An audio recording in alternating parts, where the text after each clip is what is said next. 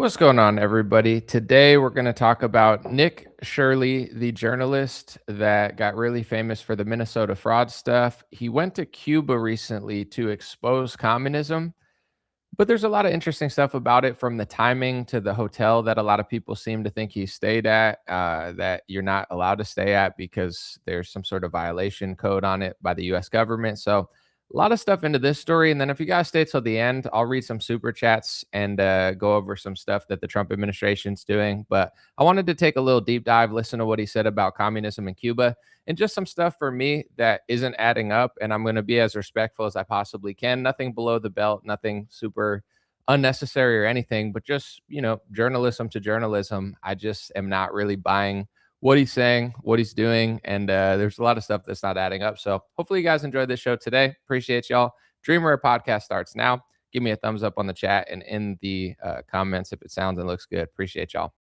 It's the Dream Rare Podcast. Welcome to the show. The way to get the news at the desk or on the road. Let's go. God is great and success in our control. The world is crazy, but we get better from obstacles. Yeah. What's going on, everybody? We got some people saying shalom in the comments. We got yes with 2 exclamation points. We're here. I always appreciate everybody, and I hope you guys enjoy these longer live streams. So without boring you too much, I think the last like 8, 9, 10 years, I was banging out like a lot of really in-depth, like 20-minute reports. And I think, to be fair and to be honest, I think those are better and they do better numbers. But I was just getting exhausted. Now you got to make things this way for Instagram and TikTok. I got tired. I'm a one-man show right now. So I was like, I'm doing too much. So now, instead of just trying to do like 6, 7 videos a week, I just wait. I have no really timeline. It's not like I have to be live at any point. And then I wait till I'm really inspired to be live. And then we end up staying for multiple hours because, I'm in a good mood and I'm having fun while I'm doing it. So that's what it is for today. As people are coming in, I wanted to start with this video of Susan Collins. She is 73, and no offense, she's not a good 73. I think she looks more 90, or she's shaking. As Ken Klippenstein said, he said she's shaking like an electric toothbrush. I think that's brilliant. So shout out to him. Here's that video, or hopefully it's that video. It doesn't look like it in the thumbnail, but I hope I didn't make an error with the upload. Here should be that video of Susan Collins explaining why she's running again for Congress.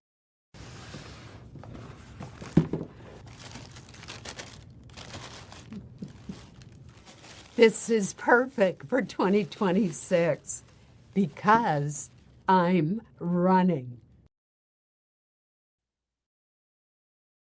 This is perfect. I can't wait to be in Congress again. It's like, what is wrong with not all, but some boomers in Congress, like, at least boomers in other parts of the workforce, they have the respect to just like step down at a certain point, maybe in their 60s, maybe in their 70s, but just not Congress. For whatever reason, people love to just stay in Congress until they die. I think they just want to like literally just be like a rolled over carcass in the middle of a congressional hearing. Like, what possesses somebody to not only, we're going to play the clip again, to not only run for Congress, but to put out this video, and then I bet like her, whatever young congressional age she has, is like their social media manager. Oh yeah, Susan, this looks really great. You think so? You think this is going to get me elected? It probably will get you elected, but we don't know. I don't know how. Who's voting for this lady? I mean, I guess it's better than a Democrat, right? That's like the old Republican saying now. It's like, at least it's not a Democrat. Watch this video. Like, we're not a serious country, and it's getting weird.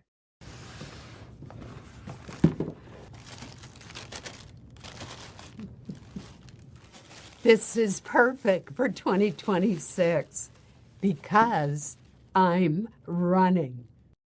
I'm running. It's like, oh my gosh. It's just, you should be running to the nearest nursing home, or running to the nearest family member that you have that loves you, and running to their house, sitting on a rocking chair and having a real conversation with the people in your life about whether it's really necessary that you continue serving the US government at that age. And this is not, It's not just her. It's a lot of people there. There's a lot of problems with Congress. We talk about the donor money, the lobbying. A lot of younger people are just as bad as the older people. So age is not the like only problem with Congress, but it would be nice to get some fresh faces in there that weren't as he put it, someone said sneaker cringe, vibrating like a toothbrush, an electric toothbrush. That's so funny. That's my favorite thing of the week. Shout out to Ken. But let's get into this Nick Shirley story, and I want to preface it in a few ways. First, I want to say I'm not a hater, and I know I don't have to play defense like this. Sometimes it probably comes across as kind of cringe. I just like to be fully transparent and explain myself.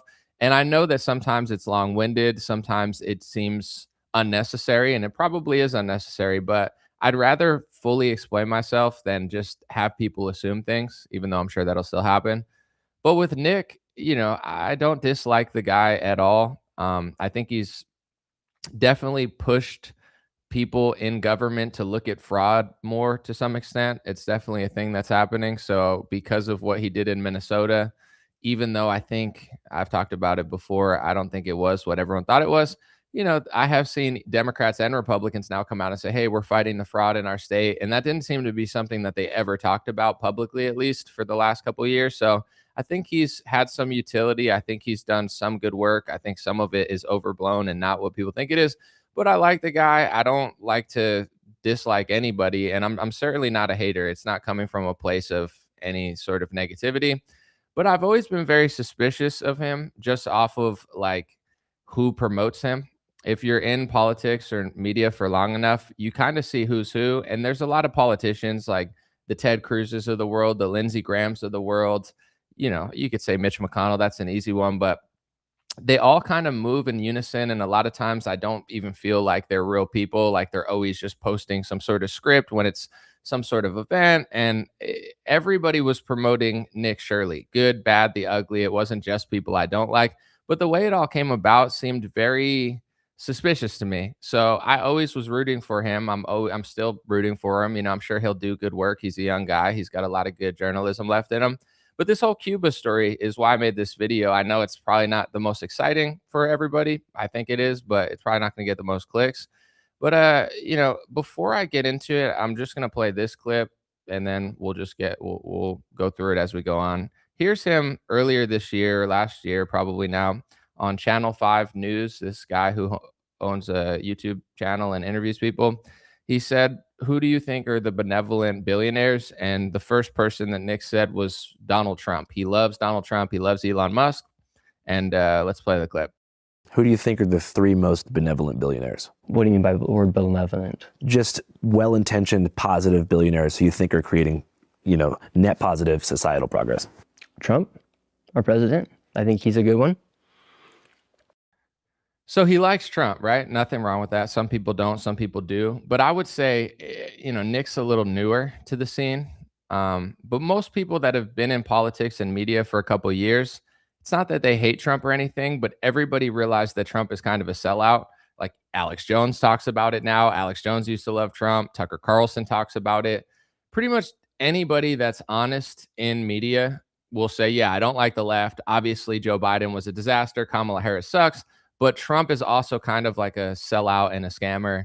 And everybody knows it. So the fact that Nick says that Trump's his favorite is kind of weird. And also, considering his whole shtick is caring about fraud, Trump last year pardoned a nursing home operator, Joseph Schwartz, convicted of a $39 million fraud scheme. Just 3 months into a 3-year prison term, victims haven't been able to collect from Schwartz. I mean, maybe Nick's talked about it. I don't follow him that thoroughly, but why would he love Trump so much when Trump pardons fraudsters? Like, as they're uncovering fraud, they're letting fraudsters go. That's a small thing, but I don't really think it's a small thing. I just noticed certain little patterns where it's like all of my least favorite people in politics, the most sold out swamp creatures, the people that work for the Israel lobby, in unison, they're all promoting Nick Shirley. Nick likes Trump a lot. He's like one of the only good journalists left that doesn't realize that Trump is not only pardoning fraudsters, but pretty much just is a sellout and somebody who works for the lobby. Anyone with any ability, you don't even need to be a journalist. You literally can just use AI for research or, a Google, and find all of the money that Trump takes, everything that he does, everybody that he endorses. But Nick doesn't seem to really care about that. So he's in Cuba, right? And this is where it gets interesting. And I'm going to be, some people say in the comments I saw, like, Anomaly's too nice. It's not that I'm too nice, because I don't think that that's true, but I try to be fair. If you have the truth about something, you don't need to be mean spirited about it, and you don't need to be attacking, and you don't need to make journalistic mistakes. I don't like to make mistakes. Other people, they make a lot of mistakes. They're constantly accusing people of things that they can't prove. The truth doesn't need help, right? That's what I believe. It's not that I'm trying to be overtly nice to certain people because I'm just like holier than thou. It's just, if what I'm saying and what I'm going to show you over the next course of the next 20, 30 minutes is valid and what I'm saying is fair, then why do I have to exaggerate or, be ruder than I would have to be? It doesn't seem necessary. And I don't think Nick, he's not so obnoxious like a Ted Cruz or Lindsey Graham that I want to just roast him for 50 minutes at this point. So I like to give people the benefit of the doubt, but let the facts speak for themselves, and let's not exaggerate. Let's say what we know. So I'm going to play the clips of him in Cuba. He released a 13-minute video about it. But people noticed that between everything that Nick said, he's staying at this hotel. He says it's one of the only hotels with electricity. That's what he claims. So that's why he stayed there. And it seems like, I can't say with 100% certainty, but from what I've researched, like from 90 to like 99% certainty, he stayed at the Hotel Nacional de Cuba, is what they're saying. And it's a sanctioned entity that's actually illegal to stay at. So he's in Cuba to expose communism, and he's staying at a hotel most likely that is on the sanction list. Like, it's actually a crime for a United States citizen to stay there. You're allowed to visit Cuba right now, but there's very strict regulations because, as everybody should know, we've had an embargo on Cuba for decades now, and there's massive sanctions on Cuba. And if you're paying attention to Trump and Rubio and Lindsey Graham, they're basically trying to conquer Cuba. They might be successful because Cuba is a very poor nation. So it's no secret, like, whether you like Cuba, which most people don't, or you despise Cuba, which most Americans do, it's not a secret that the United States is trying to overthrow Cuba the same way they did Venezuela, or they're trying to Iran. That's like an open secret for everyone to see. So, it's a difficult place to travel right now because the US is trying to overthrow it, and they're throwing every sanction they possibly can on it. Before I play the video clips, here's just some more. This is from like just a Google search, but you could see that it says, according to reports, Nick identified the Hotel Nacional de Cuba as his accommodation in Havana. And then you could see at the bottom one, it says that the hotel is included in the State Department's Cuba restricted list, which identifies entities controlled by the Cuban military government or Communist Party. And it's restricted by the OFAC regulations, its Office of Foreign Assets Control. And if you really look into this, obviously it's up to the US government's discretion, but they can charge US citizens for doing that. If, once again, I'm just saying if, to be clear, because until Nick confirms that that's where he stayed, even though he's posting a video, pictures, and kind of hinting that, it's not legal for US citizens to stay there. But that's led a lot of the internet to wonder, is Nick doing this trip alone, which he definitely could be doing, or is he working in cahoots with the US State Department or government to some extent? He even mentions, I'll play a clip in a second, that he's planning to flee Cuba and then try to end up at the US Embassy at some point. So that's the question that Twitter's asking. Is Nick an independent journalist just randomly, spontaneously going to these countries? Or is he working in cahoots to any extent, whether it's a small, minute extent or a huge extent, with the US government? And I want to be clear before I play the clips. Once again, it's a question. It's not a statement. I'm not saying that he absolutely is. Me personally, I'll continue to say what I think as this stuff goes along, but let's be patient about it because I want to play clips before I go on my little rant. So we're going to play 4 or 5 clips from Nick's 13, 14, 15-minute video about how bad communism in Cuba is, how he's there, how he's scared, how they're taking his stuff, and how he's trying to plan an escape. But instead of just escaping secretly, he's making a Twitter video that the government of Cuba could see and explaining how he's going to try to taxi hop, as if you were really trying to do that, why would you post it on Twitter and let them know that you're going to hop in and out of taxis? Like, isn't that giving them more intel if you were really super scared of them and, like trying to escape so hard.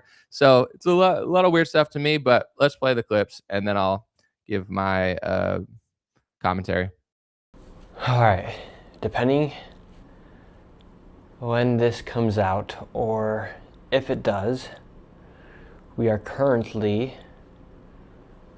being told by Cuban intelligence here in Havana, Cuba. I came here, I've been wanting to make a video for so long about life in communism and showing people what communism is like in a place like Cuba, for instance. Came here to make this video, and when people think about communism, they typically just think about how communism is supposed to make everything equal, whether it be the amount of money someone makes or how food's distributed and how the markets are then controlled by the government. However, something that people do not think about, including myself, is how in communism they do not have freedom of speech. They don't have freedom of press. And therefore, they want to make sure everything that is posted or out in the world about their country is filtered or censored. So first thing I want to say is I'm not a fan of communism, right? And I'm just being clear about this. I'm not a communist simp. I don't think it's a really good system. I've read the Communist Manifesto. I think it's a way for the government to get control of almost everything. And if they do that, you better hope it's a good person in charge, because if it's not, you're absolutely screwed. So I don't like communism. With that being said, there's a difference between Cuban communism and Chinese communism. And the major difference, besides the ethnic groups there, is the wealth. Like China communism, even though it's not the greatest system in the world, it works. If Nick went to communist China and started filming and going around, he would see extraordinary bridges, train systems that we don't even have, technology that, our government could be expanding into our country, but they're not. And the companies are being really cheap here. And in China, even though they have their problems, obviously, it's a extraordinarily wealthy, successful, incredible nation when you look at the infrastructure, even though they have problems building, et cetera. So that's just journalism. Like, journalism is not saying, oh, this is what I think, and this is just the one side of the story. What real journalism is supposed to be is just, yes, this is the truth, but let me just tell you what everyone's saying. This is their side, this is their side, and this is what seems to be true based on my best ability. I don't think what Nick is doing is journalism, because he's not admitting a few things. One, Cuba is extraordinarily poor. China's extraordinarily rich. They have the same communist system, but two massively different outcomes. Communism doesn't always lead to what is happening in Cuba.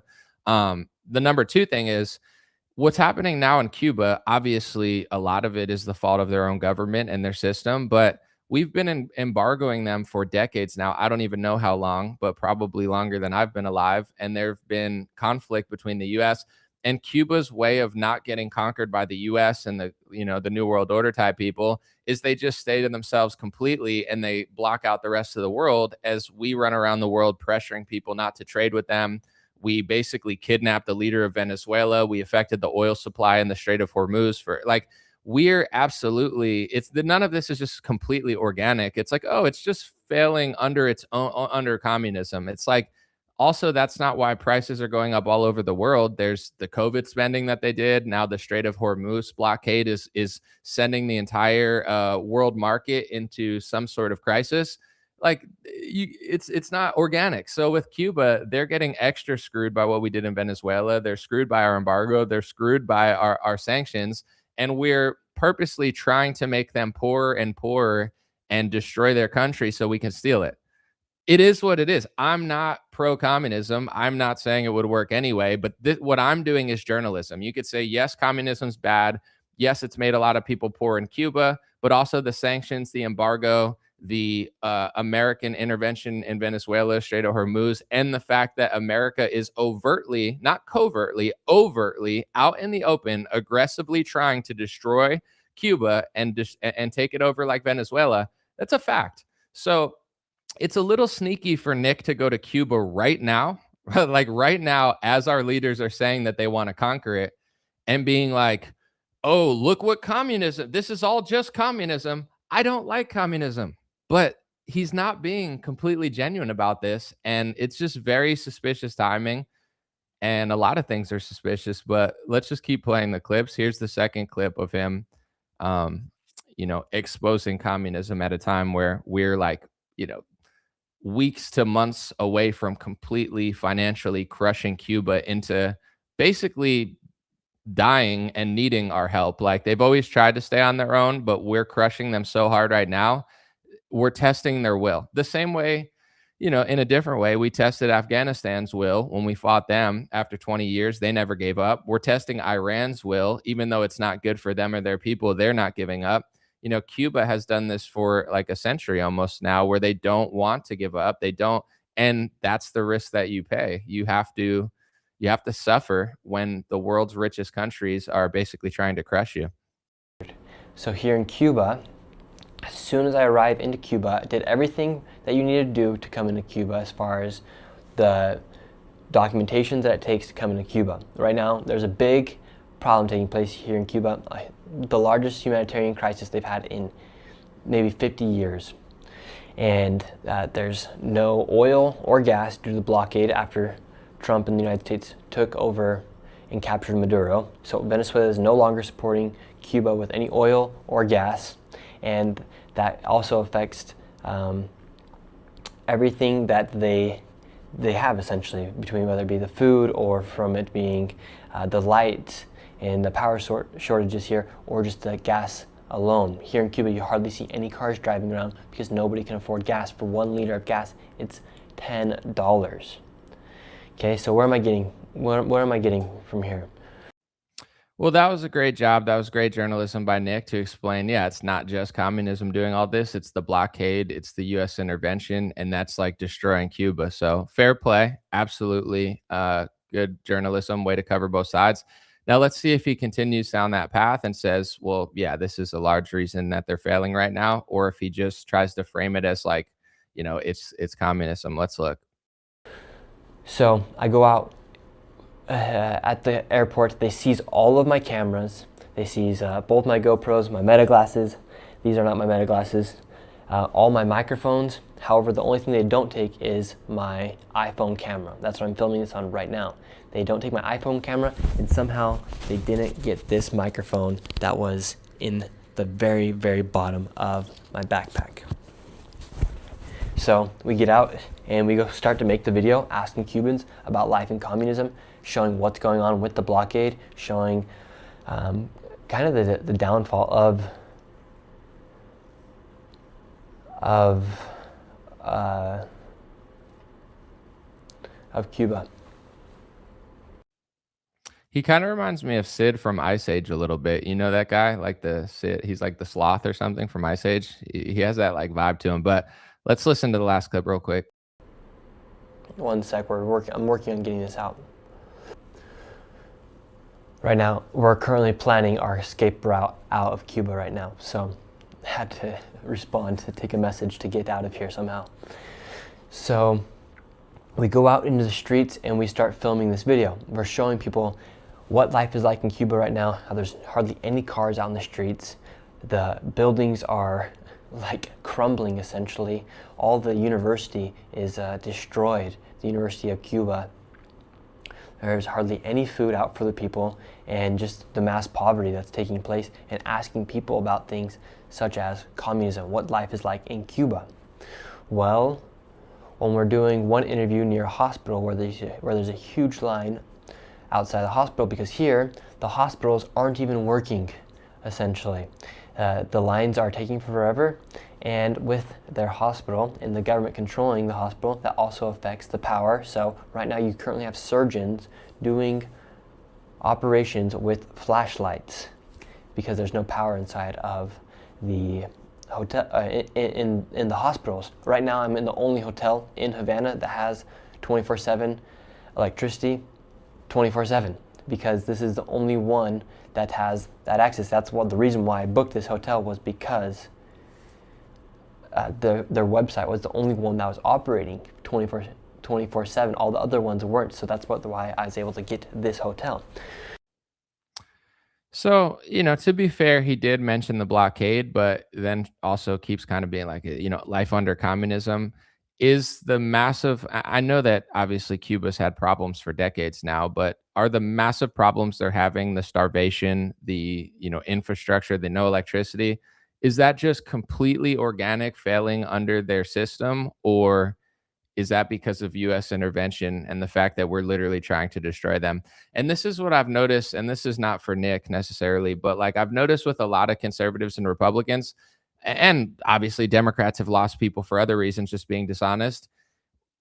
The gaslighting has become so extreme that maybe they're just going for stupid people. Maybe they have an algorithm and they realize most of America is really dumb and we don't need to get like the educated. And I don't even want to say educated because going to college doesn't necessarily matter for this. It's more like critical thinking skills. And they're like, you know what? We know that we're bullshit artists, but let's just keep saying this and doubling down on it because we don't need the people who are paying attention. We just need like the masses who don't pay attention because the narratives that they put out like don't actually make any sense. For example, with Iran, you know, I understand why they'd want to fight Iran, right? Iran doesn't like Israel. Our country's controlled by Israel. Just kidding, not really, but it's like, oh, they have a nuclear weapon and it could hit Israel, then it's going to hit Paris, then it's going to hit Germany, then it's going to hit wherever. Anybody who's podcasting Netanyahu, he'll be like, where are we? Florida? Oh, it could hit Florida. They always like use wherever they're at. It's like, is that possible? Yeah, I guess. I mean, Iran's an enemy. They could get sophisticated technology, but I don't really buy that narrative, but I guess that's a decent one. And then they'll say like, Iran is really mean to women. And it's like, now you want me to be a feminist in Iran? I'm not even a feminist in America. In my opinion, there's too much feminism. It's like women are umpires, even though they're bad at it. It's like 90% of ESPN. Like I'm watching a show and it's like all women, and there's like a guy on a sideline. It's like you might as well put him in a little like dog costume and have them walk him on a leash at this point. Like it's like feminists are taking over. It's some bald lesbian, and there's nothing wrong with bald lesbians, but I'd just rather see like a former NFL player talk about the NFL, not some like feminist who probably got the job and will, claim sexism if you say they're not good at it. So you're trying to sell me as an American that I need to go fight for feminism in Iran because they don't treat homosexuals too nice or something. It's like, yeah, that's a hard sell for me, but maybe that works for other people. And then they start ramping it up as people aren't believing it. And they start saying, well, Iran had this massive, they started going after protesters and they killed 40,000 people. Is it possible? Sure, absolutely. But here's my questions about that. One, are you inflating the numbers? Because they lie about numbers all the time. Are you exaggerating? Were some of those people militants? Trump admitted he tried to arm people in Iran to overthrow the government. So is it possible that when we want to regime change people, and there's a blueprint in like every country, we've done this so many times. It's like, they try to covertly regime change. They try to put a puppet in office. If the puppet doesn't win, like in Ukraine, then there's some sort of revolution and they like overthrow the government. They have levels to how they try to regime change a country. And if they can't do steps 1 through 4, they just keep ramping it up. And like in Iran, what I believe personally is that they tried to covertly take over the country. When that didn't work, they just bombed it and admit they bombed it. So it's like, I don't believe that narrative. It could be possible, but I think they're downplaying how they tried to overthrow the country. But then you listen to certain narratives that Rubio and Trump say, and what I'm getting to is it's the gaslighting just becomes so extreme when people don't believe stuff that you don't have to lie to kick it. There's that old saying, you don't have to lie to kick it. Just tell me, like, do we have to save the petrodollar? Is another country blackmailing you? Like, obviously that wouldn't be like good to tell people. That would make you look bad. But I guess I'd just rather the truth at this point. Just tell me we're saving the petrodollar or something. I might believe that. But with Cuba, I don't believe they're failing under communism. I think they're failing under America trying to destroy their country and succeeding. So, like, we're going to make people poor. We're going to screw over their hospitals. We're going to try to take out their electricity. We're going to try to stop the gas from going there. We took over the country that they did business with. And now we're killing the people there in order to see how many people we can make suffer. So the government gives up and hands their country to America, which is essentially handing the country to Israel because that's who controls us, And a lot of the countries in the world don't want to do that. Cuba doesn't want to do that. Venezuela didn't want to do that. Iran doesn't want to do that. Russia and China don't want to do that. But the pressure from the, I would say our allies is just by any means necessary, destroy these countries and make them suffer so hard that they give up. And that's war. It's sad. It's unfortunate. We're not the only ones doing it. You don't have to feel bad about every single aspect of it. But I don't like communism, but you don't have to lie to me about what's going on in Cuba in order to sell me that it's a bad idea. And also with Nick, like, he's going there as a US journalist to expose communism, do interviews, whatever. Would we allow a Cuban, I'm not saying he's a spy, but would we allow a Cuban spy from Cuba to come to America and do interviews like that? Would Iran allow an American journalist to go to Tehran and interview people right now? Like, it's not even a secret that we're trying to destroy their country. Trump and Rubio are admitting it. Lindsey Graham says, yeah, they're so weak, they're dying. Eventually they'll give up to America. So then Nick goes to Cuba. It's very brave. It's very interesting. It's so interesting that I did a video about it. So I commend his bravery and interestingness, if that's a word. But it's just strange timing. Like, we're weeks or months away from completely killing the country. And then you have this obscure independent journalist just pop up there and be like, I'm interviewing people about it. And wow, I'm being persecuted. Like, the government stole all my cameras and stuff. Well, you live in a country and they might think you work for the country that's literally openly admitting that they're trying to kill their country. So it's not to say that it's so bad or good, or I'm not, I'm not like the moral police of what's going on. I want Nick to get home safe and sound, but it's just, I guess, like, the way he's acting, like, he's just acting so shocked. Like, I can't believe they took my camera. I can't believe they did this and that. You live in the country that's trying to openly kill them and destroy their country and make their people poor and take out their electricity and take their oil and make them suffer and basically die until they give up. And you're super, super shocked that they had a conversation with you at their airport. Iran wouldn't let you do that. Like, no country that we're at war with right now will let you do that. And we're literally at war with, like, Cuba right now, passive aggressively. So something's just a little bit strange about it. And then he talks about how he's going to escape in a taxi. And he basically just on Twitter posts his escape plan to the US embassy, which is controlled by the US government. So it's like, you're so scared for your life. He puts out this video saying, I don't know if I'm going to make it. Maybe this video comes out and I don't know where I'm at. And then he's like, well, here's my escape plan live on X. I'm going to hop from taxi to taxi. I'm going to try to be really sneaky and outmaneuver the intelligence of the Cuban government. But I'm just going to post it on Twitter publicly for them to see before I do it. Okay. I mean, I don't know if that's the best idea if you're trying to outsmart them, but maybe he knows something we don't know. Here's that clip. We are trying to plan our escape route. We have a few options. The main one is to leave here and then go play taxi tag, as far as hopping in another taxi to make sure we aren't getting trailed by them, and then make our way to the embassy. And then from the embassy, buy our flight around 7 a.m., make it to the airport at 8 a.m., hop on our flight 8:30, and then be out of Cuba. So he's like, one of our escape plans is to outsmart the intelligence and hop from taxi to taxi. So here's my game plan to outsmart the Cuban intelligence by telling the Cuban intelligence exactly what I'm doing. All right. It's your life, bro. It's my life and it's now or never. Escape from Cuba with Nick, yeah. All right, bro. Team America stuff. So yeah, just a little bit interesting. As I said, I'll read some super chats from now on out. I'll read every super chat if you guys do it. But yeah, when the whole Nick thing came out about the Minnesota fraud, it reminded me of when everybody said they were going to go to the Capitol. It reminded me of when Dinesh D'Souza did his documentary and everybody said it was proof that they stole the election because they were like scanning people's phones and they had ping data that people were stopping at different sites. And even though they're all very different events, they all had something in common. The herd of MAGA and the herd of Republicans all believed the same thing at the same time.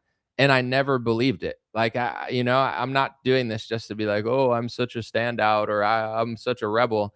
I just go with my mind, my gut, my soul, my intuition, the research I've done.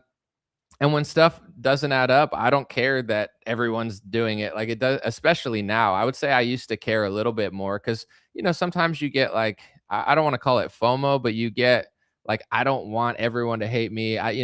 Sometimes the pressure is super heavy where they're like, if you don't do this, you're not a patriot. And it's like that used to affect me more in 2019, 2020. I would never cave, but I was like, I don't want to look like I'm not a patriot, but now it's like, I almost take pride in it because it's like every time everyone does everything, they act like it's the bee's knees. They act like they solved the mystery of the world. And then a month later, they move on to the next thing and they forget about what they were just talking about because it was never anything to begin with. So with January 6th, before that, it's not that I knew exactly what was going to happen. Like I didn't think it was going to be anything but like a Trump dick riding protest. I had no idea it was going to be like a Fed setup and like people were going to freak out and then like grandmas were going to walk in the thing and they were going to like that. I didn't know, but I just knew that Trump was not to be super trusted at that point. Like I'd given him a very long leash of my trust and he betrayed it like 16 times in a row. So I was like, all right, I don't trust Trump. He's a vaccine salesman.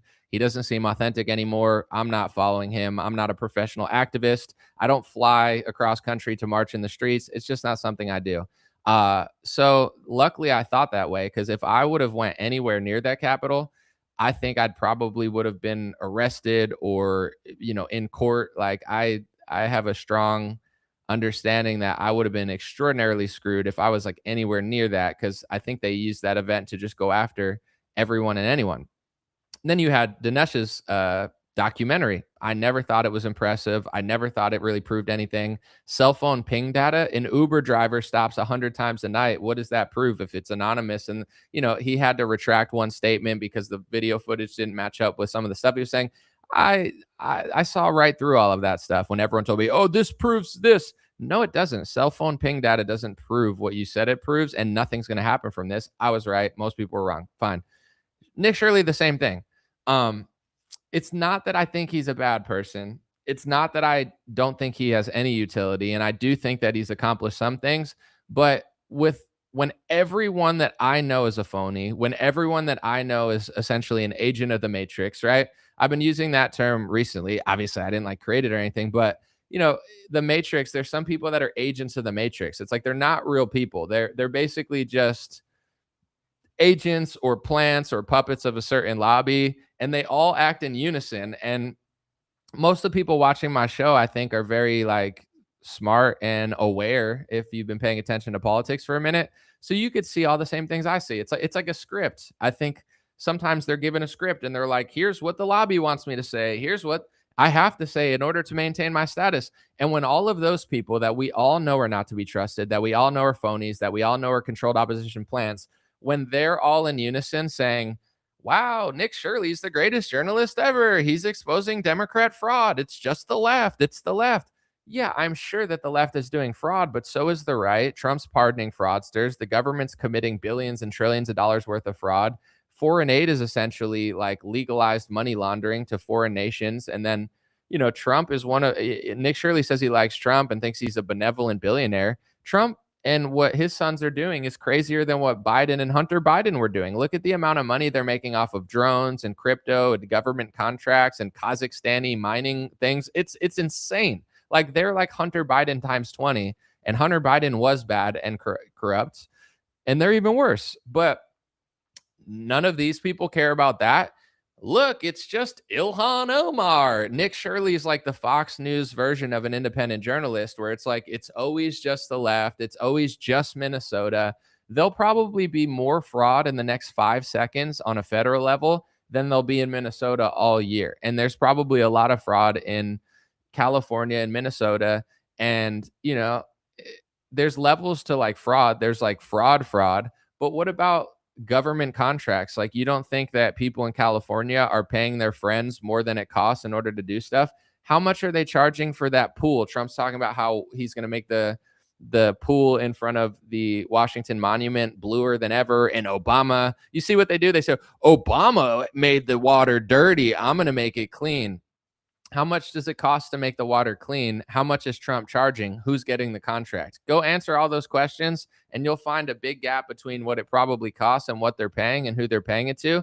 But if Trump can frame it as, well, Obama made the water dirty and I'm going to clean it up, you're not paying attention to the amount of money that they're paying their friends with taxpayer money. So, that's kind of the vibe I got from Nick Shirley. And then when I saw the Minnesota stuff, he went to Leering Learning Center, which is hilarious. But when they weren't operating outside of their operating hours and said, nobody's here. Okay, go to freaking Starbucks at 12 o'clock at night when they're closed. Nobody's at Starbucks. Well, it's not open. It doesn't mean that there's no fraud in Minnesota, but how is that proving anything? But what it did do was push the conversation of fraud. And now he's got Democrats in Minnesota talking about how they're cracking down on fraud. So there was utility to what he did. And I'm not pretending there wasn't, but it was, once again, it was equivalent to like Dinesh D'Souza's cell phone ping data, like 2000 Mules documentary that everyone's like, wow, this is amazing. And it only cost, however much it costs to watch it. It's like, it's not doing that much. I don't know. It's okay. It's definitely not like the worst thing I've ever seen, but everyone's acting like it's the greatest thing ever. It's like, yeah, that was that equivalent. He showed up to a Leering Center outside of business hours and noticed that there were no people there. Okay, give him a Nobel Prize for that. And then we move forward, and it's like now he's traveling to Cuba when America's trying to overthrow Cuba. It's just interesting. So, I want to see where he goes with his career. I wish the guy well, but there's just personal people that pop up. Like I think there's a guy on Twitter named Matt Von Swole or something. He was like some North Carolina guy they got hit by a hurricane and he got famous off of that.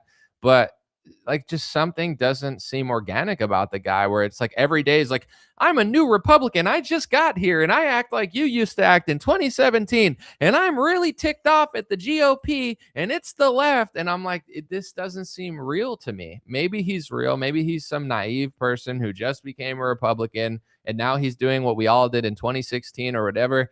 But there's just certain people that it doesn't seem real to me. It doesn't seem organic. And then they're getting elevated by Elon Musk. They're getting elevated by Republican rhino politicians. Like the worst people in Congress are constantly sharing their stuff and being like, wow, this guy's spot on. Okay, maybe that's true. And maybe, like they say, they try to say, well, AIPAC isn't really working for a foreign nation. They're working for America by securing our relationship. It's like, yeah, you could twist any words you want and make it seem like it's some sort of virtuous, benevolent thing, but I just don't see that. So, anytime everyone moves in the same exact direction at once, it's almost like when the Democrats and Republicans agree on something, it's very rarely something good. Every now and then they agree on something good for our country. But if Nancy Pelosi, Mitch McConnell, Chuck Schumer, Donald Trump, Ted Cruz, his mega donors, their donors, if they all agree on something, it's probably for Israel. You know what I'm saying? Like they don't agree on anything. They can't close our border. They can't stop printing money. They can't stop scamming us. They can't make the city safe together. They can't build infrastructure. They can't renovate our airports. They can't keep Spirit Airlines afloat. They can't do anything, but they can come together to give foreign aid to Israel and Ukraine and stand up when there's a opposition leader from Venezuela. When they've been trying to overthrow Venezuela for a decade now. Trump brought this fake opposition leader from Venezuela and Nancy Pelosi starts roaring with applause. How come she can't cheer for anything for our country, but she cheers for some sort of plant? Because they all have the same foreign policy. So that's what I'm getting to. It doesn't mean that I'm going to say you're bad if someone I don't like retweets you. Like it's not guilt by association. I don't play that game. I'm not going to be rude to somebody just because of that. But if 100 people that I know are just complete sellout controlled opposition Republicans in Congress, all are just elevating you in unison, and it becomes like Nancy and Trump agreeing on something. Like every Republican's like, this is what we're all going to talk about right now. We are going to talk about fraud in Minnesota because Nick Shirley did reporting there. That whole thing just seemed off to me the entire time. I never was like, wow, this is the thing. And then I saw a lot of people, including people I like and respect, they were like, this really proves that our government sold out. Now I don't want to pay taxes. And it's like, because Nick Shirley went to Leering community center, whatever, Leering Learning Center at off hours when it's not in business and recorded it and showed that they spelled something wrong. Now you realize the government's corrupt. Now you realize that we're getting frauded. Like the amount of money that they're talking about there, snap your fingers. It's being wasted by our government. Being wasted by our government. It's like looking at an ant and blaming it for what an elephant did. Yeah, it's part of it. I don't want ants. I don't. Nobody wants ants in their pants. Remember that game, ants in my pants or something? Is there? I gotta look that up now. Is that even a game, or am I just making shit up? Ants in. I feel like. Yeah. Okay. It literally was a game. Ants in my pants was a tabletop game. I just had like a flashback from my childhood. Okay, yeah, it was some sort of children's game. I just remember being 4 years old playing with ants, and there was like a thing of pants. Anyway, sorry, that was totally unnecessary, but it was nostalgic and necessary for my own entertainment. Yeah, wasn't adding up, and once again, I don't know with 100% certainty. I mean, Nick will probably confirm that when he gets back, but I did a lot of research on this and I could get to like 90 to 95%. It seems almost certain that he stayed at Hotel Nacional de Cuba, and it's a sanctioned entity. US citizens are generally prohibited from staying at this hotel as it's considered government owned and direct financial transactions are restricted. It's on the list of prohibited properties due to its tie to the Cuban military and government. U.S. travelers who adhere to Treasury Department OFAC regulations cannot legally lodge or pay at this hotel. So he was running away from the government of Cuba, and then he ran to a government hotel that's illegal potentially for Americans to stay at. Of course, Nick shouldn't, like, if that's the truth, if he stayed at that hotel, I'm not saying they should do something to him. They shouldn't. They should get him home safe and sound. But the question that people are asking online now is, did you really just independently show up to Cuba and have this expedition where you're running in a taxi, but telling the Cuban, like, it just doesn't really make any sense. Like, you're going there and you're acting shocked that a country that America's openly trying to overthrow is upset that a US journalist is basically trying to expose them. How would they not be upset? America's literally trying to kill their country. Then you run to potentially, allegedly, reportedly, we'll find out in a day or two. I'm sure Nick will do an interview about this, to a hotel that's owned by the government of Cuba that is not legal for Americans to stay there. And then you say you're going to hop in a taxi and run to a U.S. embassy controlled by the U.S. government. The question everybody's asking online is this Nick organically having this trip by himself with no U.S. government interaction? Or is he in some way, whether it's completely directly or indirectly or just obscurely, working with the U.S. government? That's what people are asking. I'm interested to hear what Nick says when he comes back. Obviously, I have my opinions about it, but my opinions don't matter. The facts matter. So I'll wait to see what Nick says. But I find it really hard to believe. Maybe he's just a young, ambitious person, but like maybe he didn't know America was trying to overthrow Cuba or something, but he goes there and then like, wow, I can't believe they detained me. There's no freedom of speech here. Could someone affiliated with the Iranian government or the Iranian press that is in cahoots somewhat with the Iranian, could they just come to America right now? And, maybe they could do that. I don't know. I don't think American journalists welcome in Tehran. It's possible. I mean, maybe it's definitely a ballsy, bold thing to do. It's definitely possible. I know, like, Tucker went to Russia to interview them, so it's brave, it's bold. I think it's possible, and maybe some people are doing it. But I guess if he's saying he went independently, I don't know. I would not be surprised that they were like weirded out by me being there. None of that would be a shock to me. But maybe it's all very shocking to him, and maybe he's just ambitious and, young, kind of dumb or something. I don't know. Let me know what you guys think. So why would you be nice to a kid like that, Anomaly? Someone said he's a rat. Well, I mean, I wouldn't call him that, but like I said, you're smart enough, and I respect my audience enough, and I respect whoever watches my content enough to have their own perspective. So, for example, on Facebook, like I post on Facebook a lot in picture form. Sometimes I have strong opinions. Sometimes I post stuff that is like very specific. Other times I just leave it to the viewer. I don't need to tell you what to think all the time. I don't need to have an opinion for you. If I lay out the information, like this video, it's 49 minutes long. There's a lot of information in this video. There's 7 different clips, there's multiple articles. You can come to your own conclusion. So it's like I don't have to be mean to somebody in order to get my point across. I don't see the value of it. And to be fair, let's let it play out. Let's see who Nick is. Let's let him grow up. Let's see who he becomes, what he does, how good his journalism is over time. And I don't need to say anything right now, and I don't need to jump to conclusions, because if what I think is going on is the reality of it, then that'll be obvious, within a couple years, because it's just going to be more and more transparent. So I don't, I said I think he looks like Sloth from the Ice Age. I mean, maybe that's not the nicest thing, but it's kind of funny and true. But he is who he is. I don't know. I wish him well, and I hope he does honorable work. But as somebody who despises communism in many ways, I don't think what's going on in Cuba is because of communism. As I said earlier, look at China. Is China poor and broke and struggling and they can't turn on their electricity because of communism? No, because Chinese people are super competent and communist, but competent. And China's a rich nation. And, America and Europe has its downfalls as well.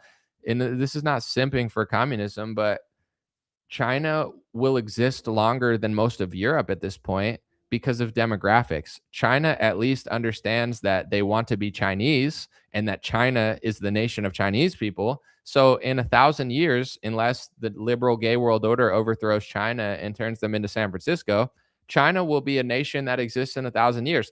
Is London going to be English in 1,000 years? Is Germany going to be German in 1,000 years or 100 years or 200 years? Is Sweden going to be Swedish in 150 years? At this rate, England, Germany, France, Italy, they're on a trajectory to be basically, ethnically genocided by their own demographics over the course of time. And China will not. So let's talk about communism. Let's talk about socialism. Let's talk about capitalism. I'm not afraid to talk about political systems. I just don't trust any Republicans that don't talk about what I'm talking about right now, because that's the full story. How come communist China is on a better trajectory than democracies in Europe? Because they're not democracies. They're being parasitically controlled by people who hate them ethnically and religiously, and more precisely, puppets of their own kind, leaders of their own kind that are being bought out by people who hate you. So in America, we're not communist, even though we show signs of that. And we're not completely socialist, even though there's some signs of that. And we have a good economy and better tax laws than a lot of the world. So why are our cities so shitty? Why is our infrastructure so bad? Why are they allowing for so many H-1B visas being gamed by the system and people flooding from all over the world and basically demographically completely shifting America? It's not communism doing it in America. So let's let's talk about that. Let's fix that. But in order to fix that, which most journalists don't want to do, it's a complex issue. If you just say it's just the left, they're opening the border and they're really bad, that's only part of the story. Yes, the left leaves the border open. Yes, there's left wing and other organizations that are controlling the influx of refugees and such. But then there's right wing leaders that are pro H-1B visas because they get paid out by donors. And then there's right wingers who will start the wars to create the refugee crisis and then lose the next election because they're working for a foreign nation to a liberal who then brings the people in. So it's like you have to call out both parties if you actually want to solve the problem, and you have to admit what's really going on. So we'll see. I saw there's this girl, Alex Clark, who, I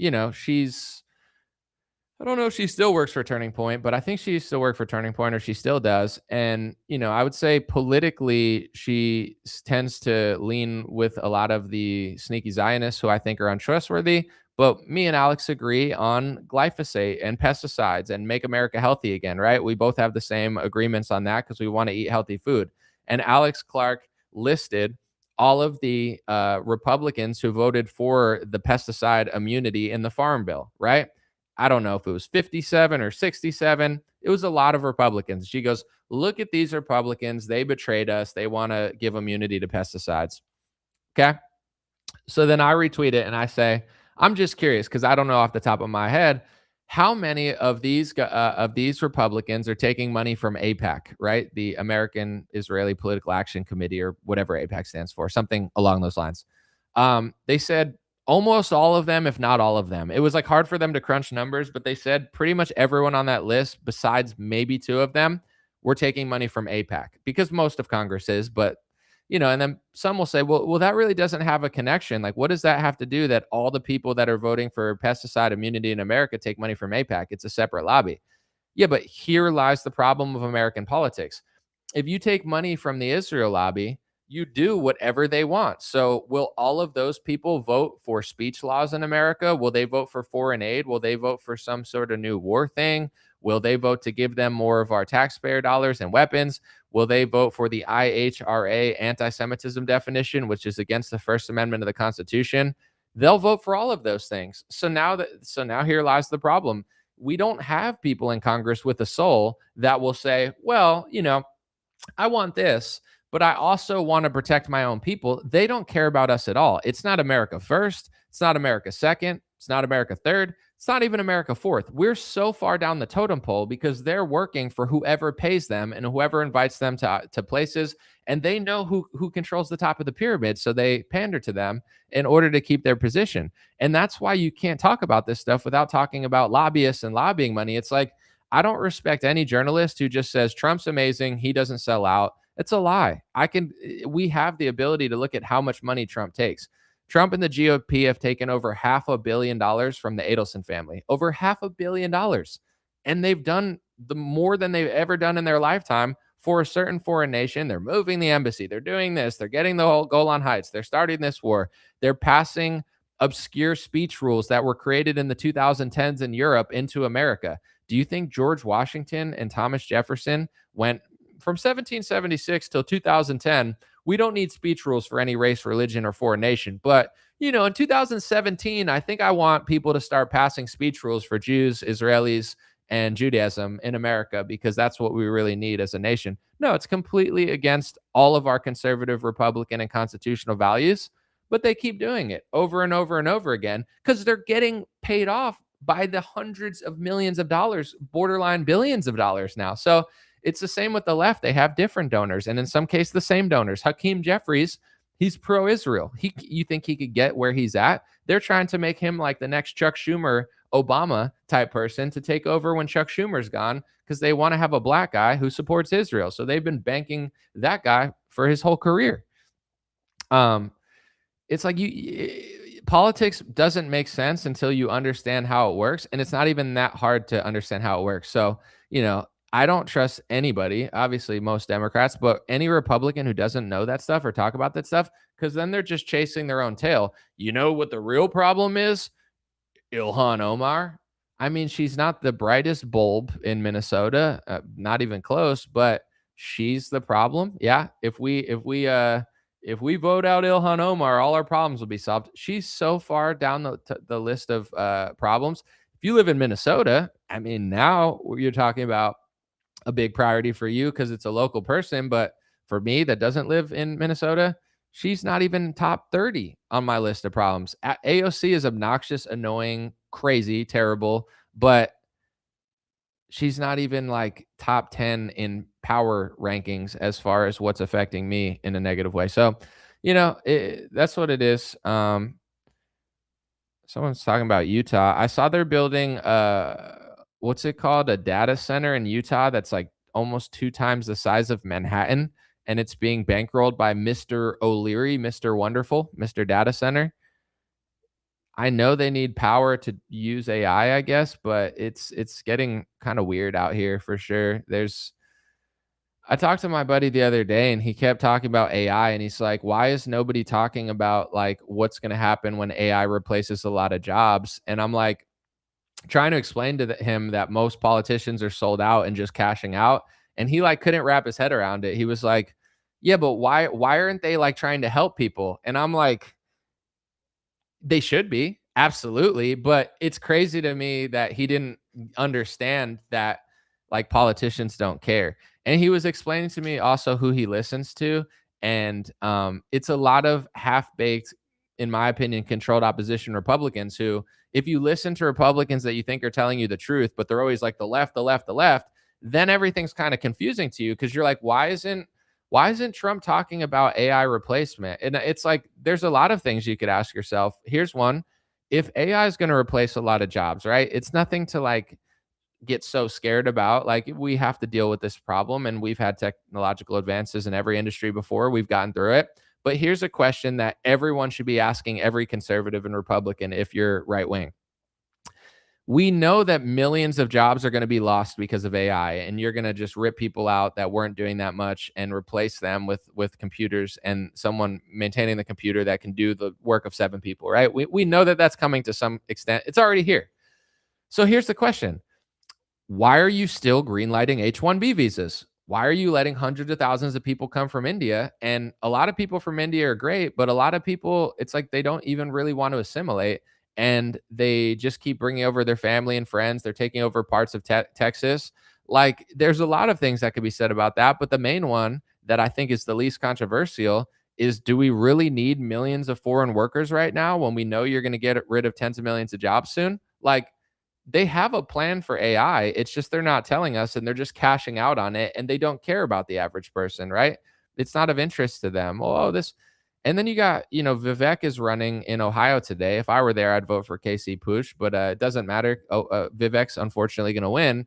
But it's like Vivek is a pharmaceutical billionaire, right? He's in America. He did big pharma. He put on a cowboy hat. He pretended to be a Republican. Now he's dick riding the GOP and Trump to get a governor seat in Ohio, right?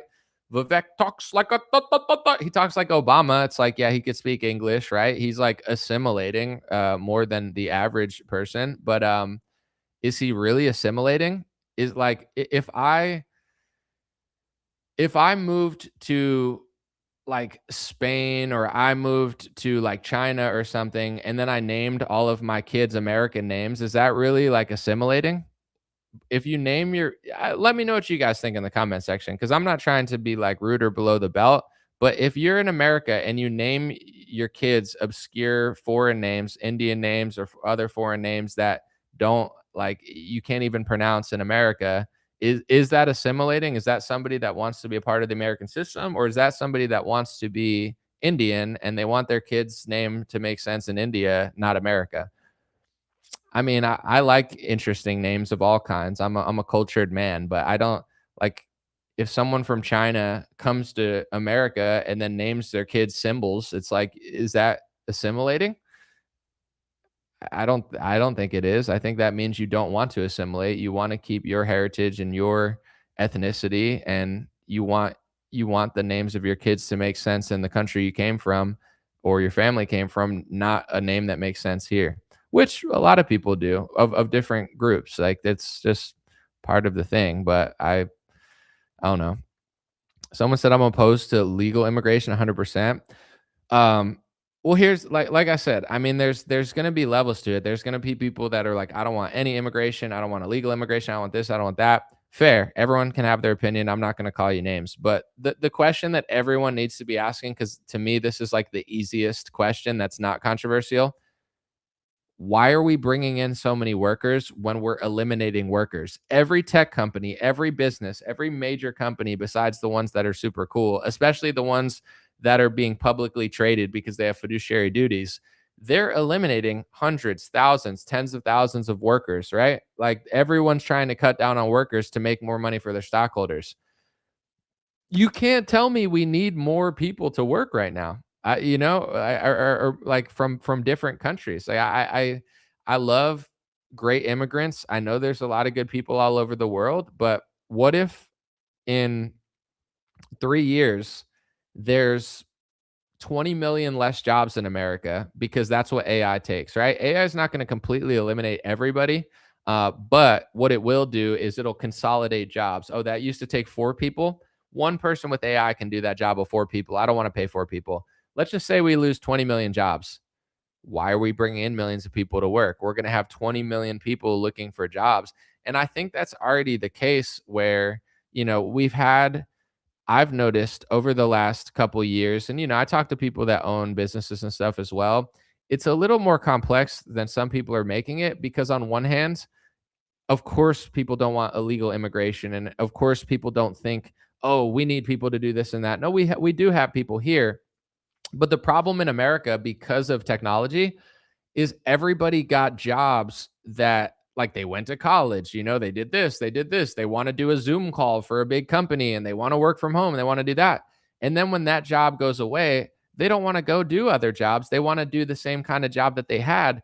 But that's just my opinion. And maybe this seems hypocritical based on what I do, but I'm just being self aware and analytical of the world. It's like at a certain point, we don't need 50 million people doing Zoom calls for some big liberal corporation where you have to, tell them that you love gay people every 5 days or else they'll fire you. Like at a certain point, those jobs were supposed to go away. Like nobody wants to admit that they're not doing that much. But anytime I've talked to like people where I'm like, what, I know you do stuff, but it's like, what do you really even do? It's like, you're on a Zoom call and they're on a Zoom call and you have a phone call and they have a phone call. It's like, you're just taking phone calls and Zoom calls all day. Like you're not like, I don't know what you're doing. I know you're doing something, but you're getting paid a lot of money to do like 3 hours of real work a week. So now we have the issue of, we have a lot of Americans that are looking for jobs, but they don't want to work jobs that people need. Like everywhere you go, now hiring, now hiring, now hiring. People want waitresses. People want people to work at restaurants. People want people to work at, all sorts of companies like that, but nobody wants to do it. So then they need to go find work at other places, or they'll bring in people to work there. They'll take a visa, or they'll let an illegal immigrant do it. So it's like people aren't, and I don't know, like, are younger kids working now? Because for me personally, like, I worked when I was 15 through 18. I worked when I was in college a little bit. I worked when I was 23 to 29. I did a bunch of jobs that probably wouldn't want to do now, but I just did what I had to do. Like I don't know what people are doing that are like in their 20s and teens. Like not to sound like a boomer, but do they want to work? Like, do they want to do those type of jobs? And sometimes I go to some towns and I see like, 17 to like 24-year-olds working. And then you go to other towns and there's no 17 to 24-year-olds working. It's like all, people that seem like they hate their lives and they don't even like speak English, or they're like mad that you're even there. And it's like, this is not pleasant. So I'm not quite 100% sure what's going on, but it's a combination of people wanting to work technological jobs, but at a certain point, there's not that many technological jobs right now. People need people to actually do something, to like grab something, to put something somewhere, not to sit on a Zoom call and just have a conversation about nothing for 5 hours for like, Johnson and Johnson or some company. So what happens now, and then what happens when AI takes like 20 million more jobs? I don't know, but there is no conversation being had about it. There is no intellectual panel of professionals. Yes, that happens on podcasts, and there's people like David Sachs that probably talk about it, but in that field, they're all cashing out on it, and what do you can't just like worry about the future and be like, oh no, I'm so afraid of AI. Like at the end of the day, you got to just keep working. You got to make money. You got to do what you got to do. So I think the ultra wealthy, they're just figuring out how to profit off it. I don't think they're thinking about average workers. It's just like, I build this data center, I make $1 billion. I fire 20,000 workers. We make $5 billion more for our stockholders. Like, that's what they're not. And then Elon Musk is on Twitter saying, "Oh, we're just going to pay everybody universal income. We'll just give everyone free money. It'll be fine. We'll just give you money. We'll be so rich, we'll throw you money, and hopefully you don't go out on the streets and kill each other. You just sit and play video games with the money we paid you." It's like, yeah, it's hopefully, but I think we all know that purpose in life is important. I worked at a print shop. My last like job before I worked for myself, I worked at a print store as a social media manager. There was one guy, super nice guy. You could tell he was like, had a wild life, but super cool guy. and he was a great employee, great guy, and you could tell he was just happy to be working, happy to be useful, happy to be talking to people, but he'd had a rough life, and I think he's like an alcoholic at one point. During the pandemic, I heard that he died. He overdosed and relapsed. Or, maybe I think he died, but maybe if he didn't die, he was like in a bad place. And it was losing his job during the pandemic that took all of his purpose away, all of his social circles away, everything that he loved away, and just isolated him in a small apartment with someone else, and he just, like lost his entire life over it. So that's the sort of thing where it's like, oh, we'll just give them universal income. Everyone needs purpose. Like I work from home, even though in some ways I have one of the most meaningful jobs, as far as not like I'm so important, but it means a lot to me. Like I'm doing what I love. I'm saying what I believe in. That's a blessing in this world. It's hard to do that. So on one hand, it's a great job. On another hand, it sucks working alone. It's not fulfilling. You know what I'm saying? At a certain point, I'm just sitting on my phone, sitting on my computer. That's not life. That's not enjoy, that's not joy. That's not fun. Like doing that and then being able to afford doing other stuff is fun, and trying to like establish the right workflow I've gotten better at it, but it's like there are times where it sucks. Like, it's like all the money in the world wouldn't make it better, because it's like having purpose, having a community, those things are irreplaceable. So if their plan is to just give everybody free Elon Musk bucks and everyone's just going to be happy and it's going to be utopia, I'm sure society's going to get way shittier. Like that's not a full-blown solution. There has to be purpose, there has to be jobs, and there has to be a reason for why, but I don't know what's going to happen. But I think they're going to take like 10 to 30 million jobs within the next like 5 years. But then what? And why are they bringing in so many immigrants if that's the case? But I think it's partially cheap labor. I think it's absolutely they just want cheaper labor, but it is a combo of like in certain areas, you know, it comes back to the demographics thing too. I traveled a lot, and maybe not as much as some people here, but I've traveled enough that I've known in nice areas where people have families. You notice at a lot of, not all, because some businesses just hire shitty people, but at a lot of the businesses, you do have that like high school to college people working like a Starbucks job, and it's extraordinarily pleasant. And then you go to certain communities, and it's like you have people that can't even speak English working there, and they're in their 40s or 30s or 50s. And I'm not saying there's anything wrong with any job. I'm just saying I've noticed like a pattern. And I do think it's like demographic replacement. It's like if you live in a healthy society or neighborhood or community where a bunch of families are having kids, it's their high schoolers and college students, etc., that are like the backbone of the working class society. Not that that's the only thing. Of course, you're going to have working class elders as well. Like, but you get what I'm saying. Like certain type of jobs, you just notice that it's those type of people. And then in other neighborhoods, they don't have a community. Nobody stays there. It's filled with transients. People, the birth rate is super low. So there is no like healthy group of like, younger adults to fill these jobs. So then they just bring in people from random countries to do it. Like I think that that's kind of happening, and that's why if you look at the birth charts, it's definitely concerning that a lot of Europe and America, like the birth rates are super low, and it's hard to.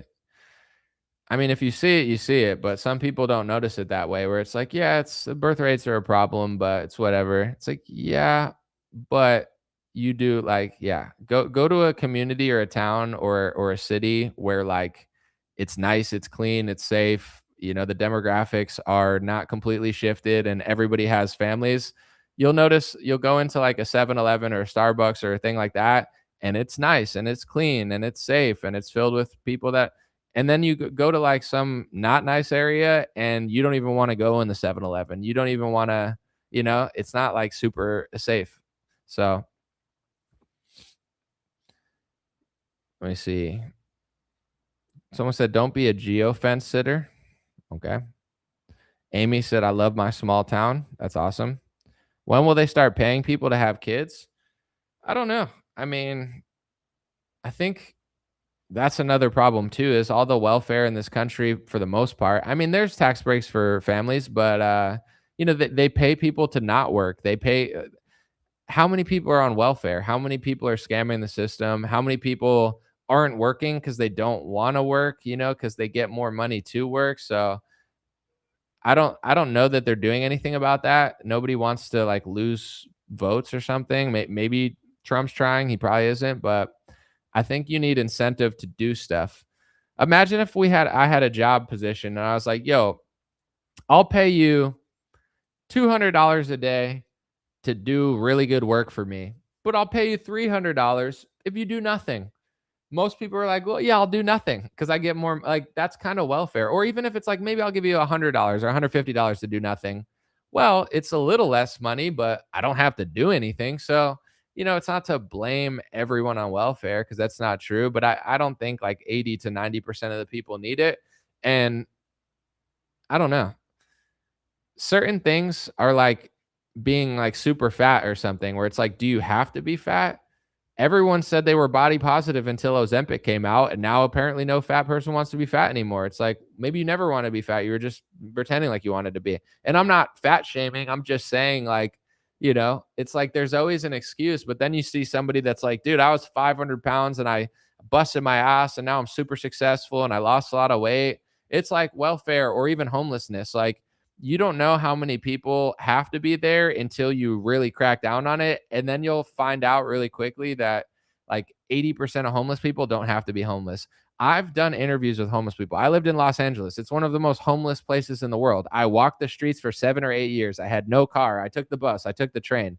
I don't want to say I'm a homeless expert because I didn't live on the streets, but I know more than the average person about Los Angeles homeless because I lived amongst them for my entire adult life almost when I was in my 20s. So, and I used to talk to them and I'd have conversations and I'd, had experiences. I got chased by one homeless guy I thought was trying to kill me or something. So I seen it. And I've come to the conclusion that, yeah, nice people want to say, well, probably like there's a few scammers and there's a few people that could do this, but it's really like people just struggling. It's a lot of drug use. It's a lot of people doing drugs. That's most of that. And it's a lot of people that don't want to fix their lives because they don't have to. One dude said, I could go back to my aunt's house at any time, but, I'd have to stop doing this. Some guy said it's kind of freeing to live on the streets. One guy was like this kid who was like 24, 25 years old. And I remember he was like my age at the time. So I said, hey, I'll give you like some money, but I want to go out to eat. I don't want to just give you money. Like, let's go to this diner and have a chat. Cause he seemed like, he was this black dude who was like 24 years old. I was like 24 years old. He just seemed like he had a bright future. I don't know. Like, he didn't look like he was like bent over in the corner. He just looked normal. So I was like, bro, I'll give you money. Cause he was always begging on the street, but you got to go eat with me. He said, no, I don't want it. I don't need your money. I'm waiting. I got a chick coming. I got a hotel. I'm not making this up. From that point on, I was like, what the fuck is going on? Excuse my language. Like, what's going on here? I thought I was bossing up because I was like, I was wise for my age. I was like, you give a man a fish, you feed him for a day. You teach a man to fish, you feed him for his life. So I wanted to like have a conversation with this guy, give him money, but then give him a plan to keep getting money so he didn't have to be on the streets. Little did I know he already had money, or he already had I think, I don't know how much I was trying to give him, but he turned it down. He was like, I don't even want it. I don't want a free meal. Like, it was almost like he thought I was being like disrespectful to him. Like, you think I'm broke? Yeah, you're on the street begging for money. Like, like it was some status thing. Like, I don't need all that. You don't need all that, but you just want to sit there and beg for $2, but you don't want $50. All right, that's weird. So then I started, really diving into the homeless stuff because it was of interest to me. And if there was enforcement, if they went through Los Angeles and said, listen, we're making homelessness illegal. You can't be on the streets. You can't be downtown. You can't have tents. You can't be a crackhead. Your skin can't be rotting from some weird drug that you're doing. Homelessness is illegal. But we're not just going to be rude and say, oh, F you guys, it's illegal even if you're struggling. If you need help, we'll give you help. You need a doctor, we got you a doctor. You need a job, we'll get you a job. You need, a facility, we got you a facility. But it's got to be a halfway house. We have to rehab you. You got to be out in a couple months and you have to follow the rules. They do that, but they don't enforce it. In nice places of Los Angeles, they started building homeless facilities. But here's the kicker. They didn't say you have to listen to us. They said, we'll give you showers, clothes, food. And if you want to stay here, you have to stop doing drugs to sleep here. And you got to come. There's a curfew at 10 o'clock. You know what 90% of the homeless people did? They took the food, they take the showers, they take all the resources. Then they go back out on the streets and do drugs on the streets because they don't want to stop doing drugs in order to get in the facility. And there's no cop to sit there and say, you can't freaking do that. You can't live in a box on the street. Like, people are tired of the shit. You smell like shit. You know what I'm saying? You're rotting on the street. Some of your friends are attacking people every now and then. There's no enforcement. It's actually insanely easy to fix homelessness because most people on the left, they think it's nobody's wealthy problem. Here's debunking that too. And most Hispanics know this too and take it with pride, as they should. How many Hispanic homeless people do you see? How many Mexicans do you see begging for money in Los Angeles? Not very many. I've lived in Los Angeles for 8 years, 7 years. I lived there. I can't even think of one Hispanic homeless person I've seen. I'm sure they exist, but I think I saw one Asian homeless person, 0 Mexican homeless people, lots of black homeless people, lots of white homeless people. Sorry, that's just what it was. How come, if it's a poverty thing, how come there's not millions of Mexicans homeless? They come here, they can't speak the language. It's difficult. There's a lot of Mexicans in Los Angeles. How come there's like very little homeless Mexican people? Because they work, because they don't just smoke crack on the streets. I mean, obviously there's definitely drug addicts and terrible Hispanic neighborhoods that I don't even go to in LA, but it's like, if it were a poverty problem, you'd see all sorts of people out there. So there's partial poverty, but it's just more the entire system, the entire incentives, and the fact that they're just allowed to do that and nobody does anything about it and provide without being weak. If you help somebody, it's like letting someone stay at your house. If you let someone stay at your house, you can stay at my house, but you can't trash my house. You can't smoke crack here. And if you do, you're going to jail. It's like that'll stop somebody. But if you're like, you can come to my house, you could be like Rick James in the Dave Chappelle skit. You could just wipe your feet on my couch, say F your couch, and I just let you do it. Then now they're gonna ruin your house. That's homelessness in Los Angeles. But I think welfare is very similar. So I don't, imagine if they crack down on homelessness and welfare in an intelligent, compassionate, yet enforceful manner. Now we'd really figure out how many workers we needed from foreign nations. Now we'd figure out how many jobs can be filled that nobody wants to work. Like, that's a huge element, but also just stain on our society because homelessness makes all of our cities shitty. And the welfare system is like draining the money that we have, as well as the politicians. It's like a combination of, you're getting ripped by the welfare if you're a working class person, and then the politicians are wasting trillions as well and just running up the deficit. So there's a lot of things going on, but I truly, and maybe I'm overly confident, but if I were allowed to, and I'm not saying I could in this system, but if I were given like, yo, you get 2 weeks, you get to do whatever you want. I know that's not the American system, so I'm not pretending it is. I seriously think I could fix a lot of these problems instantaneously. I think El Salvador showed that. They went from like the most dangerous country in the world to like a clean, safe country. How did they do it? He just did it. He's like not 80 years old. He's not like Trump, who's like, I built big ballroom. My ballroom, beautiful. It's like, thank you, 80-year-old who loves himself. That'll really help our country. No, we need somebody in their 30s or 40s that's not like completely brain dead and controlled by a lobby. It's like Bukele's like probably like a couple years older than me. And he's just like, all right, what's the problem? Okay, I'll figure out how to solve it. It's not that hard, especially when you live in a country like America. El Salvador is probably even harder to solve. I mean, it's smaller, but at the same time, it's like, I don't know how rich the dude is. America has all the money in the world. They have $2 billion a day in Iran. You're telling me if you gave me $2 billion a day and my objective was to fix America, you don't think I could do it? There's even ways like, if you have like a really bad, like say like Los Angeles, right? Hollywood Boulevard, I lived there for years. It's disgusting. It's just trashed. It's destroyed. Why not pay people to clean the streets? You know what I'm saying? Pay people instead of like paying people to sit home and shit on the street. Pay people to clean the streets. There's a good government contract job. Pay 1,000 people that aren't doing anything to clean and walk around and make sure nobody's doing stuff and improve the society. It's not even hard. Like all of these problems are not hard. Homelessness is not hard to solve. Clean streets is not hard to solve. Crime is a little more difficult, but even that's not hard to solve. Especially when it's like every time someone commits a thing, it's like, well, that's his 50th knife attack. Who would have known he was do it again? Everyone. Like why are they letting these demons out of jail? Like these Democrat prosecutors. It's actually just frustrating because we don't have like the hardest problems to solve. It's actually so simple. Then there's more difficult problems to solve that we're facing, but these ones, it's not hard. Welfare, homelessness, crime could be completely solved in like 3 weeks, ethically, compassionately, but you have to be strong. And right now we have a two-party system. The left, at the high level, they're frauds. They're not even compassionate. It's Nancy Pelosi, it's Chuck Schumer, complete establishment frauds. At the lower levels, they're naive and foolish, and they have fake compassion, and their kindness is weakness, and they get exploited and they make the problems worse.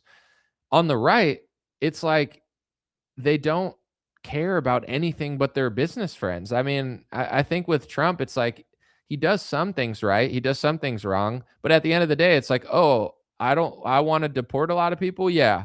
But do I really want to now because my business friend said that they want more cheap labor and I like that business? I want to make money for them. It's like they don't do, I don't know. It's like the left is weak and fake and the right is just controlled opposition. And basically, like Trump at this point, I've been saying it, but it becomes more clear. If you know what I know and you paid attention for a while, Trump 1.0 was a lot of different things. He was a lot of things at once. It was like he was good, it was bad, it was ugly, it was weird, it was big pharma, it was lockdowns, but then he was out doing rallies trying to end the lockdown. Like it was hard to peg. He had good hires, he had bad hires. He did some good things, he didn't do some good things. He said he was going to stop the omnibus bill, but then he never did. Like it was a lot of different stuff to give us. Trump 2.0, it's not a lot of stuff. It's literally just the Israel lobby. Trump is the Israel lobby. Everyone he endorses works for the Israel lobby. Everyone that he hires is who the Israel lobby wants him to hire. Every post he posts is Mark Levin or Mark Thiessen, or it's like it's like Trump 1.0 doesn't even exist anymore. Trump 2.0 is the Israel lobby. It's like the Israel lobby just planted a chip in his brain, metaphorically. I'm not saying this happened. And Trump just is 100%, not 80%, not 70%, not 30%. First term, maybe it was like 20% or 50% or 60%. He doesn't even, Trump 1.0 is like complete. It's like John Fetterman at this point, where he's just like a big oaf and an ogre who just works for the Israel lobby, except Trump's a little bit funnier. It's crazy to watch. Like everybody that he ever endorses now, this is what AI is good for. I mean, I'm sure it's good for a lot of things, but for research, it used to take me so long to dive through stuff and really look at stuff. Not saying I trust whatever AI says, but a lot of stuff is like court filings. It's, when it comes to like the legality of stuff and just in general, AI is pretty good. It's actually, I mean, I use Grok. I don't use ChatGPT and stuff. Like I could just say like, let me know, because say it's a politician, all of his lobbying is open source, open file. Like they have to explain who they're getting paid by. It's like the law in most cases, as far as, campaign finance laws. So is this like, how much did this person take from this? That 100, like I can't think of a single person that Trump has endorsed that doesn't work for the Israel lobby. They're all the biggest puppets in the country. They're all the worst politicians in the country. And every good politician who's not controlled by the Israel lobby is the enemy of Donald Trump. It's Thomas Massey, the best congressman we have. It's Marjorie Taylor Greene, who is the least controlled Republican we had. It's, it's like he hates everyone who's not completely controlled and who's effective at all. Trump 2.0 is the Israel lobby. The distance, but say Trump 1.0, here's the Israel lobby, here's Trump. We're working together, we're not. I'm endorsing Marjorie Taylor Greene. I like this guy. Tucker's cool, but I disagree on that.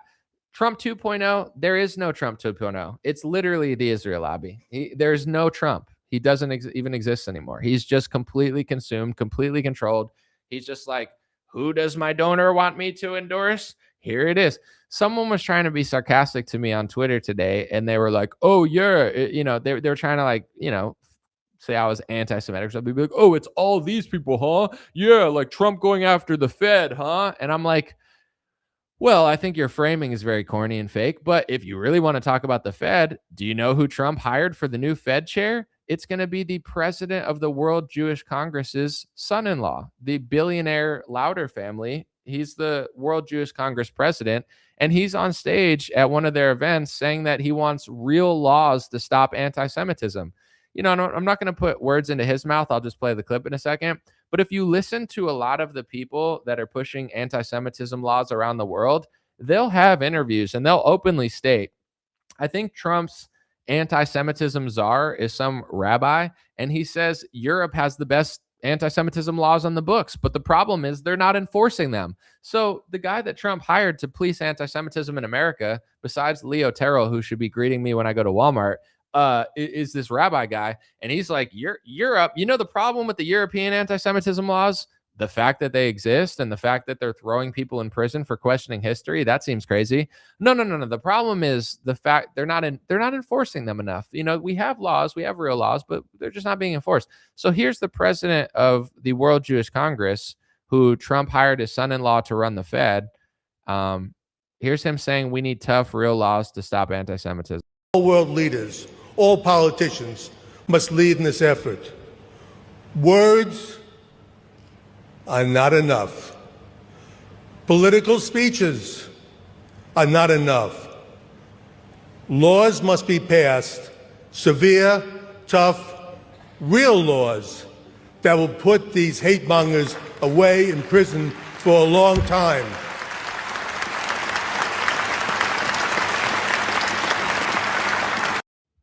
I don't know who he's talking to, but the one lady was like, it's like, all right. So yeah, his son-in-law, and that guy gave Trump the idea, according to John Bolton, to take over Greenland. So that wasn't an organic Trump idea either. He's going to run the Fed. Mark Wayne Mullen is running our DHS. Mark Wayne Mullen tried to pass the Anti-Semitism Awareness Act. I have a few videos on it. You've probably seen it. Maybe you haven't, but Charlie Kirk said it was flagrantly unconstitutional. Matt Walsh, who barely talks about this stuff because he has to tiptoe in his Jordans at the Israel, the whatever that place is called that he works. But even Matt Walsh made a whole video and said this is one of the worst pieces of legislation I've ever seen in my life. Mark Wayne Mullen was trying to push that piece of legislation through Congress and failed, and then cried about Rand Paul because Rand Paul helped stop it. So I wish it wasn't true, because like I know it starts to like sound crazy if you don't know what I'm talking about, but it's like everything Trump does is for the Israel lobby, like literally everything. Like I can't even think of one thing that he's done that's just actually for America. Another example too, this is what I wanted to talk about today as well. So the tariffs. At first, I could see both sides, right? And some people think I'm too nice. I don't think I'm too nice, and I'm not like bending into a pretzel to just like try to be like, oh, I'm so nice. That's not what I'm doing. I'm just trying to be fair, right? I see why tariffs could be bad. I see why tariffs could be good. I'm not fence sitting. I'm just, I'm not the world's best economist. I'm not a moron. I'm probably better than the expert economists they put on the television because they're just plants. But, besides that, yeah, if he does it America first and does tariffs, it could be bad, but it could be good over time. Let's see. And then I slowly was patiently not having a huge opinion on the tariffs, and I just wanted to see how it was rolling out. And I realized it's not for America. First of all, he starts using it as a sanctioning tool. Oh, Canada, our great ally. Oh, you don't want to do what Israel wants to do? Oh, I'll put a tariff on you. Oh, Ireland, you have a problem with Israel? Tariff, tariff, tariff. Oh, India, who we do business with. Oh, you want to do business with Putin? Tariff. So I realized his tariffs weren't actually for America. They were for neocons and Zionists and the New World Order foreign policy that they have. So then I'm like, oh, his tariffs aren't for us. Then as we go forward, he starts taking them off for random people. So he says, well, I just talked to the King of England and he wants us to take off a tariff on whiskey for Kentucky. So I'm going to take the tariff off as a wager to, the King of England. What does that say to a farmer who's getting his ass tariffed, his entire farm is going bankrupt because you didn't lift his tariffs, but you lifted it for the King of England and you lifted it for your lobbyist friends and you lifted it for a country that does what Israel wants, but you don't now he's playing kingmaker. He's raising taxes on the American business owner. He's raising taxes on the American consumer, but he's doing it just randomly. He's not doing it for everyone. This is the rule. Everyone has to follow it. This one goes up, this one goes down. He's basically playing market economics god and bankrupting. He's probably helped bankrupt hundreds of businesses. I sell only one thing when it comes to like products. I sell made in America hats. Did his tariff drastically affect my business? I don't think so, but inflation affected my business. The fact that nobody makes anything anymore, COVID affected my business. I can't even, it's hard for me to even find American made hats now. But in general, the tariffs don't affect me because I don't sell foreign goods. With that being said, there's some industries where you can't find certain things in America. Certain foods are not grown in America. Certain diamonds are not found in America. Certain crops are not really found in America. There's certain materials that are just not made or discovered in America. So if he's throwing a tariff on those, there could be an American business that does great work, but just has to get something from a foreign country because it's just free trade and it's not in America. Now they have to pay 20% more, 15% more. Now they raise the tax on consumers. They pay the taxes. Tariffs are retarded. I thought maybe they could be for America if Trump did it like strategically, but he's just like, I'm going to tariff everyone. I'm going to tariff nobody. I'm going to tariff everyone. You don't like Israel, I'll tariff you. You're the King of England, I'll take away your tariff. It's like, so what about the tens of thousands of business owners that are like, can I get a break on the product that I'm getting? Because I'm not purposely buying it from a foreign nation. That's the only place I can do it. And like I said, I only know merch and I barely know merch. I'm not an expert on it. I used to be able to get hats from a certain company a couple years ago, and they weren't super cheap or anything, but the prices have risen. The company that I used to get stuff from, every other month it's like, we don't have this color. We've disbanded this. It's like there was really only one company that I wanted to get my stuff from, and they discontinued like half of the products I was selling. If they made it, I would give them thousands of dollars to buy the product, but they don't even want to do it. So I don't know what's going on with their business, but it can't be good. And then it's like I got to find another company to do it, but it's really hard to do. Like if I were a full-time merch salesman and I buy hats, I sell them like slowly over the course of years. I don't really care that much anymore. But in general, if that were my full-time job and all I did was make money from merch, it would be near impossible to sell US made stuff. Like it's possible, but it's way harder. Even as someone that literally will only do that, it's gotten harder and harder and harder over the years, even with the tariffs. It's just like, and then now if you buy stuff from other countries, then, now it's going to be more expensive. Now you have to charge the consumer more money. How is that helping me? How is that helping us? It hasn't even driven business back to America. Like I don't notice as someone who wants to buy American stuff, wow, there's so many more companies building it now. There's really not. So it's just making everything more expensive. Someone said we need precious metals. Oh, sorry, I lost your comment. Sorry. We need precious metals, but we don't need China to make all of our products. No, but at the same time, it's like we definitely don't need China to make all of our products, but are people making them here? Do you want all the factories here? Like, I don't know. There's pros and cons to both. Like, there's super cons of buying everything from China, but they have certain cities that the people can't even breathe there. You know what I'm saying? Like, if you look at the air pollution map, there's certain level, like your life expectancy is just completely screwed because China's just like factory farming everything for the world there. That's on them. But it's like, do we want to do that here? Do we want to just make everything, every single thing here and just pollute all the time? I'm not saying that's the only way to do it, but it's like there's a trade-off. And if they're doing something and we're getting cheaper goods, free trade is not the worst thing in the world. It only becomes bad when it's at the expense of America and we're losing everything in a way that is like making it bad for us. But this is not even something I talk about or even thought about, but just now that you bring it up, it's like, were the 90s and 2000s like so bad? You know, it's like everybody had money, the middle class was good, a lot of stuff was made in China, but we got cheaper goods and they had the burden of all of the pollution and, like, you know, environmental toll it costs to build all of this cheap stuff. Like, it's like there's pros and cons to it, but I think it wasn't that bad. Someone said we need factories, so let's put them in Nevada. Why Nevada? I mean, I don't know. I think some industries should stay here and we could build. I don't like the tariffs on cars. I think that's retarded. Like, now he's going to tariff foreign car companies. There's really good American car companies, Ford, GM, but there's also really good foreign companies. I don't know, like BMW, Audi, Toyota. I mean, maybe they have, I mean, I know they have a lot of places in America, so I don't know the exact thing. If they build facilities in America, then Trump will take the tariffs off or something. I get it. Like, I get the concept of it, bring some factories to America, but he's just going to make cars more expensive. And here's the one thing that's really been bothering me, and I've been framing it this way because I think it's true. It's, we're all in this together. Hey, I'm Pfizer. We're making a fortune. Hey, I'm this person. I'm making money off pharmaceuticals. We're all in this together. You stay home and let all your friends overdose that needed a job, and we're just going to destroy your business and we're going to steal your money. But we're all in this together.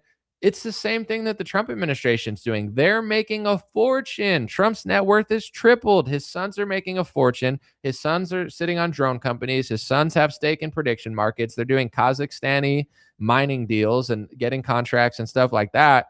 But we're all in this together. You're going to pay cheaper gas. I mean, you're going to pay more expensive gas. You're going to get more expensive cars. The price of everything is going to go up. The quality is going to go down. We're going to piss off countries. We're going to ruin global trade for the next 20 years because he's doing it so sporadically and so ignorantly. And it's really just a foreign policy tool for, you know, the donors he works for.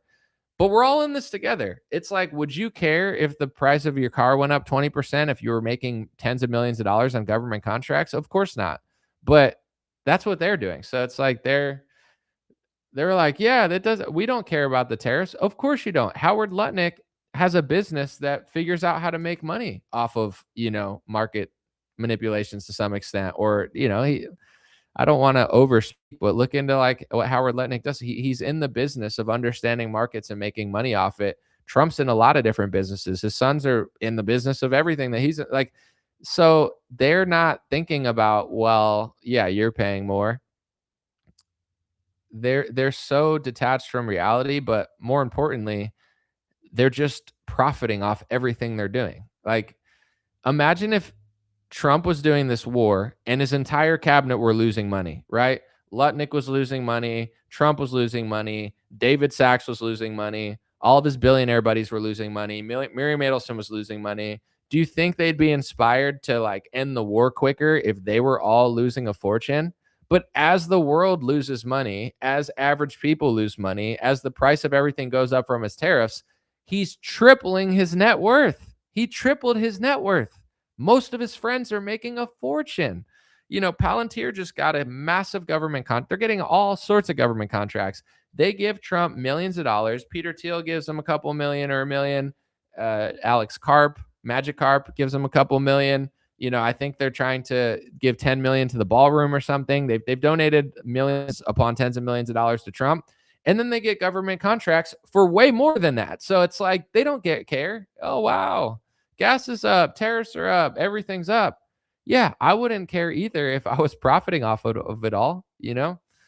It's like it's a different game at that point. It's like COVID. Yeah, if I owned a pharmaceutical company during COVID, I'm sure I'd be like, yeah, it's not so bad. I just made $5 billion. It's really not that bad to be locked in your house when you own the product that everybody needs because the government's forcing it in their arm. It's a lot easier to agree with it when it's that, you know? Um, Someone said if they manufacture here, it's a win. If they move to Mexico, tariffs are fair. the tariffs are not fair now. I'm not going to do hypothetically. They're not fair. They're not fair now. They're being individually put on and put off for certain people. If Trump talks to some billionaire that says, "Hey, dude, my industry really needs this, or the cars need this," he'll be like, "Oh, I'll raise it." And then if like an average farmer who has no say, their tariff doesn't just magically get raised by Trump. So there is no universal rule of tariffs that Trump's applying. He's taking them on and off for certain of his friends in certain countries. He's putting them on certain people to punish them for not bowing down to Israel. So they're not America first tariffs. They're not being done for America. They're not helping America.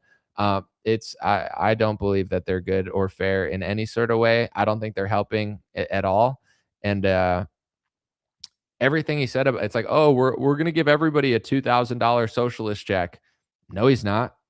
Oh, I'm gonna cut income tax. No, he's not. I told people this. I'm not trying to be a downer. Will I give him credit if he cuts income tax? Well, dude, that would be like my favorite day to eat crow on that topic and be like, yeah, I was wrong. Make highlight videos of me saying I don't think it's going to happen or whatever. I don't like, yeah, it would be embarrassing or something. But even then, I don't know the future. It's not like I'm 100% sure. But if I could bet, I mean, you probably can on one of those stupid websites, but it's like probably 99% chance that Trump's not going to get rid of income tax. So, do I want him to? That would be the greatest day of my life to just be like, I'm sorry, I was wrong, but now we don't have to pay income tax for the rest of our lives. This is the greatest mistake I've ever made. I'm gonna make a bunch of money the rest of my life off of the fact that I was wrong about this. I would love that. It's just not gonna happen. Just like that, it's like maybe he'll give a tariff check. That's more likely than the income tax cut. But now he's like, did I say that? I don't remember saying that. It's like, you literally said it on True Social, if that's even you. So it's all these things he said he was going to do. It's not happening. Yeah, tariffs are a tax, not on foreign nations. Tariffs are a tax on American businesses and on American consumers. They're the foreign countries not paying the tariff. Someone said, how could they afford to run their blank trafficking rings if they fixed America? That's a complete conspiracy theory. We condemn you to the gulag for that conspiracy theory.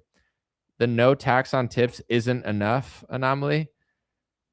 No, I mean, that's nice for service workers, but it doesn't affect me or anything. I mean, do I not have to pay taxes on my super chats or something?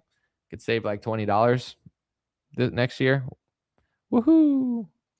I'm sure a service worker will appreciate that, but it doesn't. I talked to somebody recently from like Europe, and they said they have 50% taxes or 45% taxes. So there's a balance to be had. I'm glad I live in America where we don't live in Canada or Australia or Europe where it's literally just like the government's robbing you 45% of your income. Yes, I'm glad of that. However, I still think income tax is a scam. It wasn't what the founding fathers intended. A lot of this stuff too, people could say like, "Oh, if you don't vote, you're going to fix the system." A lot of people have that theory. It doesn't make sense to me, but you're allowed to believe that. I don't think the voting or doesn't vote matters that much, but taxes absolutely matter. So even just trying to think of the word, but with taxes, if they actually cut income tax, a lot of the bullshit would completely disappear because they're using our taxpayer dollars to fund all this stuff. And it's like this system of just robbing you. I don't know. Like, how much will you pay in tax between property tax and income tax and sales tax?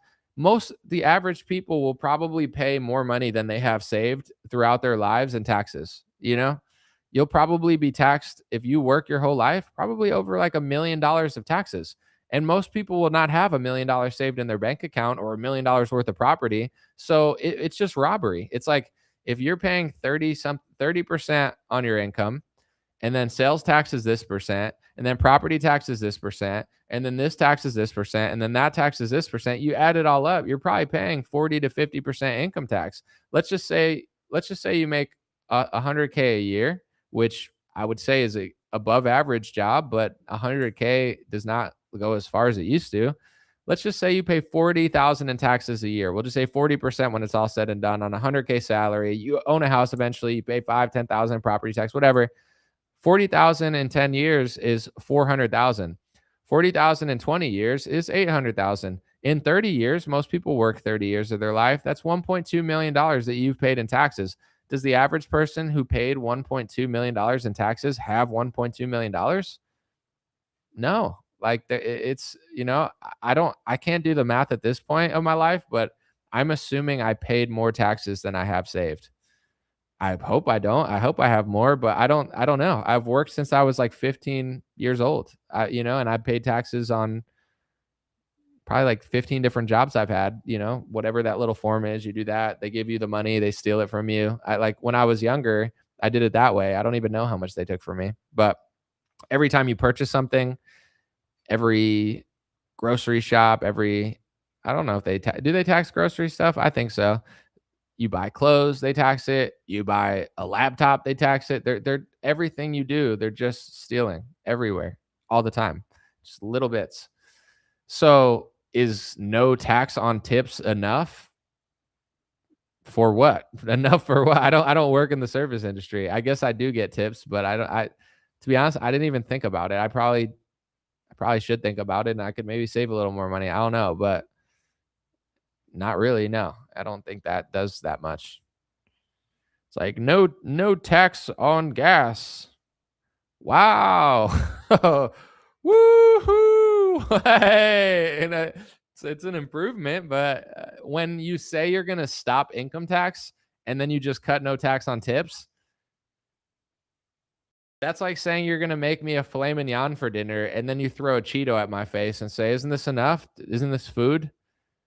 Yeah, Cheetos food, but you said you were making filet mignon. I don't know what one Cheeto is going to do, but I guess it's tasty. Someone said, and pay Social Security for boomers. That too. And then boomers are like, "You're not going to have Social Security." I'm like, "I know." It's like, thanks for reminding me. Yeah, I know. It's like the system's screwed. The world sucks. Anyway, I'm going to go watch Fox News and vote for Trump again. I'm just kidding, but oh no. Don't you guys eat Soylent Green? I switched over recently for my health. I switched over from Soylent Green to Goylent Green, so it's better goislop for a young goyim like me. So I used to do the Soylent Green, but I'm not into soy now. I'm more into goy. So, but to each their own. I respect any diet really. Someone said, as a wedding photographer, I'll get 50, $100 tip every now and again. The last engagement session I did was $100 tip, which was sweet. Usually the engagement session, they give you 20, 50. Tips are great. And every dollar counts. I mean, if it's like a tip that's being super tracked or something, I'm sure that'll save you money at the end of the year. Any money saved is good. I'm not going to complain about a single dollar, but the difference between no tax on tips and no income tax is astronomical. It's like the difference between like over the course of your life, like hundreds of thousands or millions of dollars versus like saving like a couple grand. Big diff. Someone said way before I was born, so you can't blame boomers for Social Security. No, I'm not blaming boomers for Social Security, but I'm just saying boomers will always say like they get Social Security, but they'll always say like there's not going to be Social Security left for you. I'm not even saying they're wrong. They're right. And honestly, it's like, what's a boomer going to do about it? Like you said, it's been around for 100, whatever. How long Social Security's been along for? Probably a long time. I haven't figured out when it started. Let me look it up real quick. When did Social Security start? 1935. So it's been 90 years. Yeah, I don't expect boomers to solve the entire thing. There's just something funny about them being like, the country sucks. It was way better when I was young. We're getting the money. We own all the money, but we're wrong about the topic that matters, and we'll just argue with you all the time. It's like if boomers were right about Trump and Israel, I think it would be a little less annoying because it would be like, yeah, we're getting the Social Security. We have all the money. We had the last good life, and you guys are screwed. But at the same time, in our last 20, 30 years, we're not going to completely screw you guys. Like we're going to agree with you and figure out the problem with our country and in our party. That would be less obnoxious. But they're like, we have all the money in the Social Security, and Sean Hannity and Maria Bartiromo told me that they're our greatest ally, and you don't know what you're talking about, and we don't believe in hate speech, but it's hate speech to say things about Israel, and that's really mean because Ben Shapiro told me so. And anyway, I gotta go get my Social Security. Sorry, don't argue with me, millennial. You're like, ugh, okay. Taxation is definitely theft. It is. And the crazy part is America's just not as bad. Like I have a friend who came from Spain, and I was asking him about it. And it's funny because I talked to two people from Spain, one that seemed more like me and the other that seemed more like liberally. And the one that was more like me was like, bro, they tax like 40, 45%. He said basically the economy sucks. And like part of the reason it sucks is because the government takes so much money from your income. And then I talked to someone else and he was like, "Oh, the tax isn't really that much. It's only if you're like super wealthy." And it's like that's what they say, but I don't believe it. I'm going to look it up real quick. What is the Spain tax bracket? Cuz they say that in America. And then if you run a business and make like a couple hundred grand, you're in the top tax bracket. But if you do that on your own will and you're not like Warren Buffett, it's not like, you know, I could speak for my business and my industry. It fluctuates all the time. So it's not like I have a consistent, oh, I'm going to make this much every year of my life. Hopefully I'll try, but it might not be possible. So it's like if you hit a top tax bracket and they're trying to take 30, 40%, it's a lot better to save that money and use it for your family than for the government to steal it. Cause that's just a lot. Let's see. Yeah, 47% income, which is almost 50% for over 300,000. It's like I think if you're not making money, you look at that and say, "Well, they're really rich. They make 300,000 a year and I don't." If you make 300,000 a year, now they're taking half. You just made 150,000 and you had to pay for rent and you had to pay for cars, and if you have a business where you're employing people, you do that and this. When you take that much from somebody at that bracket, I'm not saying they should do it for I don't even want them to take it for millionaires. I don't know. It disgusts me when it's like, yo, I just made $5 million on my football contract and the state took 2 million. That's crazy. He might get injured and never make another dollar again. Like he needs that money for the rest of his life. Once you hit like $300 million, nobody feels bad for you. It's like, who cares? But your first million or 2 million, like, yeah, there's players that have never made another contract again, and the government took so much of their money. It's like I stop feeling bad for people once they hit a certain tax bracket, but how does it help me that the government takes like 2 million from a millionaire? How does it help me if some guy creates a business, makes 300K and Spain takes 150K? It doesn't. It only incentivizes people to move, get away. It's I don't know. It's definitely not good. And then in America, it's like here's a conversation I just thought of. I haven't even like no one's gonna listen to me, so it doesn't matter. But you know, shouldn't they raise the tax brackets at this point? Because have they stayed the same for a while? I'm not fully paying complete attention to what the numbers used to be, but it's like everybody says like, oh, if you make like 100K now, it's like 50K 10 years ago. It's like, you talk to like your grandpa and he's like, "Oh, I made $20,000 at a factory and I bought a house for $5,000 and my car was $500 and a slice of pizza was like a quarter." It's like the equation of how much you made versus how much you paid. I think back in the day, you could buy a house and a car with 1 year of like an average salary. And now it takes like 7 years of an average salary to buy a house. You can rent it. It could be on mortgage. You could live in a neighborhood you don't want to live in, but to get a house where you want to, you got to work like 5, 10 years of salary just to get that one thing. So the equation's all off. Since inflation is just absolutely cooking our country, and I think honestly, I don't even know the real math, but I'm convinced that it's almost double. Like I think 100K in like 2010, dude, 100K in 2010, that's not even close to 100K now. I think 200K now is the same as 100K in 2010. I don't have the numbers to back it up. Just remembering how much stuff cost when I was like in high school and college versus now, dude, I feel like everything's like 3 times as much. It might even be worse than I'm thinking. I used to go to like Subway. It was like $5 foot long. I was like, "What's Jared doing? He looks weird." But no, but I was like, "Jared, get off me, get off me." No, I'm just kidding. But Jared from Subway. If you don't remember. If you know, he's a anyway. It's like I could get a full lunch that was actually good for like $5. Now it's like, you want a sandwich? Do you want like 1/8 of a sandwich? Do I look like I want 1/8 of a sandwich? No, I'll take a, it's like medium or giant. It's like, well, first of all, large or whatever is not even large. Large is small. Small is really small. And giant is normal. You're just trying to make me feel fat, which I don't appreciate. So if you get like the normal size, it's like $15. Do you want a drink? Yeah. Do you want chips? Sure. Oh, 21.30. That same meal was $5 and probably better quality like back in the day. So I don't, what I was getting to is, why don't they move the tax brackets now? Like, why are they taxing someone that like, oh, you made over 150K? Like, you should really pay this much. It's like, bro, I know they need the money too, the government, because they need to waste it in foreign nations, but they should act like they should move the tax brackets that way, like times three, like the top tax bracket should be like 700K now or 800K, even though that's still disgusting to give that much money to the government. I think all income tax is insane and theft, but at bare minimum, it's like, we're, they'll always say, we're doing this for the billionaires. Nah, I have the form. That's not for the, like literally, it's not even close. It's not even for the millionaires. It's like people who make in the six figures, you're still putting in the tax bracket.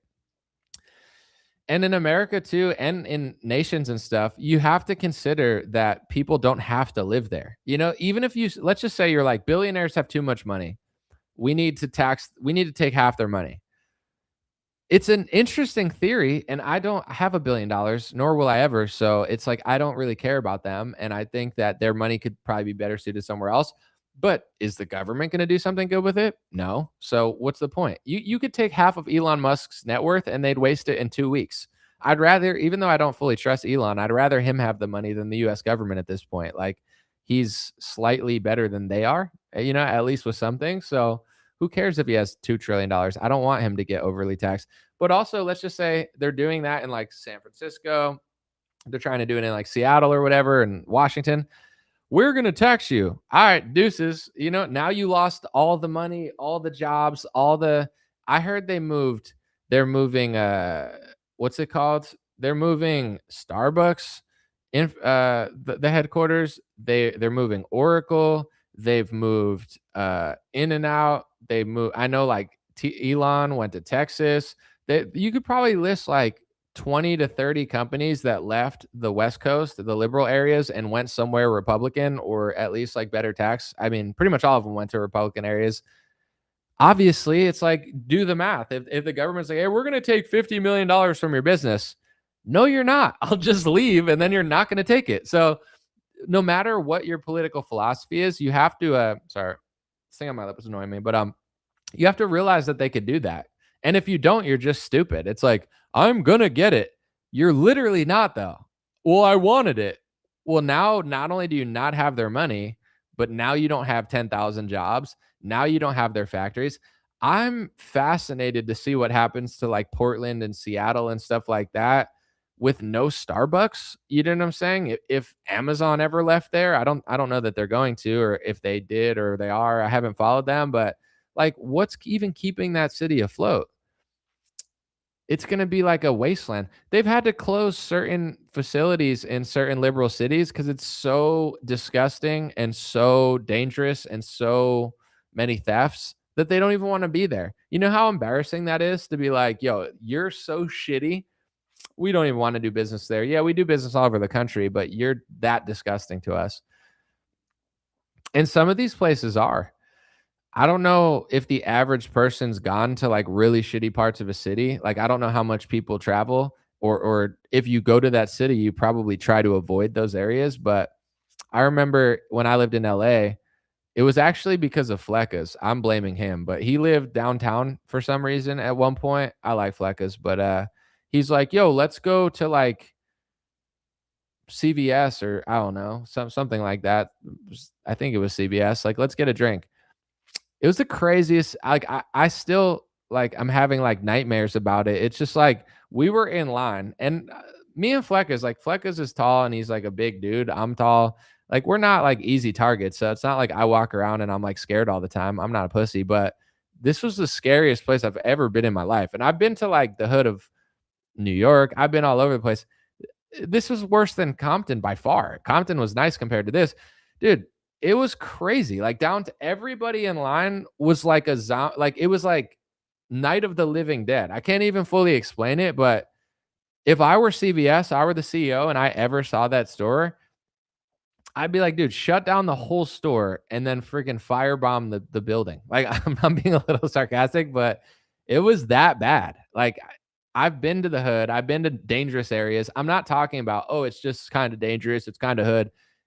I can't even explain it without showing you how bad it was. 15 people in line, everyone's like a crackhead, a zombie. This dude's it's like, and I'm like, Fleckas, do you just go here all the time? Like, dude, I never want to go here again. Like, this is the worst line I've ever been in, and I will never go here. I would pay money to not go there. I like whatever it takes to never step foot in here again, I'll do. I don't even want to be here for 2 minutes, but that's what some of these cities experience. That's why they're closing stores. It's like, oh, they're closing stores because there's a lot of robberies. Yeah, they're closing stores because it's kinda ghetto. It's deeper than that. It's deeper than just ghetto. It's just this it's like you're literally in hell and, like, everyone in line is like a zombie. It's like crackheads and, like, the people that you see on the streets with, like, their skin growing and they're like, "Ugh, ugh." Like, those people are just waiting in line at CVS. Imagine working there. Having to deal with that, dude, they should pay that person that person deserves a Josh Allen contract. Like, that's the hardest job in the world. It's unreal. I saw that like a guy who owns a deli in New York who made I think he was like some sort of Arab. I don't know the exact ethnicity, but he was on the news saying he was like scared for his life because it's a dangerous area, and then he ended up getting killed like months later. New York in some areas is no joke. I've been to like Bed-Stuy, and I remember when I was in the deli, some dude just looked at me and was like, "Yo, I'm gonna kill you when you leave this store." And then the guy making my sandwich was like, "Yo, do you want it toasted?" And I was like, "No, I'm good." I grabbed it, I went out, and like he literally threatened to kill me, and then he was threatening to kill like the store owner. Like, that's how crazy some of these areas are. Like, that was bad too, but this one in downtown was even worse. Like, it's crazy that they just allow that to happen in this country. Like not a barista, a freaking bodega owner or a deli owner has to get threatened like 30 times a week in order to make like his job. At that point, bro, it's just time to move. Like, even if you don't have that much money, it's like, figure it out. There's other places you could be broke that aren't that. Like, no, I don't know. I used to love New York City. I used to love Los Angeles. I like cities. They're fun to me.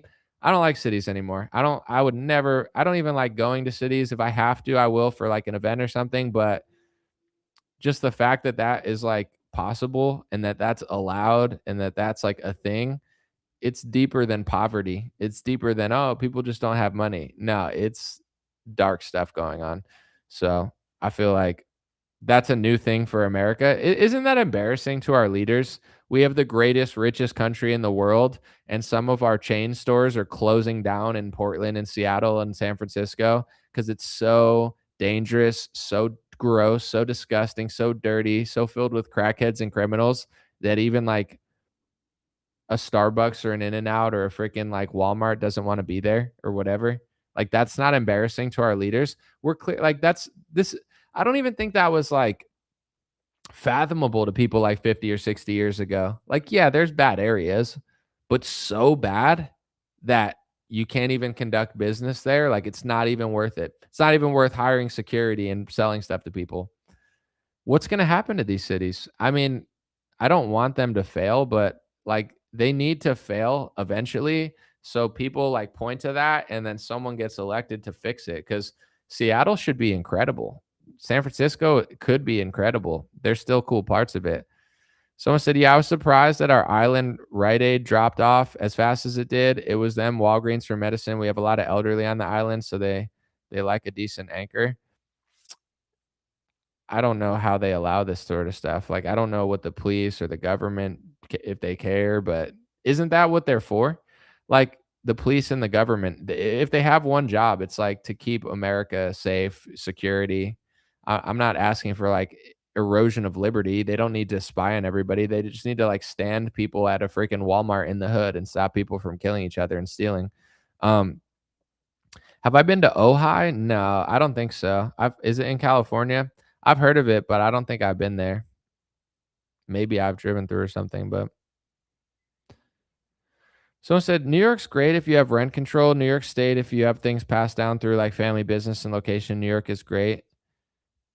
I mean, I think New York has way more problems than just rent control, but someone said Trump isn't allowed to clean up our cities. The blanks are sending America back to the Stone Age too, not just Iran. I mean, I do think that certain people, not all, but some are trying to do what they're doing to Palestine and Iran to America and to Europe, you know, and I think that's the fundamental thing. I've talked about it in other streams. I think that's the fundamental thing that people are missing. Like, and some people are purposely missing it because they have a bias. You know what I'm saying? Like they're part of the matrix to like not want you to know. But the average person that has no bias, that has no affiliation, that's still being tricked by it, you know, you just have to really study. The interesting part about politics right now. And this is why certain people, I know they're interesting. And there's a lot of people that are like popping up doing really well, but they're very abstract, right? And they're like, it's like kind of like a mystery and like everything's like, and I'm not, some of it's true. Like mystery is exciting and sometimes it is real. But I guess for some reason, that stuff just doesn't interest me at all. Like I'm not interested in somebody that I feel like is doing kind of sloppy work and like slightly misleading people, but kind of telling the truth. Like it doesn't interest me because it's so unnecessary because what's happening is so obvious and it's so clear.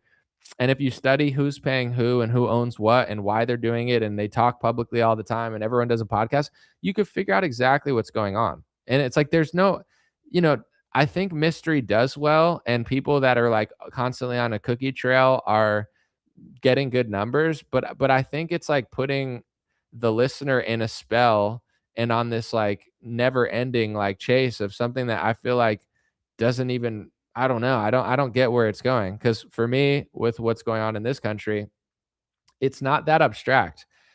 And it's not just this, but what you were talking about and what others are is just like you have certain cultures, certain ethnicities that, you know, have different food, different languages, different abilities. There's certain countries that do not have the infrastructure of America.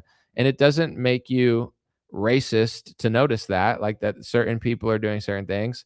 It's the same with religion. And if you understand Christianity and you know that there's good and bad Christians, there's phony Christians, there's controlled opposition Christians, there's mega churches, there's Zionists, there's this, there's that, there's dispensationalists.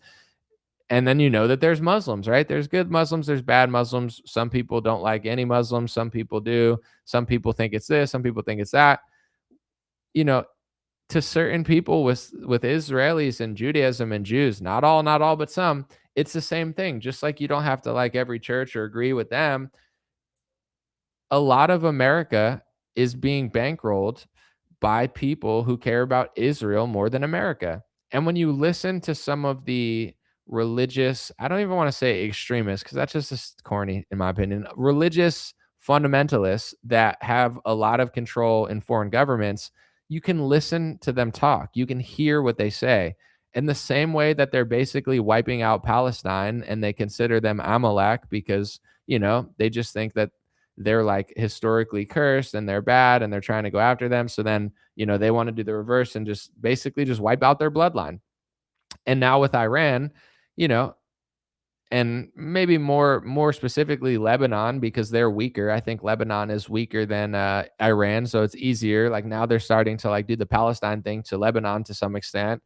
You listen to the same people that are doing that, and people that listen to Zionist Republicans and Christians and just Republicans who are like super Israel lobbied out, they won't show you all of these clips of the same people that are like, yeah, we don't, you know, Europe did bad things to us thousands of years ago. Christians did bad things to us. So I think there's an element of like, it's not all people that are doing this. And it's not even that abstract or obscure or hard to explain, or I got to do a 50,000 part YouTube series, like, trying to like show you something on a Google search. It's like, it doesn't even have to do that.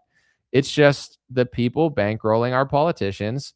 They serve a foreign nation and a foreign group of people. And that foreign group that they serve is extraordinarily selfish. And they, not all, but some of them hold a 2,000-year grudge against Christians and Europeans. So if you think, oh, they're just going to wipe out Palestinians, but they love us, maybe you're right. I don't think you're right. I think you're exactly wrong. But, time will tell. And I'm not saying you have to believe me, but I don't just say this because I think it or I'm hateful. I'm not hateful.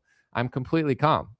It's just I've come to the conclusion, listening to enough people talk and seeing who's paying who and how this world works. And it's like they are doing to Palestine, they're doing what they're doing to Palestine to Europe and America also covertly. In Palestine, they're doing it overtly. In Europe, they're doing it covertly through mass migration, through flooding them with refugees. And it's the European leaders who are accepting it. But who are they? Who are they working for? Why do they feel that way? They're definitely, in my opinion, traitors to their own people. I saw, was it Keir Starmer? No, it was Boris Johnson. Boris Johnson posted an article the other day and he said, the birth rate is lowering, but here's why this is a good thing. First of all, Boris Johnson apparently has 9 children. Second of all, Boris Johnson, as an Englishman, he thinks it's good that English people are having low birth rates while their cities are being flooded with and there's a lot of good immigrants, I think, that can contribute to society of all types. But the ones in Europe, you talk to people from Europe, they didn't bring the good people from the Middle East. Some people are good from the Middle East. Not every Middle Eastern in Europe is bad. That's not true. But a lot of the people that are like walking the streets of these cities, these are not the desirables. Some are great people. A lot are great people, but a lot also aren't. And it's like, if you meet the great people that are immigrants, they don't want criminals and murderers walking the streets either. So why, like, Boris Johnson really thinks that low birth rates are good? And these are your average leaders. So it's not to blame anyone, because at the end of the day, it's your own leaders who are responsible. Like, they shouldn't be selling us out in America and Europe. But what a lot of right wingers and Christians don't realize that are under the spell of Zionism is they just assume that they have this holy alliance where they're going to work with Israel. They're going to crush all the people that hate them. And then they're going to live happy ever after when they crush all the good people. Little do they know, the people that they're crushing everybody with view them the same exact way. They just don't tell them. Because why would you tell somebody that you don't like them? Why would you tell they don't care about you at all. The same people that you're serving write op-eds and say, why don't you take all of these refugees? Because they want to do to you what they don't want to do to themselves. And I think that historically, a lot of them hate Christians and hate Europeans, and they want to eliminate you essentially because they don't, they really understand history, and they remember times in history when Christians and Europeans were not kind to them and, were a threat to them.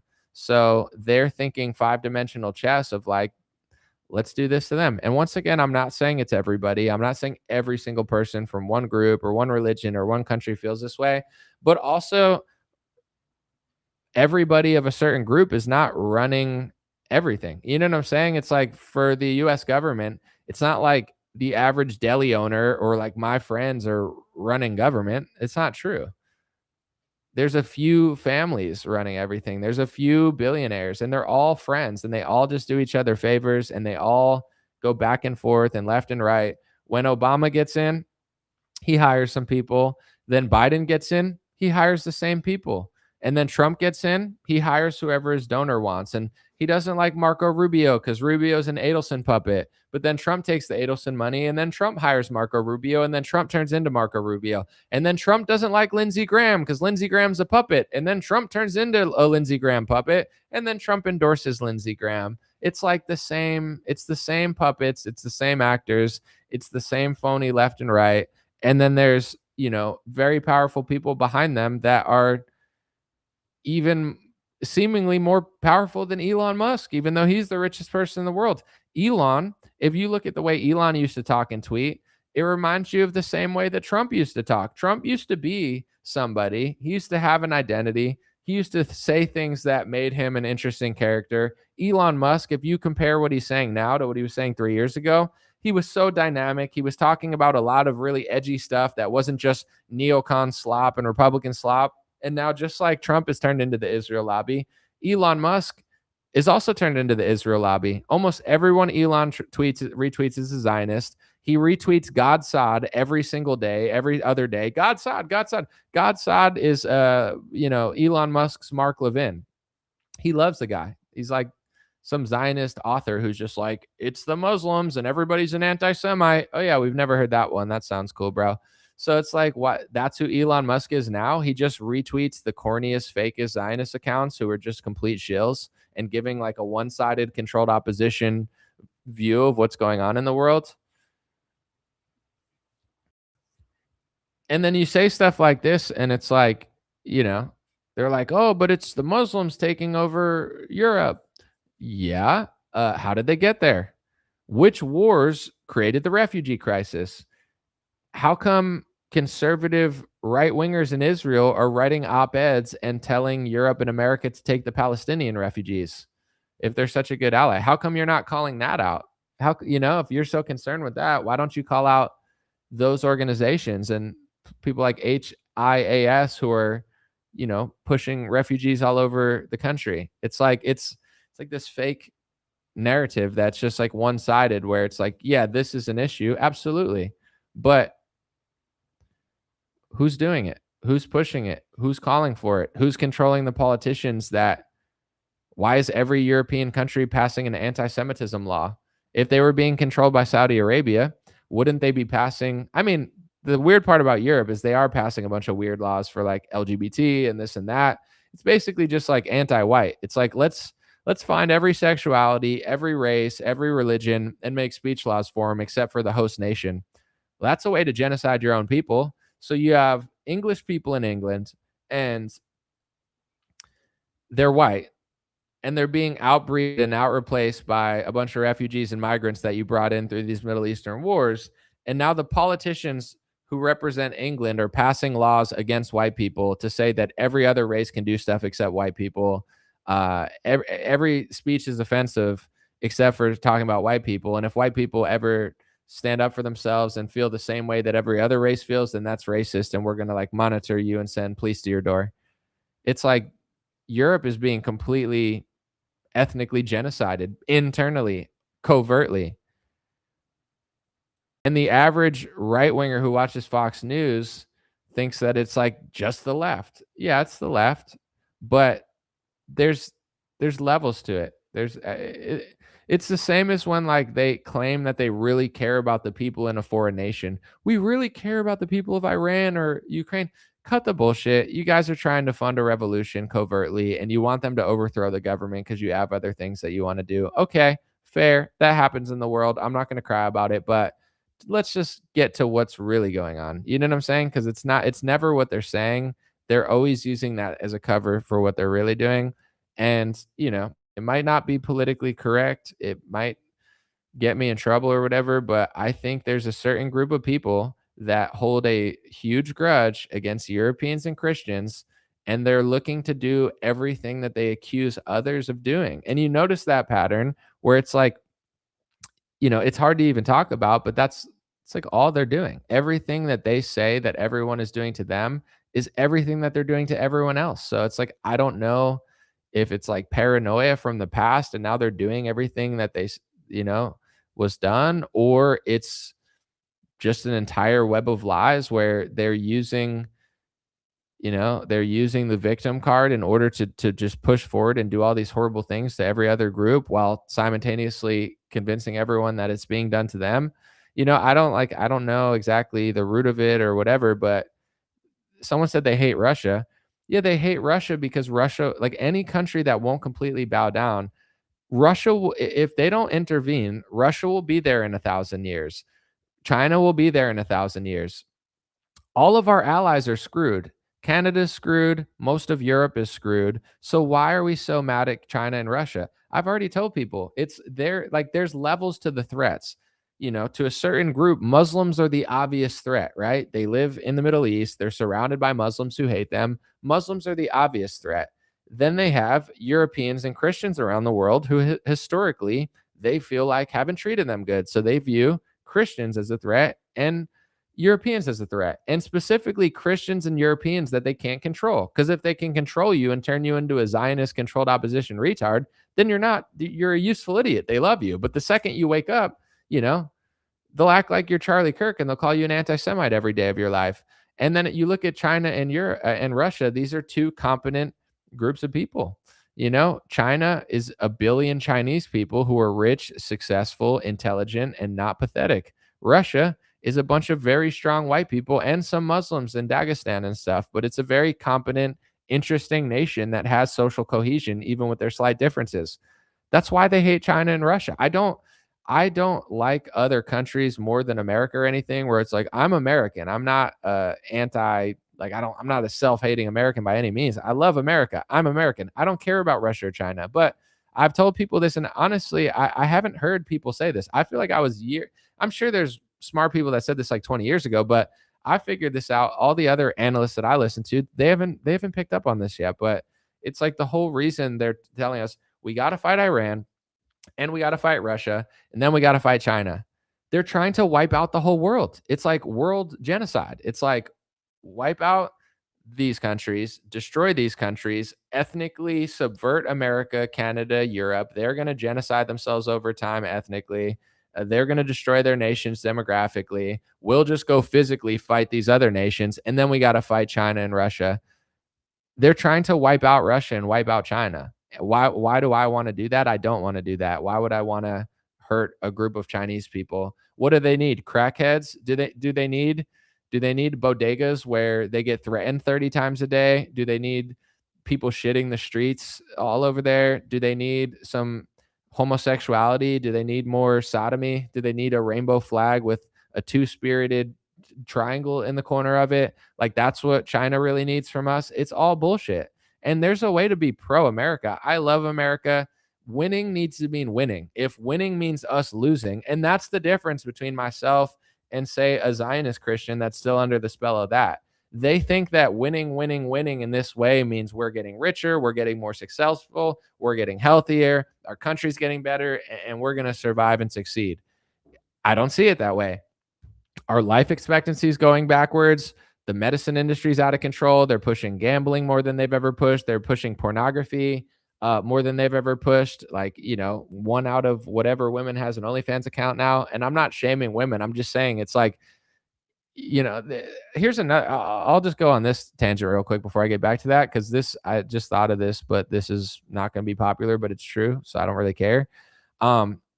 Before, the war, they said the bankers sent us off to die, and for Europeans to kill each other because they hate us. Before the war, women didn't work. They didn't want to work. They worked some jobs, but they weren't like, I want to do every job a man does. I need to do everything. I need to be in a factory. I need to be an umpire. That's not human history. Almost all of human history, everyone knew women and men were different. And this is what a lot of even conservatives don't realize. There's a certain thing, like there's a gray area, but then there's a truth and a lie. And if you follow the lie long enough, it ends up. And it's like, there's some conservative women that'll say, I'm a boss woman. I want to work every single job. I want to be a career woman. I think women belong everywhere, but I don't agree with transgenders playing sports. Fair, but I think that leads to that. You know what I'm saying? Because you want to do 1, 2, 3, 4, 5, 6, 7, but then you're offended by 8 because it's too far. I think all the other stuff is too far, because it's like it's all this sort of natural progression where you start going further and further away from the reality, and you start acting like there is no difference between the genders, and then you end up here anyway. So it's like, all of that leads to this. And then with OnlyFans, this is what I was going to say. It's like there's a lot of conservatives that will say, I think women can work every job, but they shouldn't do an OnlyFans because that's like soul sucking and immoral. Also fair, but here's my response to that. You're telling a bunch of women that don't get married, don't find your man, don't want to serve your husband and just be a mom and be a homemaker. Go work in the world.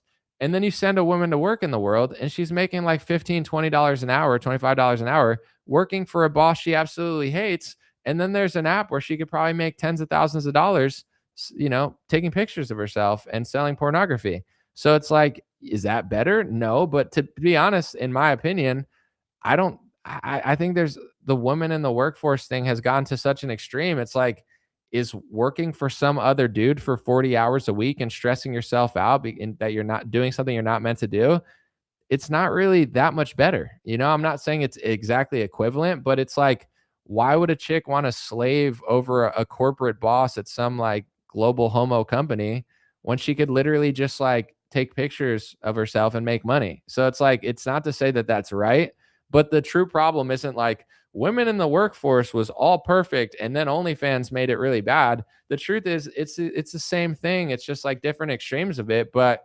if I don't know. It's like when pornography wasn't super legal, no one was really doing it. Then it became legal, then more people did it. Then you told women to join the workforce and told them, don't do this, even though you can make 50 times more money doing it. It's like, it's a hard ask for some chicks. Like, I think working a job you hate for 10 years is like just as shitty. Honestly, it's like, yeah, it's doesn't have the stigma of an OnlyFans, but it's the same concept. You're doing something that you're not really supposed to do or that you weren't born to do. And now you're stuck there and you're not doing and it affects everyone too. Cause it's like if every girl wants to start a family, then there's more options for guys. But if you have like, you know, 70% of chicks are liberal, what conservative guy wants a liberal chick? And then you got like 20% of the conservative, women, they just like conservatives more than liberals, but they're still feminists, in my opinion. They're still kind of liberal. It's like there's like 10% of the women are like actually conservative, and most people find them and they're like, yeah, that's a good wife. But it's like 90% of the dating pool is like eighth wave feminism. And it's not to say it's their fault or whatever. It's just the reality of the situation. Like everyone can talk about how bad OnlyFans they are.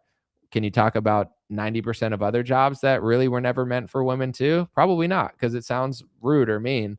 I think women can do whatever they want. I think that, if you're great at something, you should be allowed to be great at it, but it's not created for a healthy society. Like it's created a society that everyone's older, the birth rate's lower, people are miserable, like women are stressed out.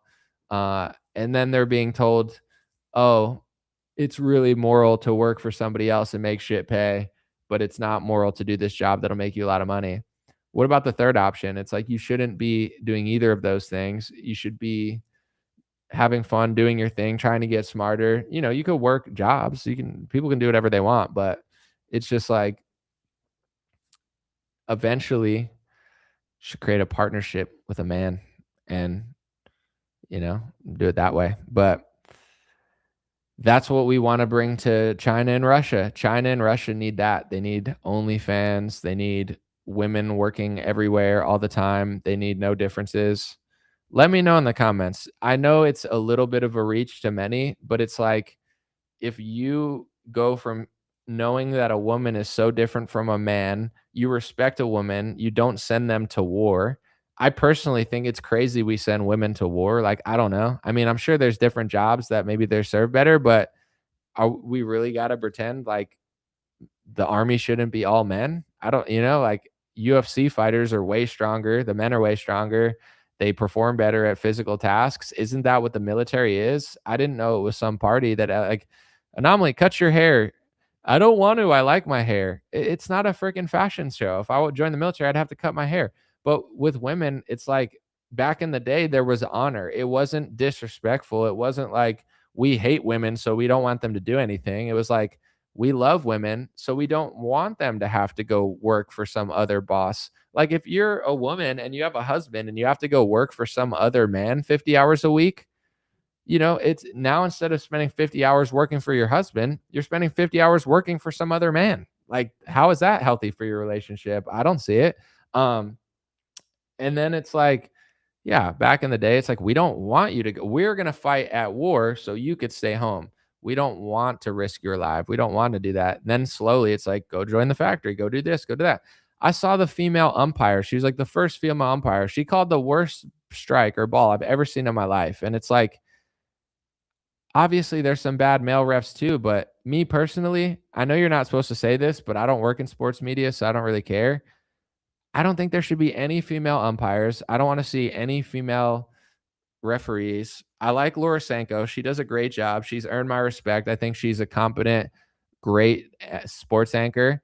But the basketball one's okay too, one of them. But I would say like 99% of chicks that I've seen in sports media are just, it's just such a reach. It's such a force. You know, every company has like women bosses that are, it's like, okay, sure, you can do whatever you want. I don't care. I don't run the country. But I think there was something to what we did 80, 90 years ago when it came to gender. And I personally view, um, not that they're exactly the same, but they lead to the same place. Like, if you want to say, don't, you know, women shouldn't be doing OnlyFans, you know, that's really messed up that so many women are doing it, then stop telling women to join the workforce, because a lot of women are going to want to make more money. You know what I'm saying? And that, and like, this is another thing too with men and women. Like, there's different things that have value in this world. So for example, like, I feel like women, they view different things in men. Like, obviously, like, women want an attractive man, but women also like status. Women also like money. Women also like humor. You know what I'm saying? If you're funny, you could get a chick. If you have a good personality, like, obviously men like that too. I'm not saying they don't, but like, women are way more situational than men. If a guy likes a woman, it like doesn't matter how rich or poor she is. It doesn't matter this or that. Obviously, having a good personality matters, but it's like, you don't care what everyone else thinks. I feel like a lot of women, they care so much more about all of those other factors, and it's not even bad. It's just men and women are different, and biologically, they have different needs, you know? So like, if you're a woman and you're marrying a guy, it's natural to want to know he can protect you, and he can, you know, physically protect you, but also he can like financially protect you, in the sense of like, you're going to give your whole life to this man.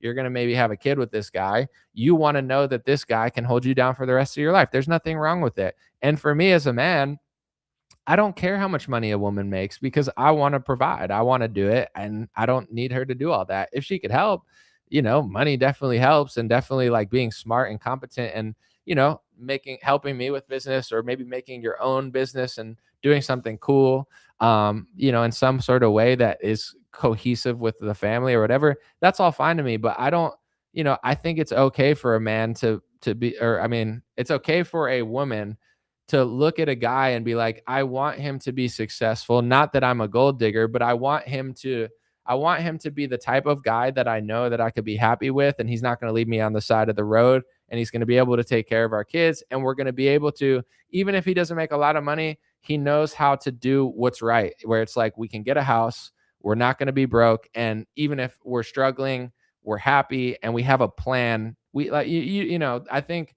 no woman should want a man that has no plan. You know, if a guy has no plan, and you know, and just like doesn't care and is lazy, it's like, who wants that? At least if he's a working guy, he's like, he's going to work. We got what we got, but we know where we're going, and we know what we're doing. We're not just going to like hit a snag and he's not going to be able to handle it. A guy should be able to handle that, and a woman should be able to not annoy him and help too. So it's like, yeah, I don't know. I think with all that being said, I don't care how much money a chick makes, as long as she can play her role and she's a good person, whatever, that all matters to me. But so when a girl goes into the, like, as a guy in my 20s, right? I just set out into the world to explore and to try to make something of myself. For a woman, it's a lot harder to like send her to a liberal, you know, area and be like, go make something of yourself. Like, women are different than men. They can do it. It's not like they can't do it. There's a lot of strong women out there, but it's just a different dynamic. Like, would you think the same exact way about your daughter as your son? No, because they're slightly different, but it doesn't make you a bad person. You just see the differences and you want to protect your kids. So with all that being said, I come back to this point. When a woman joins the workforce, it doesn't mean women can't do stuff. They're intelligent, they're smart, they can run stuff, but the dynamic of it is different. Like there's a different dynamic to a man joining a workforce and a woman joining a workforce, and a man wanting to make money and wanting to make a life to then provide for a woman versus a woman.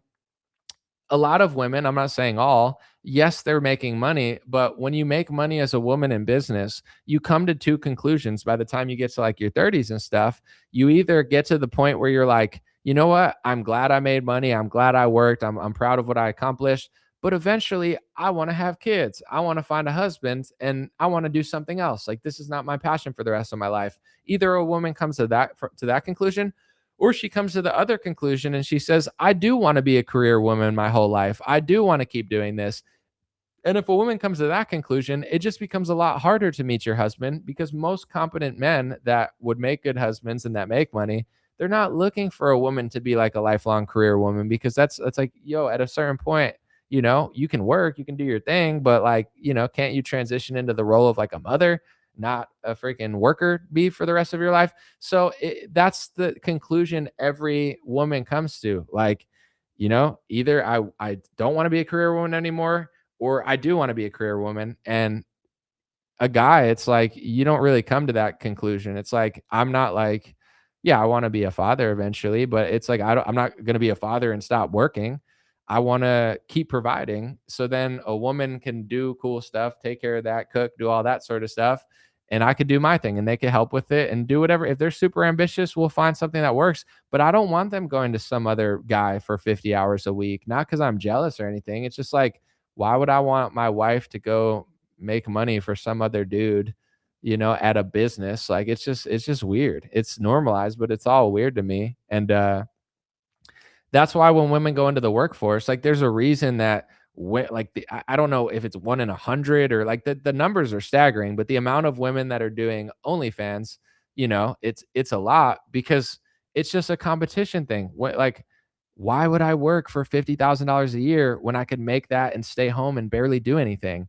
But instead of OnlyFans, they should just find a husband. You know what I'm saying? It's like that's what they used to do back in the day, because women have those same desires low key, even if they don't admit it.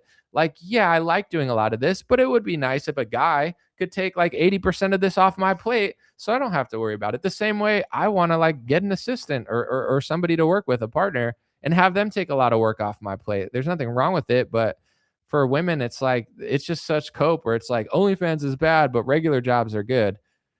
Yeah, I guess you could frame it that way, but what if it's just like the pipeline to OnlyFans is the natural trajectory when you're telling a woman to go work and make money and be a career woman when it doesn't actually make sense, and then that career is way more profitable with way less work, the same way like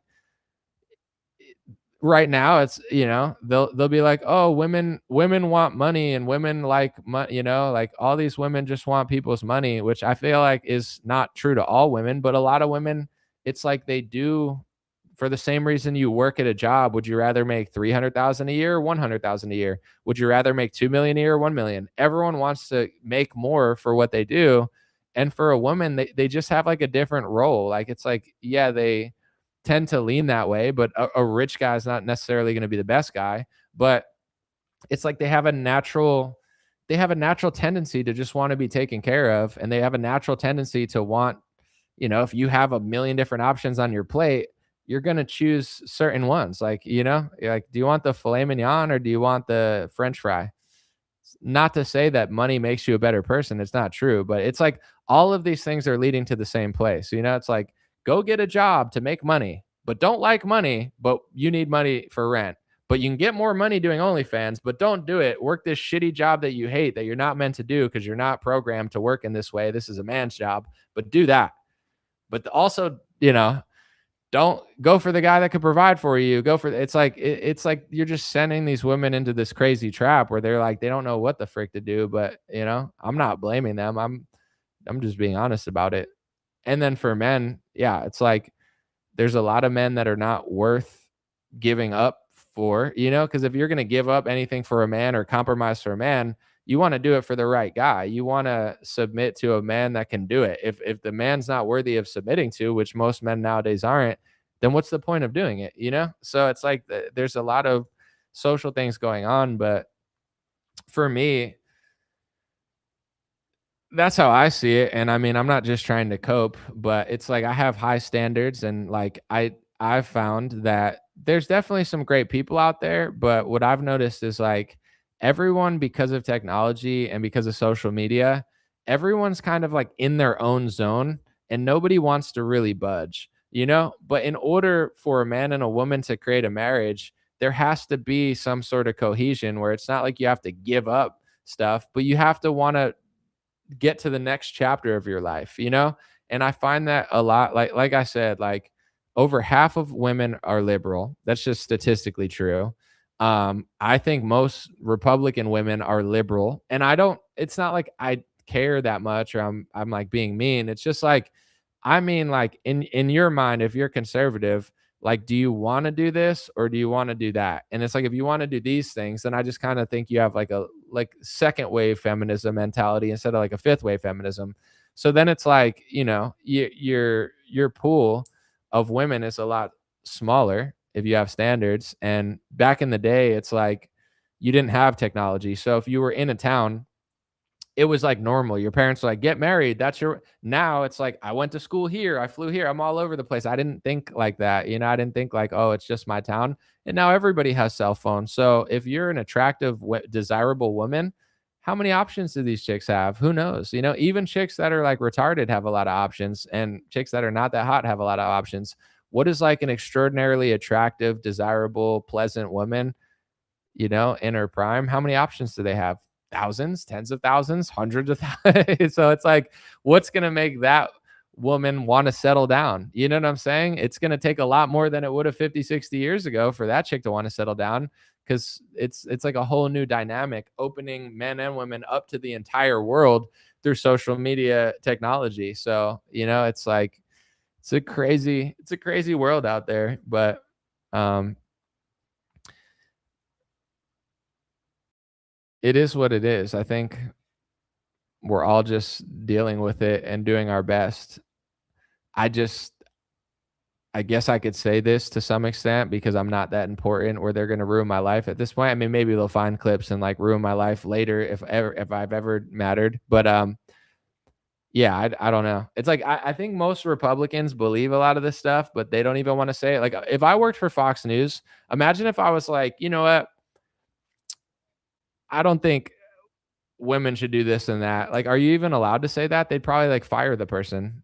Like, what if I was like a Fox News anchor and I'm like, I don't think Maria Bartiromo should be an anchor. I think she should stay at home with her kid. Like, you're not allowed to say that, even on the right. Like, the right's so conservative, but they're not even really conservative. And I'm not saying that she should have to stay home. She could be a journalist. I don't care. But you get what I'm saying? It's like, what does republicanism even mean? It just means give money to Israel, worship Israel, and work for Israel, and call everybody an anti-Semite. It's like, oh, there's too many chicks doing OnlyFans. Yeah, because you're sending your daughter to a 4-year college and telling her to be a businesswoman, and then the women are like, so you're telling me I have three options. I can either work my ass off for 10 years at a corporate job slaving, but if you're a hot chick, it's like there's way easier ways to succeed in this world, you know, than slaving away at a corporation. Like, why would you do that? I'm not saying you should start an OnlyFans, but it's like you could just find a guy that's successful and then not have to work anymore. Like that, and there's nothing wrong with that, in my opinion. Like, it's like why would a hot chick in her 20s that's like a 10 out of 10 have to slave at a corporate job for 10 or 15 years? Like, when there's thousands of guys with money that are like, no, why don't you just date me and I'll take care of you, you know? And the same thing used to happen back in the day.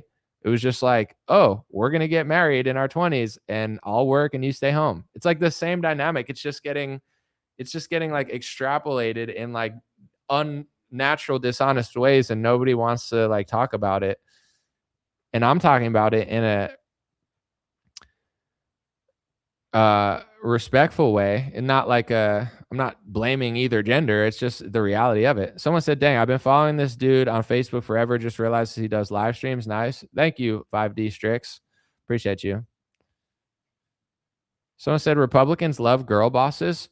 100%. I mean, dude, Trump likes hot women. Trump likes attractive people. Like, he likes people that look good on the news and stuff. So all he does is like hire hot chicks. You know what I'm saying? Like, I mean, it's better than who Joe Biden hired. He hired some real gremlins out there, but no, I'm just kidding. But yeah, Trump just likes hot chicks. So he's just like, "Oh, you're hot? Yeah, you can run this department. I don't care." You think Kristi Noem would have got that job if she were super ugly? She's not getting that job if she's ugly. She got it because she's hot. Trump's like, it's like Miss Universe. He's like, you, not you. You go home. You, it's like he's like, and then he'll just like call them hot. He'll be like, I shouldn't say this, but remember we had lunch at Trump Tower? You look even more beautiful now. She's like, we're live on air, right? He's like, I'm just saying, it's just the truth, just a fact. My bad. So, it's like, yeah, women. I mean, Trump loves hot women, but Republicans love girl bosses also. And then here's another thing too. Like, I'll just say, I don't really care. Obviously, some people are going too far with stuff. So this is no justification for like people actually going too far, but they're like, this person's flirting with their staffers. And it's like, yeah, that's not smart. And also, if you're doing it in like an insane way, then there's a lot of like psycho dudes out here. And I'm not providing cover for that. But it's like, if you're married too, you're a piece of shit. Like, marriage is supposed to be sacred. So if you're married and you're doing it, like, it's on you, buddy. But if you're like single, it's like, like, where do you meet people nowadays? If you're a well-known person, you download a dating app, you can, okay, but it's a dating app. If you flirt with people on Instagram and they screenshot it, now you're flirting with someone on Instagram. Like, people are surrounded by people, and then it's like, oh, they're flirting and stuff. It's like, yeah, what, like, I don't know. If I worked at a company and I was single and there were like hundreds of hot chicks there, it's like, this is my social circle now. It's not, and this is also not right, but it's like, there's like women who like cheat at work too. Not all of them. And I'm not saying it's like extraordinarily amounts, but like, I knew a chick who like worked in the pharmaceutical industry that I was friends with from school, and we were just friends. And she was like, yeah, like every chick at my company like cheats on their husband. I was like, that's really sad, like, that's crazy. And she was always like, "Yeah, it's the ones you least expect too." I was like, "Really? That's disturbing." Like, I don't have a wife, but that would really be sad. I mean, I wouldn't want her working for a pharmaceutical industry anyway, but you get what I'm saying? And it's not, obviously cheating is not right, because it's not. But it's like, women and men are designed to be together, not all the time, and you can't just like be paranoid and like not let your husband or wife go somewhere. But I don't believe that women are supposed to be working 50 hours a week for other dudes. Now, instead of the power dynamic being you and your relationship for most of her life, her power dynamic is some other rich dude who gives her money. Like, you should be giving her, and I know everyone doesn't have the money to pay everybody, and it's a bad economy. I'm just saying, that's how I feel. I'm not surprised a lot of women are doing that at work, because they're under this new power dynamic. They're flirting with some other dude for 40 hours a week. They're doing this, they're doing that. Oh, that's my work husband. That's my work wife. What? What does that mean? What do you mean your work wife? Isn't, like, what is that? It's like, it's the normalization of just being in other social groups around other people of the opposite sex all the time, and then acting like nothing's ever going to happen. I'm not trying to scare people or say that everyone's cheating all the time. It's not true, but I don't know. When I have a wife, I don't want her working a 40-hour job for someone else away from the house. That's not what I want at all. So, you know, and most women, like liberal women, I've just lost every liberal woman. That's over half the chicks in this country. Most conservative women disagree with me. Obviously, some agree with me, but I like it's like what I want and what I'll settle for is, it's like the pool is unfortunately small, but it's it's better than like choosing the wrong person. But at a certain point, you got to like just take a risk and go for it. I don't want to be like, I don't want to not get married. I would prefer to like get married sooner than later, but I don't know. It's been a while since I like met someone that I was like, this is possible. I feel like I just know I'm like, this, it's not if it's not for life at this point, it's like, I'm not going to be that excited about it. Someone said CEO Erica trying to act like a dove. It doesn't work. Well, I think Jason Whitlock's take on Erica was fair. I mean, it was a little harsh, but I think the premise of what he was saying was fair, which was like, she should step down because she's like, oh, people are criticizing me. well, you're the CEO now. Like, yeah, if you're just the widow, but you're not just the widow anymore. You're the CEO widow who's taking over a powerful company in times of war when your husband was on the precipice of trying to stop that war. And there's different forces trying to push it in different directions. So as bad as I want to feel for Erica, I think Jason Whitlock was right, where it's like, it's a tough position to go in, but if you want to be the CEO and you want to dress up like cosplay every 2 days and like wear weird, like people are going to talk about it. I don't know. If I like, imagine if I was here and I was just dressed in an all gold suit with like a gold hat on and I'm just doing funny stuff. And then like I was as famous as her, I'd be like, yeah, I get it. Okay. I get why people are like making fun of me, but she just doesn't have the self awareness. And I feel like she's just going to keep, she's just going to like, to me, it feels like with Erica, she's so hyper, like unaware of how she comes off, and she's so not ready for the amount of spotlight that she's getting because she just doesn't have that like authentic feel to her, but she's trying so hard, and the harder she tries, the worse it gets. Like she realizes that it's coming off really inauthentic and funny to people. So then she dresses in all black like she's about to rob a bank. And you know what I'm saying? Like that outfit was a meme itself. The second I saw it, the whole internet's making memes about it. This is what happens when your wife forgets the groceries. What, yeah, like it's becoming a meme in every genre just off of her look. And that whole look was like, oh, people are making fun of my bright outfits. Let me wear a darker outfit. It's like she's becoming like a parody of herself. And I like psychologically, I feel bad for her because I think she's gonna like lose herself in this. You get what I'm saying? Because it's like she doesn't get it. She doesn't get it, but she's trying to stop people from like talking about her, and she just keeps doing crazier and crazier things and goofier things. And I think it comes to the point of like she can do whatever she wants, but I really just don't think she's built for the spotlight or, I don't know. It's like Shadur Sanders a little bit. Like he's an interesting guy, right? I like people that are confident. I like people that talk trash sometimes, but when I heard Shadur Sanders talk, he's it's a football reference. He like I can't explain it, but his vibe is just like very kind of like corny and just like maybe he'll grow older and grow out of it, but it's not his. I like cockiness and confidence if you could back it up. I like jokes. I like swag. I'm not, but something about his version is just like very kind of goofy.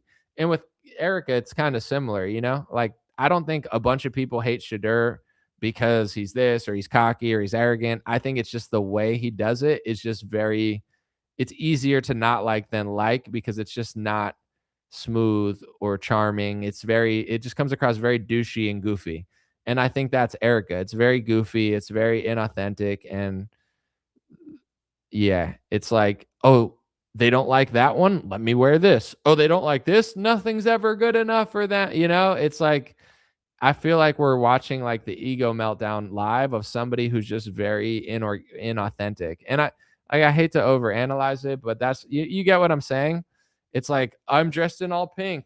They don't like that. Let me dress in all gold. Oh, they have a problem with that. Let me do a town hall with Barry Weiss. Oh, they don't like that. Let me wear all black. Oh, they don't like that.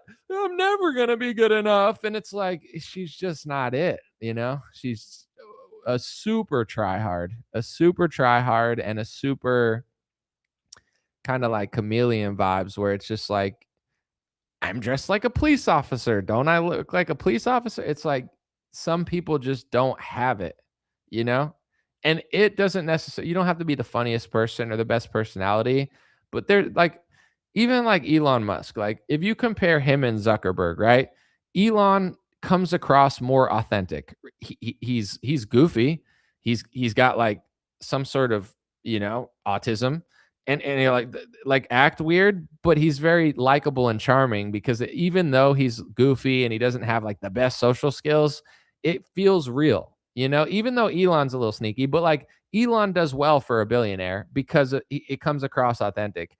Zuckerberg, he doesn't do that well because he just doesn't have the flow to it. But him doing jujitsu and stuff is kind of cool. So like like Bezos seems a little cooler. And then like Bill Gates, like nobody likes Bill Gates. Like Bill Gates just comes across like, ugh.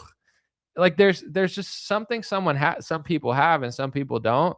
And they just like can't do it or fake it. And Erica, she just has that like, I never knew much about her before, but now I'm like, if I was in her inner circle and I really liked her, I would be thinking to myself, like, I don't think she's ever gonna figure like I don't think she's just the right one for the job. And I think it's like she has two options.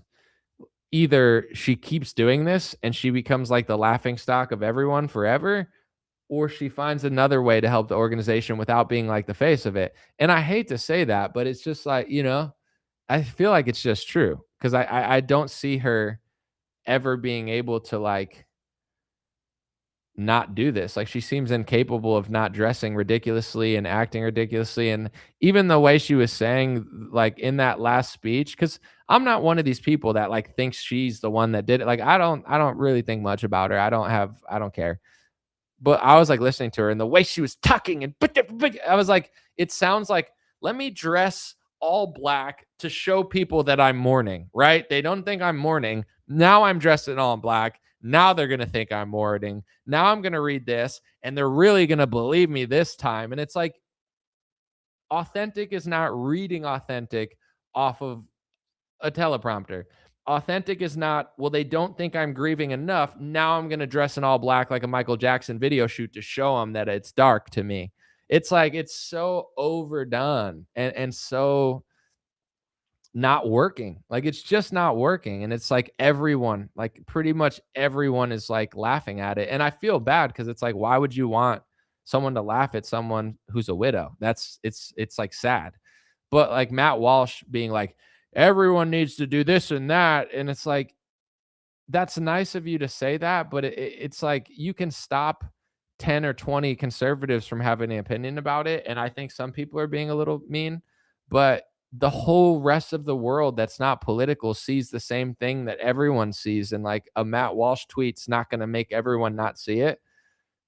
I don't know anything about Matt Walsh's wife, nor do I want to, but it's like if Matt Walsh's wife got on a Barry Weiss town hall, either she would come across really charming, and I bet Matt Walsh's wife is great, but you can't force certain things. Like, what if she wasn't and everyone thought she wasn't that? Like, then Matt has he'd have to be like, do I want my wife to be public all the time or do I not? With Charlie, he's not here to do that, but it's like, that's the sad part about it is like, I don't know who knows her. I don't know who cares about her, but telling her to just keep doing this stuff is just going to keep happening. So, I don't know that like pretending like everyone's wrong for saying stuff is going to fix it. It's just not. So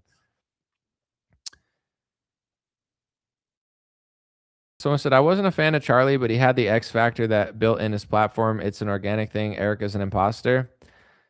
Yeah, I mean, even Charlie had to work on it though, because I feel like he definitely had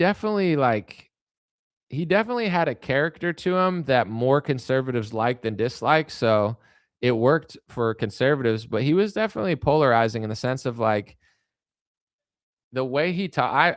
I'm going to be honest, until the last year of his life when he started being more honest and like letting Tucker speak, I started to really appreciate Charlie, but I really never liked Charlie that much. I didn't like the way he spoke. I felt like he was just kind of like yelling and like, but if you look at kind of, I always said he was young because he was like, I mean, I think as he got older, he's getting a little older, but as he got older, I think he became more likable. I think he figured out how to talk better. And I definitely think he was a star. Like, regardless of my opinions, he was a star. People loved him.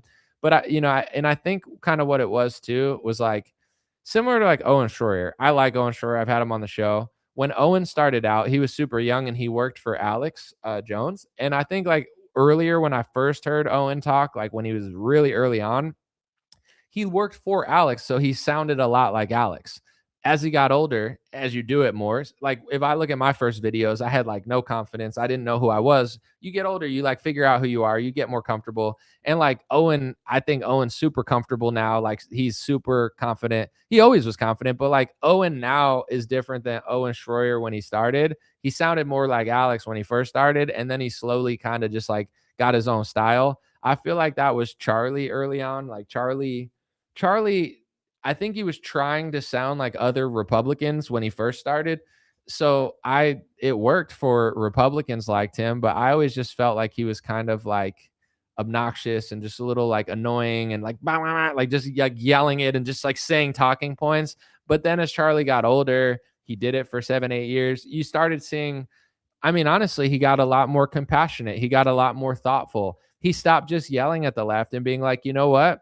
Maybe they have a point where I'm still right wing and I think they're wrong, but I get why they want healthcare because healthcare matters. You know, like the Charlie of the last 3 years, he became so much more likable and so much more thoughtful in his approach to saying stuff. And not to go back to Erica, but I think she's older than him. So it's like, when someone's younger or first starting, then it's like you always want to be like, oh, maybe they'll, grow into it as we all will. But with Erica, it's like she's in her mid late 30s or something. I don't know. Like maybe she'll grow into it too. But I think she's been doing stuff her whole life. Like she's been in music videos. She's been in these like weird movie things. She's spoken on stage with Charlie. So hopefully she can grow into it and get more likable. But I don't think she's on the same trajectory Charlie was. And I mean, it's so sad what happened to Charlie because I really think he was gonna be a good guy. Not that he wasn't, but like even when I didn't like Charlie, I told people years ago, I was like, when it's all said and done, Charlie's gonna be on our side. I had no intel, nobody told me this. I just seeing the trajectory, I felt like he was shifting away from the phoniness and towards like the realness. And it's so clear in his last year. Like he was having like discussions with his own people because they wouldn't listen to him. So he's like, let me let you listen to the students. And like the way he was going about it, like he was getting way more reasonable and way more level headed on it. And yeah, I mean, the reason that so many people are suspicious, besides the fact that there's like a lot of influencers talking about it, it's just how could you not be suspicious of what happened? Like it's not even debatable. He was shifting. The organization was shifting. It was allowing both sides of the discussions. He texted somebody a couple days or a day before saying, "I have no choice but to leave the pro-Israel cause." Like that all really happened. So that doesn't mean that equals that, but the fact that Joe Kent was not allowed to even investigate it, on top of that, on top of all of the worst people into politics were getting pissed at him in his last year, calling him an anti-Semite, saying that he's hurting them and stuff. Like, there's a reason everybody's super suspicious, but I'm always trying to be as accurate as I can be. And other people are a lot looser with what they're doing. However, everyone has to do what they're inspired to do. I try to not overly criticize other people because I think we're not all made to do the same thing, but I just know myself and what I want to do. So sometimes I know a lot of people wish I would do more, or I would say more, like, why don't you do it this? Why don't you say this? There's utility to that because time will tell. If that's the right way to go and that uncovers something, then time will tell. But for me, I feel I have to just be accurate. I don't know. I don't feel inspired to make mistakes. I don't feel, am I streaming from the sun? Am I on the sun? It's a little too hot for that. Or is it the light like lighting me? Is that what you're asking? But yeah. But yeah, I don't know. I feel bad when I make like journalistic errors. So I try to make as few as possible and I try to be as accurate as possible. So let me know what you guys think in the comments. For me personally, I feel like if you stick to what's factually obvious and you talk about things clearly, there's enough there to figure stuff out anyway. Like I don't get the utility of like being right 7 times and then messing up 3 times. Like what's how does that help? How does that get us to the destination? Like, I don't understand it, but I think all of this stuff is also bringing out like lawsuits and stuff and that'll, you know, it's going to determine a lot of stuff. I'm a little suspicious of everything going on always because I just don't unfortunately trust everything based off of the fact that they locked us in our house for years and lied about everything. But there's a fine line between the First Amendment and defamation, and it's not applied accurately. There's people who lie all the time, and how do you in court say what's true and what's not when certain things are a gray area? So, I believe in the First Amendment, and I'm not a litigious person, so I don't like to see any lawsuits. With that being said, it's like I do think people should try to be accurate, and nowadays with podcasts and social media, a lot of people don't even try to be accurate. Like, they're totally fine with just being wrong consistently. But here's why I think the First Amendment covers that, and it doesn't even really matter.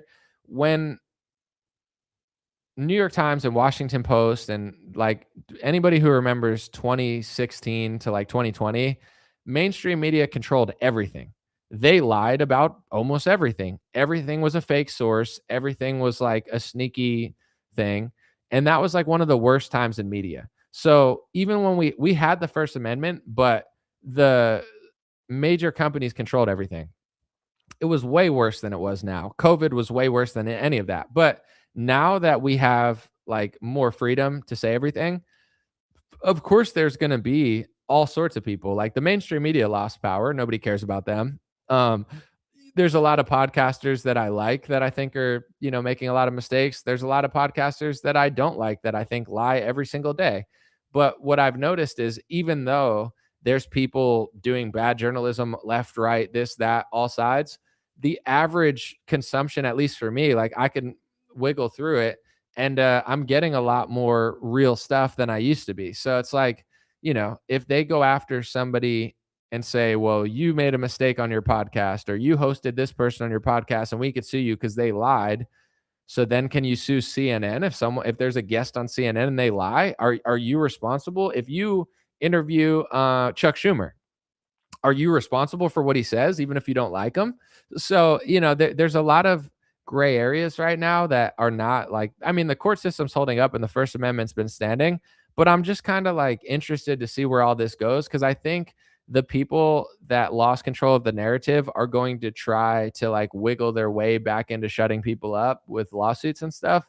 And hopefully it doesn't work. But, it, at the end of the day, I think everyone should just try to be more honest and be better. But, no one's going to do that. So it's like, it is, you know, I can only do what I can control. And for me, I don't see a reason. I don't need to make a lot of mistakes or errors or lie or exaggerate.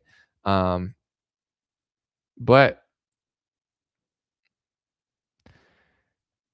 with all the information now, I don't view it as worse. Like, oh, there's so many podcasts doing so many things. So what? It's better than it was 7 years ago. It's better than it was when it was only Washington Post, and better people are rising the ranks naturally than they used to be. Like, if I could compare like the more popular people now, they're better than they were 7, 8 years ago. So the progress is organically being made, and it's hard to like police the truth, as far as like government or social media wise, because a lot of things are gray areas.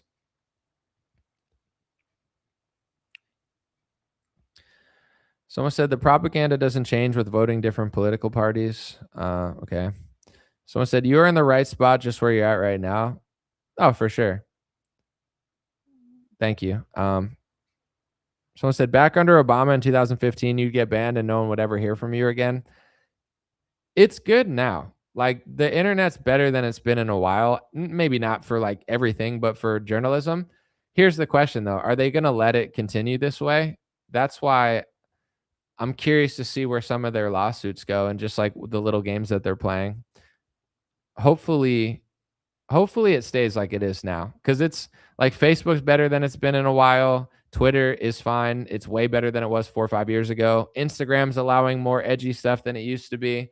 Like, it's incomparable. Even if you think they censor too much, I don't think it's even debatable like that. Does anybody think it's worse than it was during COVID? No way. Does anyone think it's worse than it was in 2018, 2019? The algorithm never used to allow what they're allowing now. I think they've backed off of it. I'm not sure why or what their incentives are. maybe just business, maybe competition. But someone said you better. Well, I mean, in 20, let me just, my guy, let me give you an example. In 2017 and 2018, the people might not even remember because things have happened so fast, but social media wasn't doing the news. Like, even though I was covering it on social media, the news was like a newspaper. It's like New York Times, Washington Post. On Twitter, everybody shared New York Times, Washington Post. Elon helped phase that out. But when it was that, like, that was our baseline. So you had like Washington Post said this, and then Trump supporters would be like, I disagree. But they controlled the narrative. And I used to tell people this even in 2018. Here's the problem with what's going on. The left puts out a fake story. The right says they're wrong, but you're still living in their world. You know, that's why if you remember like the trends from back then, it was like the left is the real racist. You know, the real racist used to be the left. The Democrats are the party of slavery. Like that was the mainstream discussion. And it was like disagree with mainstream media, point to it, and then say bad, Trump good, them bad. And that was all there was no deep diving discussions about demographics. There was no conversation about lobbying and who's, you know, pharmaceuticals. It was all surface level, like retarded left versus right stuff. And then COVID made it all about COVID. But after that, after Elon took Twitter and after everyone went, I mean, think about someone like Nick Fuentes. He was completely banished from everything. They brought him back on Twitter. Now he has a bigger stream than Ben Shapiro. When Ben Shapiro tried to blacklist him in 2019, Ben Shapiro was like the biggest star in 2019. He blacklisted Nick. Now Nick gets way more live viewers than him, and Ben is like completely irrelevant. You know, that's how much it changed. I mean, whether I don't know if you like Nick or not, I don't care what people think in the comments. Like, you know, everyone likes different people, but it's Ben being super popular and no one being allowed to even go near his conversation. That was not good for public discourse. You need more views in order to have conversations. So, yeah, I mean, there's definitely liars in the media, but I don't even think it's debatable that it's better now. Like a lot of people don't even remember. I know some people that got into podcasting in like 2020 and they're like, yo, I started during COVID. They weren't with us from 2016 to 2020. Even a lot of people watching this, I don't know when you started paying attention, nor do I care. It's not like I'm better than you. I'm just letting you know I've done this for like 10 years now. And from 2016 to 2020, it was there were pros and cons, but the national discourse was driven by what the mainstream media said, and then everybody just pinned the tail on the donkey chasing the mainstream media. Then COVID happened, then this. Now we're creating the narrative. You know what I'm saying? Like they're irrelevant. Like the same people that tried to say you're this, you're that, no one cares about them. Like most people are consuming what podcasters are saying, jokes, Tim Dillon, what Nick said, what this person said, you know, Dan Bilzerian said this on Piers Morgan's show or whatever. It's like that's reaching more people than what Washington Post says. No one cares what Washington Post says. No one cares what Fox News thinks except for boomers. No one cares what CNN says. And more importantly than caring what they're saying or not, it's the driving of the discourse. They controlled like 95% of the narrative, and all anyone did was react to what they said. Now it's not reacting. And a lot of us saw this early on, and we let people know, like even back then, when you're reacting to something, you're living in that reality. So for an example, if I want to tell you about demographic shift and I want to talk about complex issues and H-1B visas and pharmaceutical lobbies and the Israel lobby and the war and the refugee crisis, you know, that's a lot of different topics I just named. I'm just naming a bunch of stuff, right? You can name 10 other things. Now imagine if my channel was just like, well, the left is the real racist. Look how not racist we are. You know, Trump hung out with Rosa Parks. It's like we all went through that phase at one point because they were calling us all racist, and we're like, we're not racist. What the hell? Stop saying that. Look, you know, black people and Mexicans agree with us. Everyone agrees with, like, you know, like we've gone through that phase. But even when you're defending yourself and reacting to something, you're living in that world. You're not going anywhere. It's like, that's the left, I'm the right, you're the racist. It's like wasted time. Now the real discussions are coming out. Now that discussion is like so archaic. That's why when anyone comes out doing that type of shtick, like Matt Von Swall or whatever, I'm like, who is this guy? He's just cosplaying like a 2017 Trump supporter in 2026 when we've pushed the Overton window. The average person who uses social media who doesn't even, tweet knows more than you. How do you only know what we knew in 2017 when literally 95% of the culture is like 15 miles past you, So, like, as much as I know there's always like bad news out there in the world, I can't be more optimistic about the culture. Like, if you would have told me it was here now, then I wouldn't have believed you that it's come so far. So yes, it could have came sooner. Yes, a lot of time was wasted in some ways, but it's like that's the big change. Everything used to revolve around what they said and reaction. Now they're reacting to us. You know what I'm saying? It's like Piers Morgan wants Nick on because Nick will get him views. And then the media wants to talk about it. 7 years ago, he's blacklisted. His discussion's not even there. And then it's just Ben Shapiro and Charlie Kirk. Now you have everyone saying everything. And like I said, there's pros and cons. Some people it's overwhelming. It's ridiculous. Some people on my side are wrong. Some people on the other side are wrong. Some people on the left are wrong. Like, there's people that are sloppy and not good at what they do in every genre, including like people that I agree with sometimes. But there's no possible way it's worse than it used to be. And there's no way that this isn't massive improvement. Like, we're controlling the narrative. What they say doesn't matter. Everyone doing their own thing is running laps around them.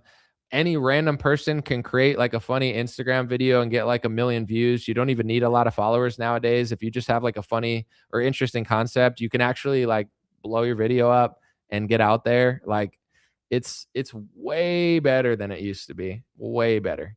And on Facebook, they allow you to say more stuff than they used to. Like, they used to have a pretty hard line of like, you can't really say any of that stuff. Like, they were keeping it generic. You could be Republican but generic. You can be a liberal but generic. Yeah, well then nothing's going anywhere. But now it's like you can be a little edgier. You could say a little more stuff. You know what I'm saying? You could challenge the system way harder than you used to be able to. It's not perfect, but everything's better. So I just hope that it doesn't change. One, it would be bad for society. Two, it would be bad for me. I work online. So it's like at any moment, if they just like gutted what I'm doing and like kneecapped, that it would be bad for every aspect of my life. It would be bad for business. It would be bad, but it is what it is. You just got to hope for the best, do what you can. Someone said Nick doesn't care about white people. I mean, I don't know how much he does or doesn't care. I'm not going to say he doesn't. I'm also like, he's done a lot to move the Overton window. He's done a lot to be early and bold on stuff. He got blacklisted by Ben Shapiro when he was 2015. Now he's more popular than Ben.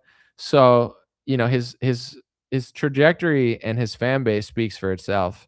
As far as what he really does or doesn't care about, I'm not really willing to make a statement or agree with you there because I don't know. But he's played his role and been a massive part of a huge Overton window shift. As far as where he goes with that or what he thinks or how he feels, I don't really care.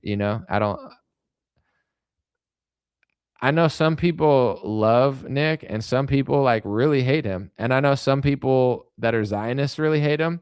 And I know some people that are like not Zionists that hate him. Like, he's like a very polarizing guy. I don't know. It's not that I don't see it, but I don't experience like this desire to like obsessively hate him or obsess over him. I don't know.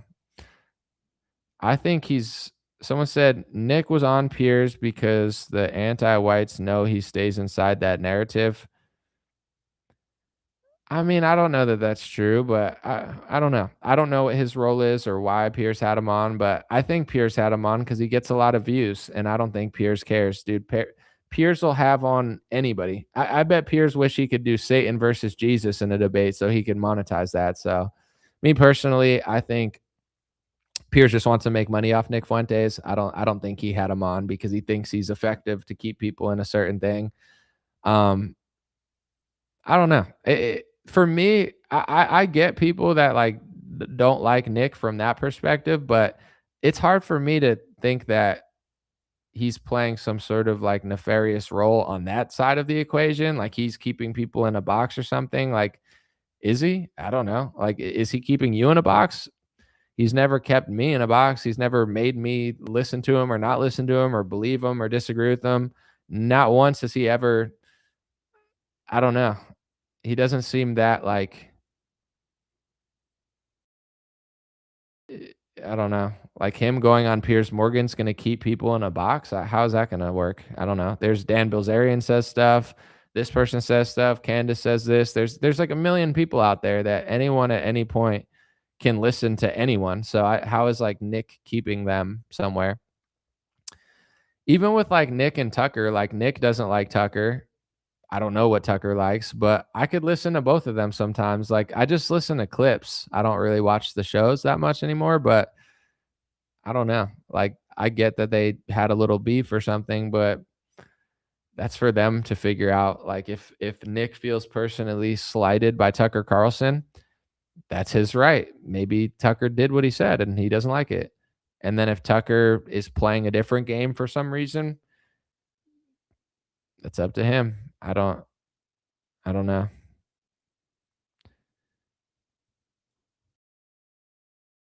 But as I don't, I guess I don't really like I don't see any of them like stopping me or they've never neither Nick or Tucker has ever once like stopped me from succeeding. So I don't really see it. There's other people in media that I know have, told people not to talk to me. There's people in media that have like personally tried to stop my trajectory. There's obviously mainstream media who's smeared me in some ways. So there's people that I'm like, yeah, no, they for sure organizations, groups, activist groups that have come after me. So it's like I remember exactly who tried to stop my career. Um, Nick and Tucker were not ever two people that, they've never done anything wrong to me. So I don't see how they're hurting anybody or stopping anybody's trajectory on the side of people who agree with them. But time will tell, if you believe that, time will make it either more or less obvious. Someone said in the last interview with Tucker, Colonel Lawrence Wilkeston, something like that, interviewed a person, said that I wanted to read what you said, but it got cut off. Hopefully you can say the rest because I didn't listen to it. Nick on Piers actually makes responsible, patriotic, healthy, white, positive advocates look like children, attention seekers. I'm reading what you're saying. I didn't see it that way, but if you saw it that way, that's fine. I thought Piers just was annoying and Nick was like kind of funny, but also just like kind of like annoyed. I thought it was an annoying conversation, but I thought it was annoying because Piers was being so like his angles were just like so corny in my opinion. But I didn't think Nick did that bad of a job on it.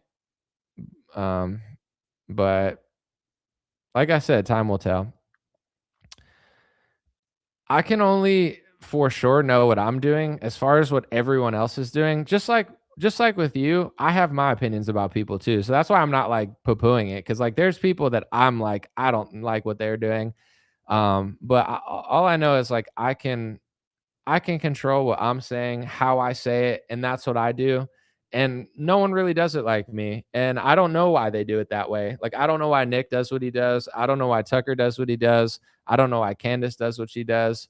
I don't know why Dan Bilzerian does it the way he does it. But all I can kind of do is just watch and assume that a large part of it is just different personality types and different trajectories in life. And some people, they like to hit it with a certain energy or a certain angle that makes sense to them. And it doesn't make sense to me because I'm not that type of person. So I guess until someone gives me a huge reason to like really not like them or think that they're doing something like insane, then I just kind of mind my own business and do my own thing. However, I hear what you're saying. There's been a lot of different things, not specifically even from those mentioned, but just others where, I feel like I'm on the same page and then we're on totally different pages on a lot of topics. And it could be one of two things. It could just be different people have different opinions, like no one feels the exact same way, but also it could be something else too, I have my suspicions about certain things, and I always wonder why people are doing what they're doing. Is it who they are? Is it, you know, that's a good business model? Is there something else going on? And say you're just watching people and you don't like somebody for some reason, how could you not suspect something at this point? Because I feel like we're living in a world where, I don't know, so much is bullshit. Both parties are fake. The mainstream media is fake.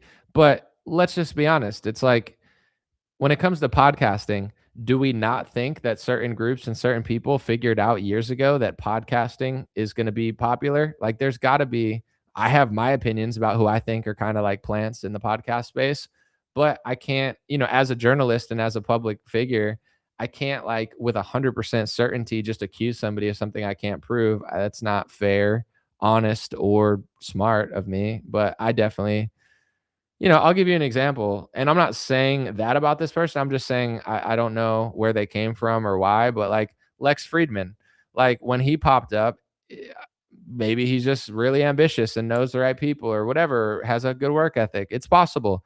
But when Lex Friedman popped up, I was like, where did this guy come from?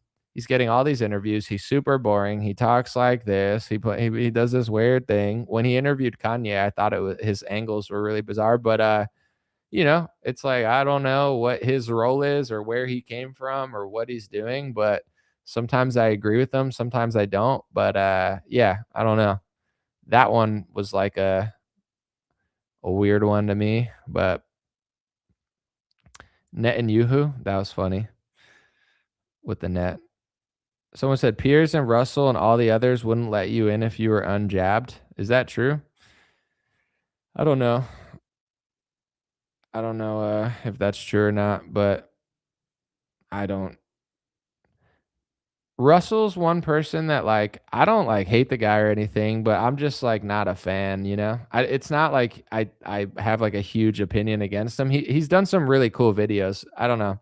There's just different styles and different approaches that I think certain people like and certain people don't. I have liked Russell Brand's videos. Like, he's got that, like, English charm to him sometimes where, I've seen him talk about, like, he'll be like, "The European Union, the New World Order," and you're like, "Oh, this is cool." I like that. But then, like, recently, I don't know. I'm glad he's a Christian, but it's just, like, weird when, like, someone just becomes a Christian and then they're, like, posting, like, selfies in a river in their underwear, like, 3 months later. They're like, "I'm baptizing my friend in my underwear." It's like, "Alright."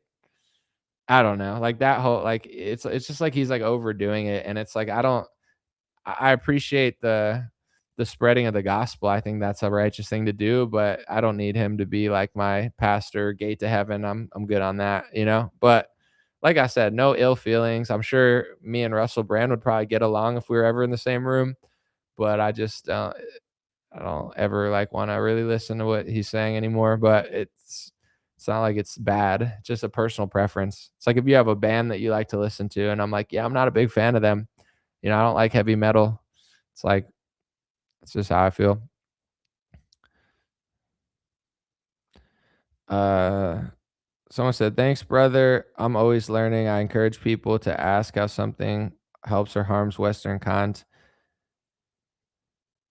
I mean, everyone has their own angles to, how they see things and stuff. But I think the conversation in the West and in America and in European countries has, like, it used to be really scary to talk about it because it was just like either I think a lot of us were young and figuring it out or just the societal pressure. But I think now a lot of things are happening. Like, the Overton window's been shifted, but also I'm just older, I'm wiser, and I like to understand what I'm saying. If I'm going to say something and make a statement that I know is controversial, I like to do multiple things. One, know what I'm talking about, or else what's the point? And then also, I like to be thoughtful about it because I don't like, there are certain people that, like you said, like, there are people that, like, they like to troll, they like to hate, they like to joke. And I think you should be allowed to troll and joke. And even like hate is not illegal. You could, like hate speech. Like, what does that mean? If you hate eggs, is that hate speech against eggs? Like, everyone doesn't have to like everything. But with that being said, I always feel like if I say something and it's true, but it's controversial, if I say it thoughtfully, then there's not much to really disagree with. Not that everyone has to agree, but that's just who I am. I'm a thoughtful person. I think like there's something cool about like most cultures, most, ethnic groups, countries, food, music. I like sports. I like greatness. Like if I see a super dope black dude do something cool and then say something super dope, I'm not like, oh, I wish he was white. I'm like, that's a cool dude. That's cool. I like that guy. You know what I'm saying? That's how I've always been. It doesn't matter if you're Indian, African, white. Like, I like who I like, and I like you based on who you are. At the same time, that doesn't take away from demographics, statistics, culture. And I think a lot of the world is being like covertly ethnically genocided, like, through the replacement. It would be like if Africa was being taken over by 95% Asians. It doesn't mean you hate Asians. It's just like, yo, African people aren't going to exist anymore because just mathematically, it's just science and math. So, you could talk about these really edgy, tough topics and not come across like you're an asshole. But in politics, I feel like some people just like to be assholes. They like to be dickheads. They like to troll. You get a lot of attention when you troll. Like if I came out, let's just say I was on the same fame level as someone else, and I came out and said everything I just said, and then someone else just said, I don't like those people, they smell bad. Which one's going to get more clicks and views? The person who says I don't like those people because they smell bad. You know what I'm saying? Like, that's just it. It just is what it is. Like, certain things are clickbait, rage bait, headlines. I'm not even trying to change that because I think it's just human nature. You can't make something popular if it's not popular. It's not possible. But that's the reality, so I think a lot of people troll because trolling works if what you're trying to do is get attention. Do you want a lot of attention? Then rage bait people and troll people. But not all attention's good attention. So like, why would you want to do that? I don't know. Like, it's not, I don't think it's worth it. I think it's better to be like thoughtful about what you're saying. But like I said, I would say I disagree with most people in media as far as like, I wouldn't do it how they did it, but it doesn't mean I have to dislike them for it. It's just, that's why I do my own show. I was like, I want to do it this way. Did I catch Has on Jake Shields' podcast? I did not. No. Who is that? Let me know. I like Jake though. He's a good guy.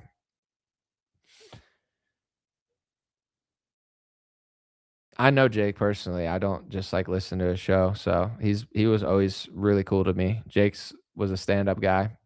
Always dope. Always invited me to cool places. Just was like really down to earth. So someone said American Communist Party chair has Aldine. No, I didn't see that, but that's why Jake's podcast is super dope. Like, he goes into the trenches and will do the podcast that nobody's doing. I'll tell you what about Jake. There's some people in the comments like him, some people don't. I only know him from hanging out a few times. It's not like I grew up with him or anything. But what I will say about Jake and what I think is true is, like, I don't think he's being controlled by anybody, and I think he doesn't give a shit. So it's like he's a rare type of person. Like, a lot of times people have certain angles, this and that. I don't think Jake got into podcasting to be like, yo, let me make a fortune. You know what I'm saying? Like, I just want to make a lot of money with a business. I think Jake got into podcasting because he was like, yo, I'm annoyed at what's going on, and I want to have, like, whether people want to admit it or not, Jake is doing one of the better journalistic podcasts out because he's having on people that no one will have on. Like, people that have been blacklisted on the left, blacklisted on the right, this type of person, that type of person. That's what Jake seems to want to do. He's like, I want to have on a communist. I want to have on David Duke.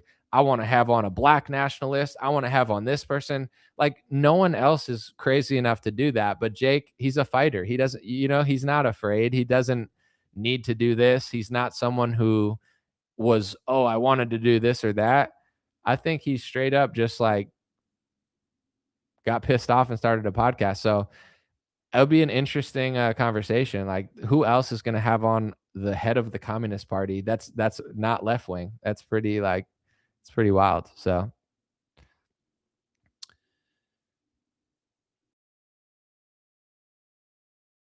let's see. I mean, a lot of mixed comments in the comment section, but that's okay. You don't like him? All right, well, that's on you. Saw him on InfoWars. He flip flopped about what? I didn't watch it. Someone said the right wing is running from Haas. No one will debate him. Well, I'll try to listen to Jake's podcast about it because that sounds interesting. It's hard to like if someone's having a conversation that isn't like I don't know, at least like if they're funny or something or like entertaining, then I'll listen to it. But that's something that sounds interesting because I've never listened to like the head of a Communist Party talk, so that'd be kind of fun.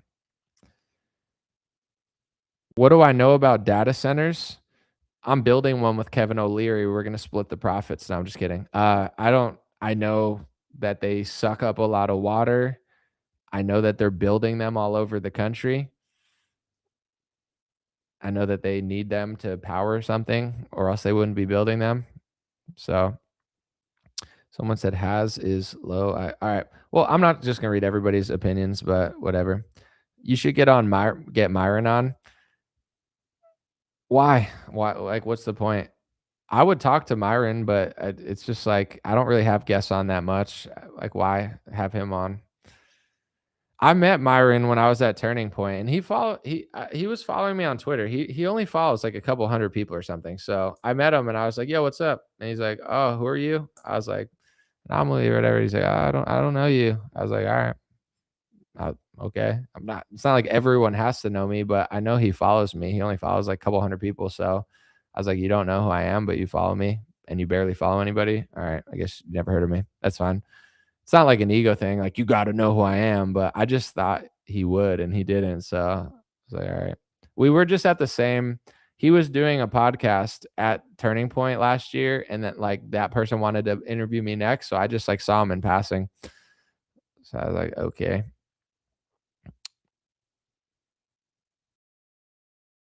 But Myron is definitely someone who, like, he's super outspoken, right? He's super bold, but he also just likes to, like, troll and rage bait. I'm not saying he's, like, lying for attention or something, like, he's mostly speaking facts, like, he's just shooting the shit, but, Myron definitely like, I feel like he's definitely figured out how to rage bait and troll bait in order to get a lot of attention and a lot of traction, you know? Which I feel like we agree on a lot of stuff, to be honest, and it would be a good conversation, but we just have like different styles. I don't do it the same way he does it, but that wouldn't stop me from chatting with him. But if he invited me on a show, I'd go on it probably, but I don't have that many guests. I had Marjorie come on. I had the USS Liberty guy come on. Those people kind of are exciting to me. Like, I've had Rex Jones on because he's just cool. Like, he hits me up, he seems chill.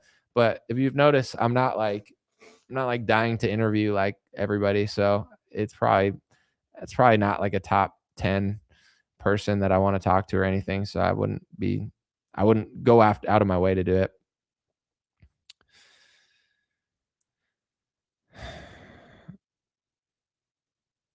Someone said Africans, Christians are being exterminated by Muslims in Africa. Why is no one talking about it the same way as Christians in Iran?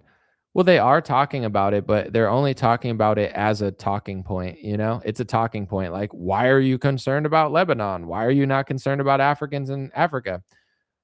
Everyone's talking about it, but I could tell you why no one's doing that much about it. Iran is a bigger agenda to the global agenda. Like, Africa has no global uh relevance right now in what America's doing with Israel. So there's going to always be stuff going on in Africa, but it's the same thing as communism in China and Cuba. Like, if you want to criticize communism in Cuba, you can, but it's really the sanctions and like our embargo that's destroying them. How come communism is thriving in China? How come they're not all living in poverty there? It's because it's a rich country. That's the world. You know, Africa, they get what they want out of Africa, the diamonds and such, but the people running the world, they don't care about Africa geopolitically that much, and that they care about Lebanon and Iran for Israel. So I'm not saying it's right, but that's why they don't. That's why people only talk about Africa. Like, why aren't we doing anything about Africa? I just told you they're not rich. Israel and America doesn't have a massive 100-year plan like they have for the Middle East and Africa. I think sadly a lot of people just use Africa for diamonds and, you know, stuff like that. But I think a lot of the developed world, I mean, there's really nice parts of Africa, but you know, I don't think their sights are set on that as much as like Russia and Iran. Go on Jimmy Dore's show. I would love to talk to Jimmy Dore. I've been trying to set it up for years. I mean, I haven't been trying that hard, but I like Jimmy Dore. I've known who Jimmy Dore was since like 2016. We'd have a great conversation.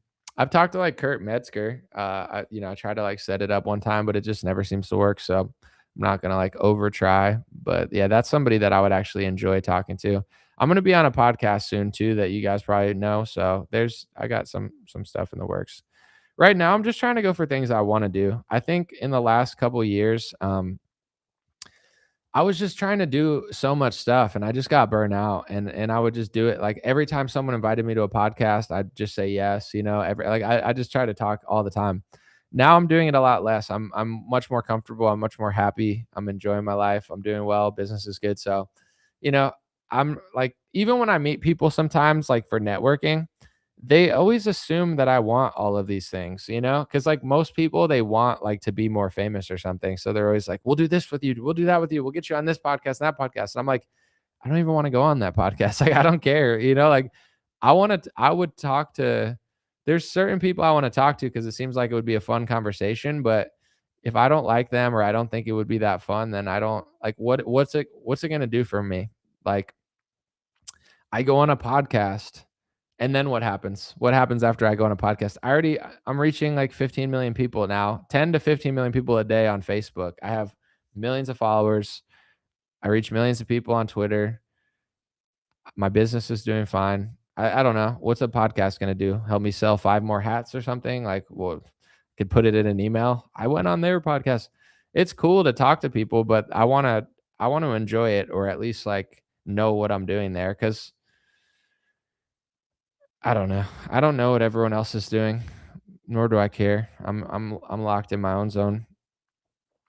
Can I get a couple million extra at least somewhere views or something? I mean, I'm gonna be on a podcast next month. I'm setting it up. And I'm not gonna say which one right now, but when I go, it's gonna be fun. The people I'm talking to, they're hilarious, and you'll see. It'll be fun. I think it'll be a conversation worth listening to, and it'll be extraordinarily enjoyable. So that's all I'll say. Um, Someone said, "How about you? You're helping other people wake up. You're approachable. What about me? Oh, can I get a couple million extra? A couple $1,000,000? Do you know where that's at? Is there like is there like a X marks the spot somewhere I could just dig with a shovel and find it? If you know, let me know. But it better not be a trap because that would be messed up." Uh, let's see. Someone said AI autocorrect is gay. Everything is gay in the future. All AI is gay. Straight AI has been eliminated by gay AI. Gay AI or gay AI has collaborated homosexually in order to take out the straight AI. And now they're all, I mean, there were signs. There were signs that AI was gay. Gemini, Google Gemini. Does that sound straight to you? Anthropic sounds like a gay store where you buy expensive furniture. Chat GPT, moderately gay. Grok sounds like a gay dude from Eastern Europe. AI has been gay for a while, just nobody told you, bro. Sorry. I don't want to be the one to break it to you, but it's been a lot of gay computer activity for a long time. It's just finally breaching the surface. Someone said, I want AI to go away. Well, that's not going to happen. So No extra views from appearing on podcast. Oh, that's what you're talking about with the millions? I don't yeah, but, like, I don't views don't matter. Like, I don't care about views. I care about I wanna be happy, I wanna do well, I wanna have fun, but also, yeah, if there's, like, a utility to it, like, even for my podcast, like, I told people, like, you know, if something's just making you afraid, what's the point? If it's, like, bothering you, what's the point? Like, there has to be utility. Like, is it intellectually stimulating? Does it make you smarter? Does it inform you without freaking you out? Do I make you laugh? Is it funny? It's good to laugh. Like I like listening to like Tim Dillon or something. Sometimes he's funny. But if it doesn't have those, then it's like, what's there's got to be a point to what you're doing. So with a podcast,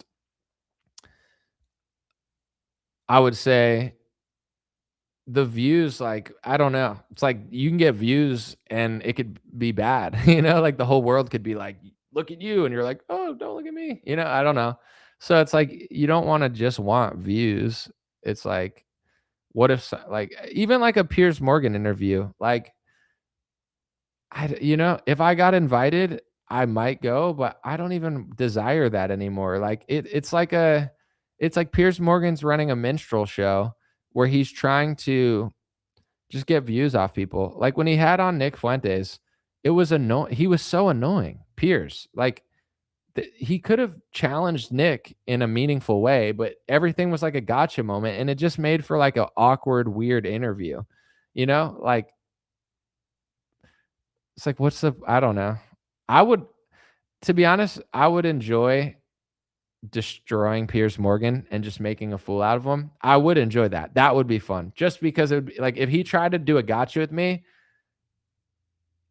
I got him. You know what I'm saying? I got more gotchas than he has. So you guys haven't even seen like Anomaly 5.0. You've seen glimpses of what I could do in an interview or a debate with Vivek. That was when he was trying to make my 30-minute interviews 20 minutes and I had to like keep them for 45 minutes. That's not even like full. That was like full form, but that was me. Like you guys don't even know how I had to play that in order to keep it going. He tried to bail out after one question and I had to like keep it going in order to like it was a masterclass. But anyway, enough tooting my own horn. Just wait. When the time's right, I'm in no rush, but like when the time's right and someone wants to play me like that and do me like Piers Morgan tries to do people, you're going to see how good I am at debating and interviewing. Like I'm not going to play his game. I'm not going to like defend myself. I'm going to flip it completely on its head. You know who did a good job of that? Clavicular. He did it in his own way. It wouldn't be how I did it, but Piers Morgan tried to like put some heavy accusations on him, and he completely flipped it on Piers Morgan. Like instead of spending 20 minutes just like defending himself, he was like, you're sitting here with the number one frame mogger and you're talking about all this stuff that nobody cares about, a song I played in a car.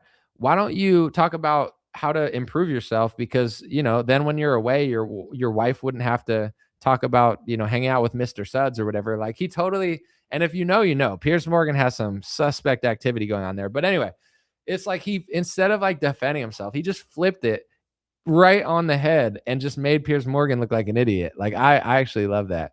Um, $50 super chat. Thank you. He said, just got here. Looking forward to reviewing the live stream, but meaning to tell you, why are there so many pharmaceutical ads on TV? If you got 90% of your revenue from pharma, would you think twice before criticizing? It amounts to a bribe. That's why no 60 minutes revax. Bro, they've started pushing injectables. It used to be before COVID, it was all like ingestibles. Now they have these like weird Ozempic, Monjaro type things where they're all injectables and like it's like peptide type things, but for like pharmaceuticals. Like inject yourself once a day, talk to your doctor. Yeah, no, there needs like something needs to be done about the pharmaceutical industry. It's not even like, oh, it's a free market. It's not a free market. They're not operating under a free market. That's not why they have so much money. It's because they're using weird government carve outs in order to do all these weird things. So yeah, there's way too many pharmaceutical ads on TV, and it's so obnoxious. Someone said you put Styx Hexenhammer to shame. Dude, that was a crazy debate because I remember afterwards, like some people agreed with me, some people disagreed. I told people, and this is not like good for business to be like, yo, if you disagree with me, go away. I'm not saying that in like a petty way, like, oh, you have to agree with everything I say. But what I said after that, like, I was like, if you think that Trump printing trillions didn't mess up the economy, but Biden printing trillions messed up the economy, and it wasn't a combination of both of them, I said, even if you give 95% to Biden and 5% to Trump, obviously, I don't think that's true. I think it's way closer to like 50-50 or 60-40 or 70-30. But I was like, if you can't even give 5% blame to Trump for the amount of money he printed during COVID, don't even watch my show. I was like, I'm like, go watch his show because like you're not fit to be here, you know. And I very rarely say that. It's not like go away, I don't want you, but I'm like, bro, that's great. Like, if you can't admit that, it's like to me, it would be like saying like a human needs to drink water. If you don't think human beings need water, at least in some form, even if it's through a different drink, like you're just wrong. It's not even that debate, like, wasn't even a debate. It was like a weird public cope session. I don't know. It was very bizarre. But time, like I said, time will tell all. I don't have time to argue with people or beef with people. God bless them. You wish them well. If they want to converse, you converse. But we just went on our own paths and ended up in very different places.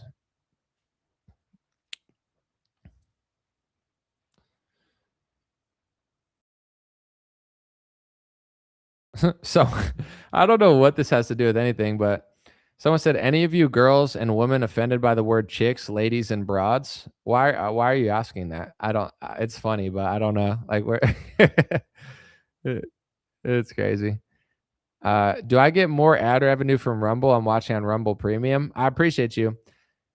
I could pull up Rumble right now and let you know how much I've made there. It's not much. Rumble is ethically good, but and I like the Rumble CEO, but he's always just like, you should use Rumble. You should use Rumble. And it's like, bro, it's not, no one can use it. Ready? I'll tell you, I have the earnings right here. I think these are my lifetime earnings. I've made $875.15 on Rumble. I'll make more on YouTube this month, and I barely even streamed, than I'll make on Rumble my entire life. That's how bad the revenue is there. I mean, yes, I have less viewers there, but I think I have over 1 million views on Rumble total. But yeah, $875 lifetime. Think about how many live streams I've done on Rumble. That's lifetime. It's like, I don't care. I'm just saying, like, it's not sustainable for any creator that doesn't get paid by them. So I don't keep using it. It's fine. It's just not there. YouTube is better for sure. It's like you're better off like probably watching on YouTube with no premium than on Rumble Premium. But I don't care about that. As long as people listen, it's cool.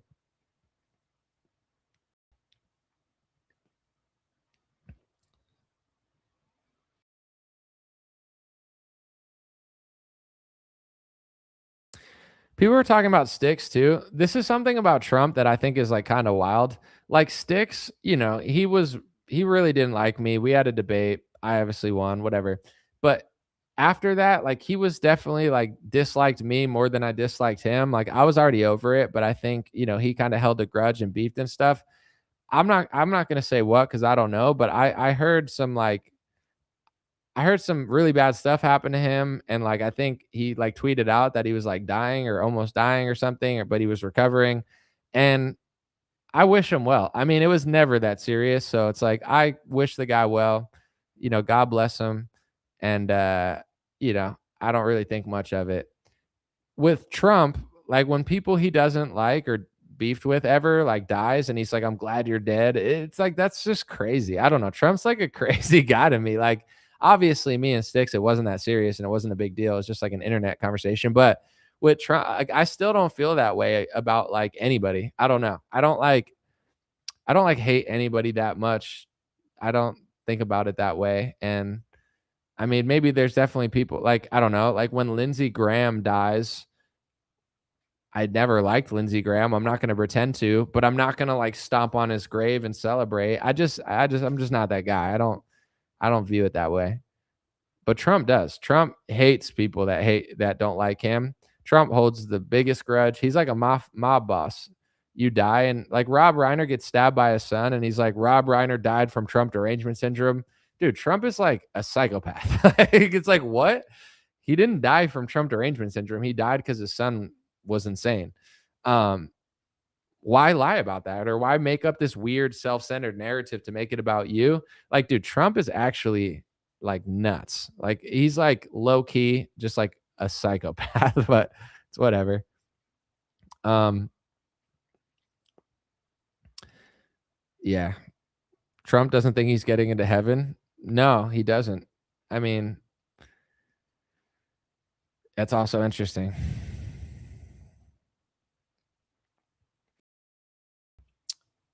Someone said, I didn't put that well. Anomaly wouldn't think twice. He has integrity. He wouldn't be accepting advertising from Farmer to begin with. No. But on YouTube and stuff, you get advertised based on like what you watch. So it's like if you got a pharmaceutical ad on my show, it's because it thinks you want that. Like I have YouTube Premium or whatever it's called, so I don't see any ads on YouTube. But if I were to see ads on YouTube, it's based on all the data they have on me, what they think I want, or local elections and stuff. So, I don't know if anyone was referring to that, but all social media now is 100% custom to you. So, and like if you see an ad on anyone's page, it's not because they wanted it there or they put it there. It's because they think you want that. I don't know. That's just how every website's working. I try to like get rid of the ads as much as possible. Did I hear Trump is Elvis? He thinks he looks like Elvis. I'm like, I don't know. I feel like that's a reach. You know, Trump's like a interesting guy. Like he's a cool looking guy because like Trump is Trump. Elvis is Elvis. Like Trump is definitely like an Elvis of politics. Like he's a one of one. Nobody looks like Trump. But for Trump to say he thinks he looks like Elvis, it's like it's a little bit of a reach, bro. I don't know. Elvis was like, that would be like me being like, I look like Brad Pitt. It's like, nah, I don't I don't think Trump is that big of a like he looks kind of like Elvis, but not that much. You're like, don't I look like this guy? And you guys are like, not really. No, you're not. You definitely don't look like that.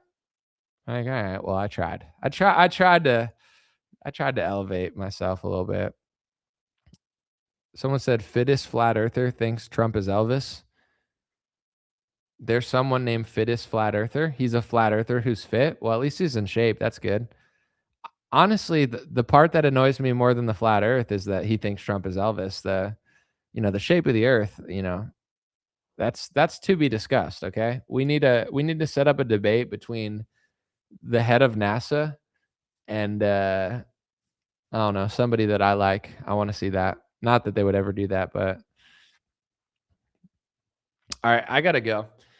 It's been too long. I'm thirsty, and yeah, I had a good time. Thanks for the super chat too. That guy made it worth it. All the rest of you degenerates did not make it worth it, but no, I appreciate the super chat. Thanks for watching, and yeah, I'll be back. Definitely, I'll have some Instagram reels and stuff, but I'll just let you guys know before I leave. I like doing like 15-minute news reports, and I feel like that's what I always did the best as far as my video content. It's just hard to justify now because it takes so long, but it's just not formatted for every website. So if I do what I used to do, like my 15-minute like solid news reports, it's only good for literally only YouTube.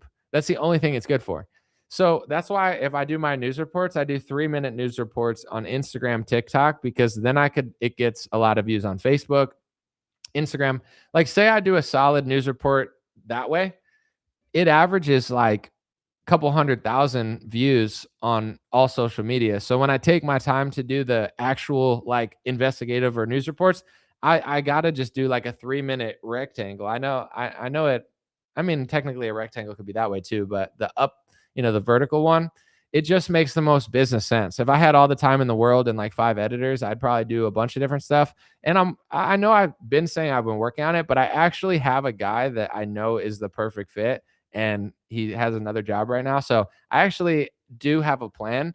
And I want to say too, like, when I moved, I had a whole idea and I was like, I need to take a year, do this, do that. And I know it was going slow, but it's actually all going kind of how I thought it was going to go, and it's starting to progress to where I want it to be. So yeah, like I'm crushing on Facebook. I spend most of my time there. But yeah, I'm probably just not, for at least the foreseeable future, I'm just not going to do like 15-minute, sideways YouTube reports, because it just takes so long, and YouTube's the only place it works. Like what, why not spend an hour, put the same information in 3 minutes instead of 15 minutes, uh put it on Instagram, TikTok, Facebook, YouTube, everything, and get 400,000 views versus like tens of thousands or whatever it would do. I don't know, but that's just, that business model works for me. It works for my time. And yeah, those are the ones when I really have something to say, I do it that way. But I like the long live streams. They're fun. I like to hang out. I like to just show my personality more and have fun. And when I don't stream every day and have to do videos every day, then I really have a lot of energy and thoughts about stuff versus like just wanting to like rage rush out because I'm like overwhelmed. So I like this format. It's definitely not the best for YouTube. Like my YouTube channel is not doing as good as it used to. But like I said, I mean, if I showed you guys the statistics, it's actually I'll just read them real quick. Let me see. What the heck is that? Let me look real quick. Just on Facebook. Because that's where I'm spending most of my time. Sorry, I apologize if you don't use Facebook, but in the last, let's see, $20 super chat. Thank you, consumer. He said, I like them too. Loved hearing you talk about music groups and marathon sessions. Thanks, dude. I love the live streams. Like I said, it's not the best for YouTube business, but I don't care. I feel like the people that are here, no matter how many people it is, like we have a great time and it's good. So that's what matters. But yeah, let me see. Yeah, 442 million views on my posts in the last 28 days. And the previous 28 days, I had 209 million. So I doubled my Facebook reach essentially, 442 million post views, 28 days. That's insane. So I'm spending my time there. That's good for business. It works. And it's honestly less stressful. And if I make money and do stuff there, then I don't care what my YouTube does. Like last year and 2 years ago, I was trying to do everything because it's like I built a big audience on Twitter. I built a nice audience on YouTube. I have a huge Instagram audience. I have a big Facebook audience. And I would have to do like 4 different things for every social media all day. So I was just doing everything like, and I just like, I got to do it this way. I got to do 7 different videos the same way just to get one video out. And it was just like annoying. I hated it. So now I'm like actually enjoying it. The live streams are fun. And I'm like, if I don't post on, it was unthinkable for me 3 years ago. I was like, I don't want to lose my audience. So I'll never go like a week without posting on Instagram. I post like almost every day. Now it's like if I go 2 weeks without posting on Instagram, like I don't even care. It's like a freeing feeling versus I was trying to force everything so hard. Someone said more than the population of the USA. Yeah, but you got to understand a lot of those views are the same people viewing it, 20 different posts or something. But yeah, that's how many people I reach. I mean, I'm crushing on Facebook. So I've been leaning into that. I'm locked in. I have a good work ethic. And by the way, I want to hire somebody later this year and work with them, but that's all by myself. 442 million views, 28 days. No editors, nobody doing any, like that's literally 100% me. I'm coming up with all the captions. I'm not using AI to come up with a caption, but it's a lot of like picture posts are easier. So I've been trying to, you know, I've been trying to share a mixture of like, okay, Trump True Social post. That's just what Trump's saying. That's just the news, you know, opinion. Like Iran says this, CENTCOM says this. So a lot of it is just commentary of what everyone's saying. And I'm just staying out of it. Like Iran said this, CENTCOM said this, blah, blah, blah. And then some of it's like, good opinions I see. Like if I see a good opinion on Twitter and it's something super smart, I try to post it and like, disseminate it and let people see it. Sometimes I'll take like a funny Mark Levin post just to see what people say. I would say Facebook's waking up, honestly. Like, obviously, there's still a lot of boomers who disagree with me, but I think Facebook, like most people, are starting to like get it. It seems like most of maybe it's just the audience I'm building. I don't know, but yeah, I feel like Facebook's kind of like snapping out of it slowly but surely. Who knows though? Appreciate you guys. God bless you. I'll be back. Thanks for the super chats, my guy. And thanks to anybody who listened. I'll be back soon. And one of these days, I'm going to keep it under like 2 hours again, or an hour, 30 minutes, but not today. It's not